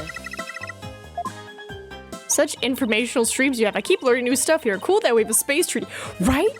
Because, you know, we're playing these games, and then Ruby says some stuff, and then we say stuff, and then chat says stuff, and it's like, wait a minute. I don't mind looking like an idiot on the internet. Does anyone own space? And then it's like, no. Technically speaking, no one owns it because there's a space treaty saying, hey, you can't own it. It's pretty cool.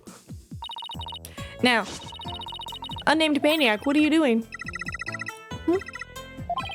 I hear you, Russell. I'm addressing the unnamed maniac who's decided to send us 3 gifted games. No, I'm not talking about Russell. I'm selling to Russell that I'm addressing an unnamed maniac.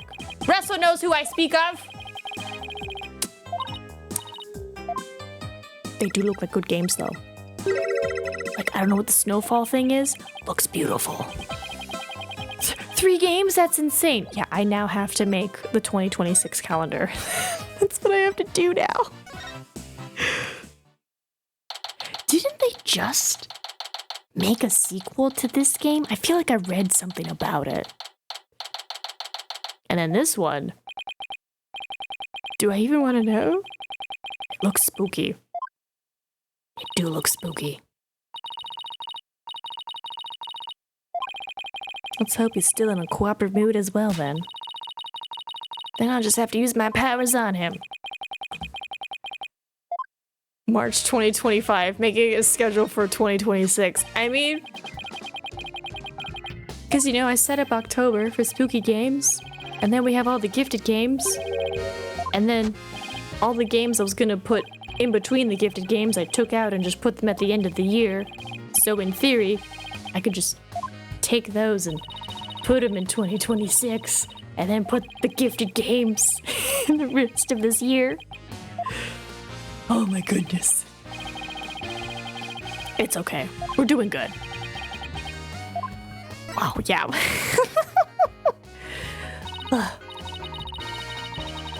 Well, shout out to the community, right?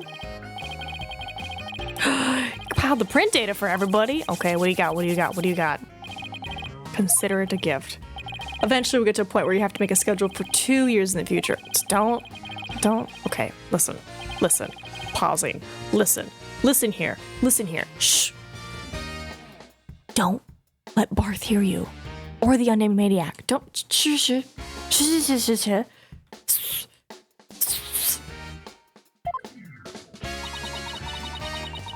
What are you doing?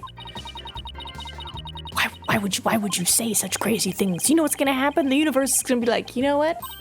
You're right. Imagine knowing exactly what she's going to stream in the coming months. Be fantastic. Because, you know, people are like, oh, I never know what to stream. I'm like, I know what to stream for the next 2 years. I'm booked. Solid. I'll make sure neither Barth nor the unnamed maniac will hear any of this. I can see it now. The unnamed maniac just going, hey Barth, we did it. Her entire calendar for 2025 is practically full. Let's see if we can fill the next one. Yeah.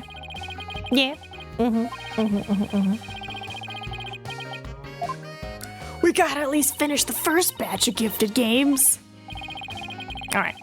Do you think you could run the test for us right now, Detective Fulbright? You just leave it to me. It's just and just as we trust. Okay, here we go. Well, it looks like it was Mr. Starbuck who opened that security door. He must have opened it when they went to board the rocket. His heart must have been full of hopes and dreams for his space adventure right then. I mean, the unnamed maniac do be a very clever person who is aware of a lot of things. That is true. But I hear tell that the unnamed maniac has a girlfriend now and should be buying them games and playing all the cutesy-wootsy co-op games. Like, I know Split Faction just came out. It looks good. Not to mention, there is that It Takes Two. But I'll say, me and my roommate played that, and we both were like, oh, we both don't like the ending. This is not the ending we wanted. Ooh, the screen went blank. Yes, apparently the after effects of the explosion damaged the wires, so there's no footage after this point. Well, thanks, Detective Fulbright. Something definitely seems to be up with you, Detective. You're unusually cooperative. Well, I just figure if we work together, we'll get that much closer to justice, right? But it seems like something's really been bothering you. You don't have some ulterior motive, do you? What? I don't know what you're talking about. I would never do anything like that. Oh, the chains? Oh. Phoenix, bring out your Magatama. It's been a while, but those are definitely Cyclocks. Huh? Did you just mouth psyched? Is there something I should be psyched about? No, Cyclock. It's a system of locks on the secrets in a person's heart. I can see when people are trying to hide those secrets by using the power of this Magatama. Wow, haven't had to use this in a minute. How much did they bilk you out of that piece of rock? Oh my goodness, he has no idea. About to expose you, Mr. Fulbright.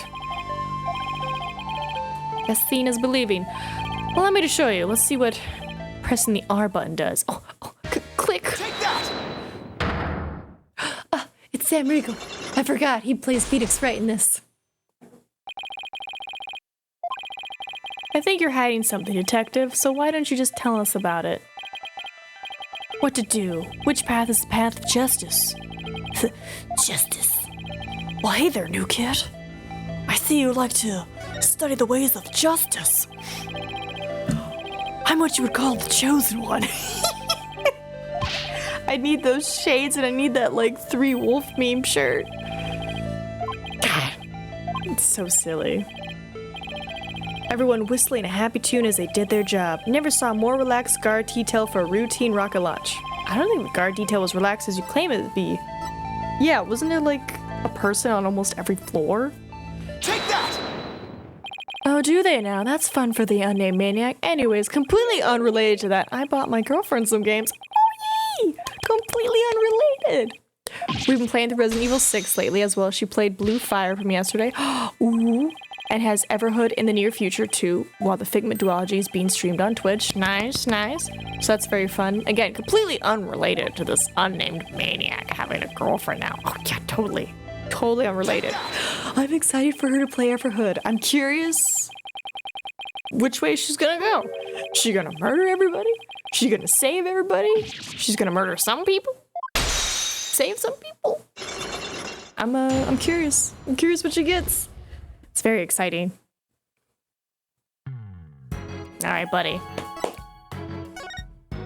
What's going on, Fulbright? I concede, you win. It's just as you say. A few days before the launch, they were warned about a potential bombing, but the plan to launch went ahead in spite of the threat.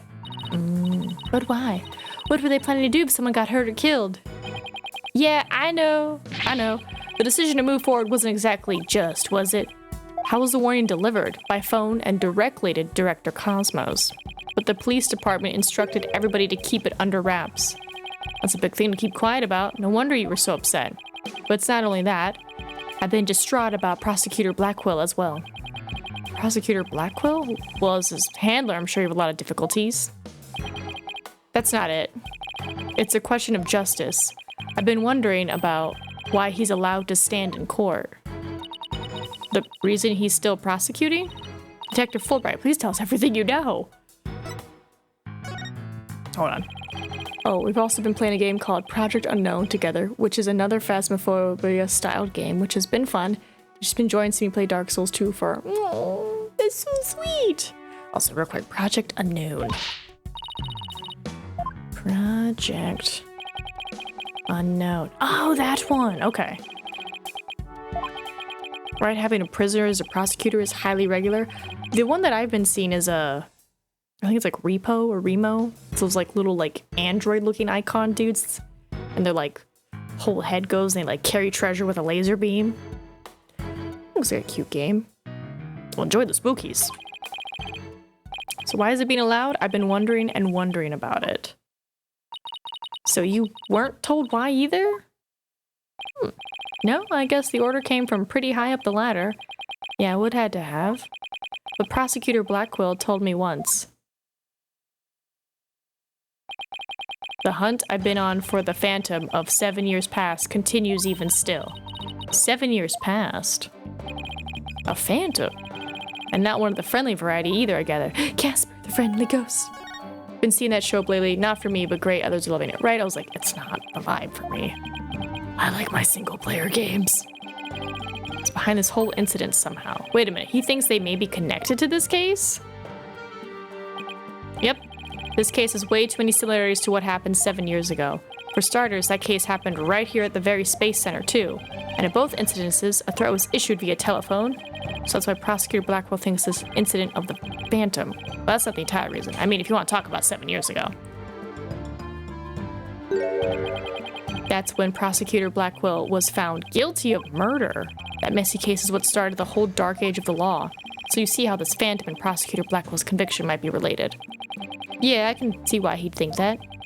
This incident and the Phantom. Not to mention Blackwell's past. It's almost inconceivable that they would come to a head here. This might sound crazy, but Prosecutor Blackwell can't possibly believe Mr. Starbuck is this Phantom person, right? I mean, he was acting kind of strange during the last trial and all. It was a little weird.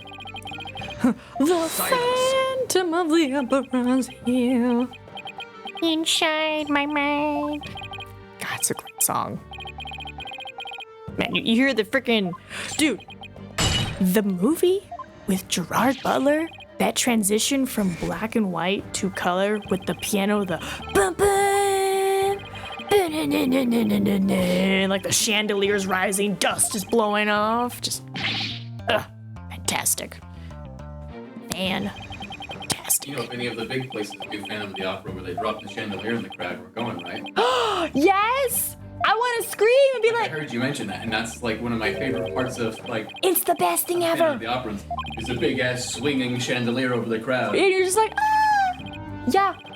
I want I to... mean a squish seat that fails. Oh! No! I want to be, I'm a part of art! Do it, Phantom. Squish me. Yeah. You won't.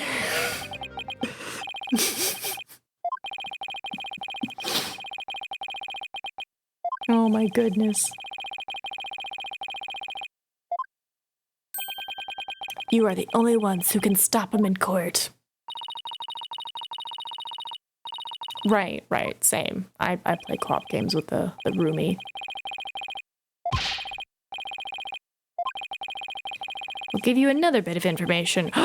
It's about the eyewitness. I saw her hanging around the Space Center entrance a little while ago.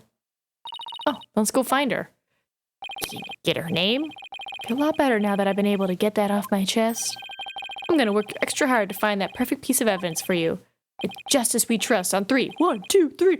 And Justice We Trust! Okay, later. Can I talk to this robot? There he goes. Wait, were we supposed to say in Justice We Trust back there too? Let's go see that witness now. Oh, right, the Space Center entrance it is. Do we know what she looks like? Do we know her name?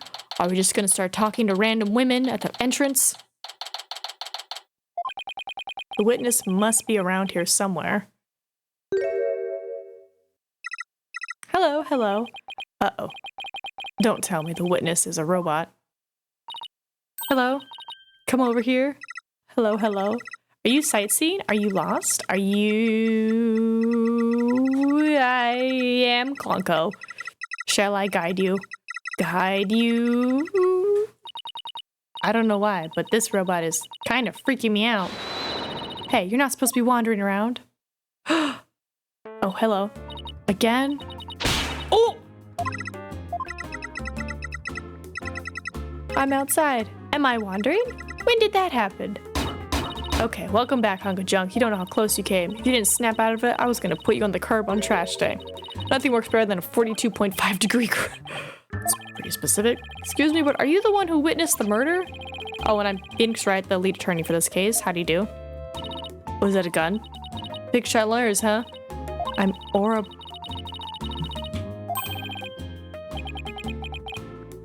Aura? Black... Brother? Husband? How are you related? I'm related to my brother, both my parents. It's... You're so silly. My name is Clunko. That's me, Miss Aura. Quit complaining. Your model number is Ponko too. But Miss Aura, everyone calls me Clunko. Quit your squawking already. Oh my god. No, what are you doing? No! She's ripping parts out of his head. There. I bet you won't be talking back now. Gah. I will obey completely.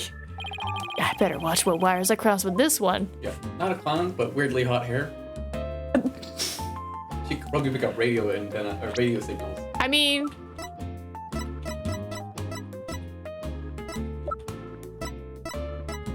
She's definitely... Yeah, I was gonna say, I was like, she's definitely related to the other emo guy. Oh yeah, like... When I saw the quill, I'm like, yeah. Yeah, they got the same last... I saw the bitch face, and then you went over, and I'm like, they got the same resting bitch face. They also got the same last name, but yeah. I mean, the last name, sure, anybody can have the same last name, but those faces... He's the baby brother!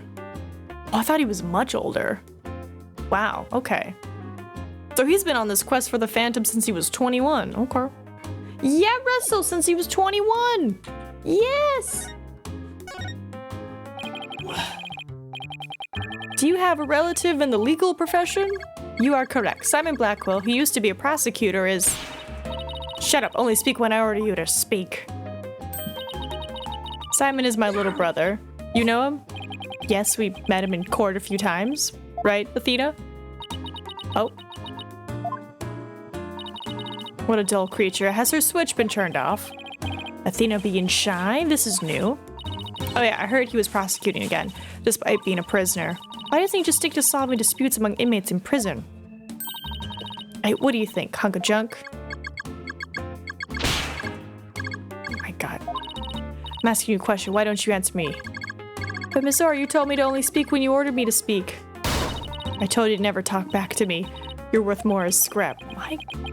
Robot abuse, hawk attacks, Blackwell family life must sure be interesting. Right, just robot abuse. I'm gonna eat my breakfast now, so.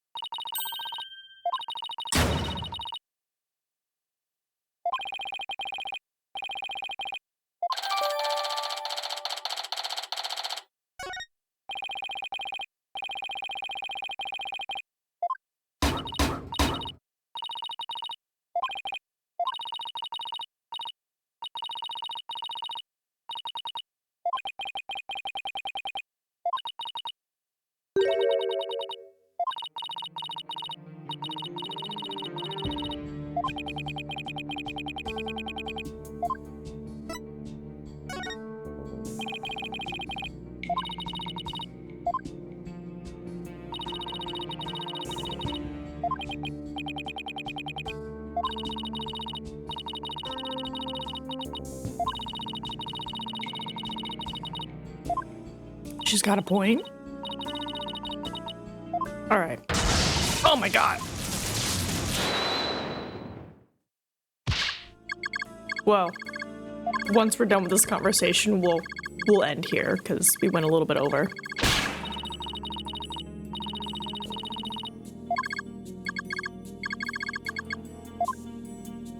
That poor robot. At least you can make them any way you want them. Unlike humans with their petty emotions and constant worries. I mean, it's true. Is that what makes us human?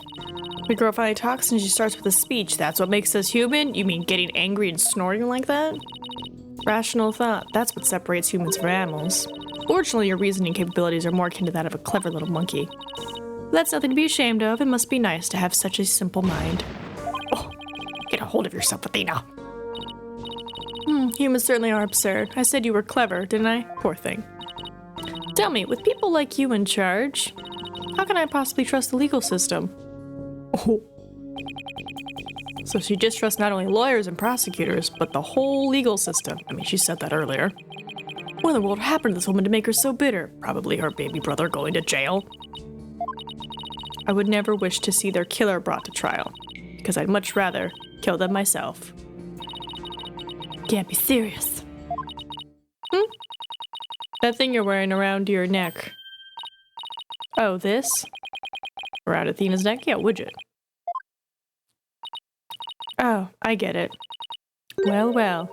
Her Royal Highness has returned at last to her castle. Her royal... what? By the way, I heard the rumors. Our director is going to be the star witness in court tomorrow, right? Director Cosmos? Yeah, that's right. You poor things. You better be careful. That old man is a big liar and a huge braggart. He might seem like bigwig, but the sinner has all kinds of problems. He has lots of skeletons in his closet. But it's your problem, so why should I care? What? That's it? No friendly tips? No. Good luck, guys? Just splendid. I'll leave you to your woes. Come on, hunk of junk. Wow, okay, that's fantastic. It's sad to me that she doesn't believe in our legal system anymore. I mean, can you blame her? Are you alright, Athena? You seem very down. Grr, can't believe she said all those things. Well, she's really upset. Has she been trying not to let it show all this time? Well, I guess it's not all that surprising. You hear about the fabricated evidence and false indictments on the news all the time. You mean that whole dark age of the law nonsense? I'm so sick of hearing about that. Well, all we could do is believe in what we're doing. Yeah. You're right, boss. I agree. Maybe it's time we went back to see Mr. Starbuck. Ooh, we're going back to Starbuck. That's a perfect place to stop. The detention center. We're at least gonna get there. Alright, turn off the story mode. Good job, buddy. So proud of you. The duality of Aura and Athena, basically perfect opposites, right? Super all about justice, super against the justice. Can you give me a little music? A little something. The researcher saw the moment of the murder through the lounge window during her escape, so they're going to let me go? I want, like, a little tune or something. I should have stopped before we left. Usually they give me some sort of music. I should have known. My stars never align just right, too. But we got a lead too, Mr. Starbuck. The murderer had a lighter with an Earth emblem on it. A lighter with an Earth emblem? Oh, is it him? Did you remember something? Yep, I sure did. Just a little bit, though. Anything at all be help. And there you go. Now we have music. We had to get through his woe is me stage.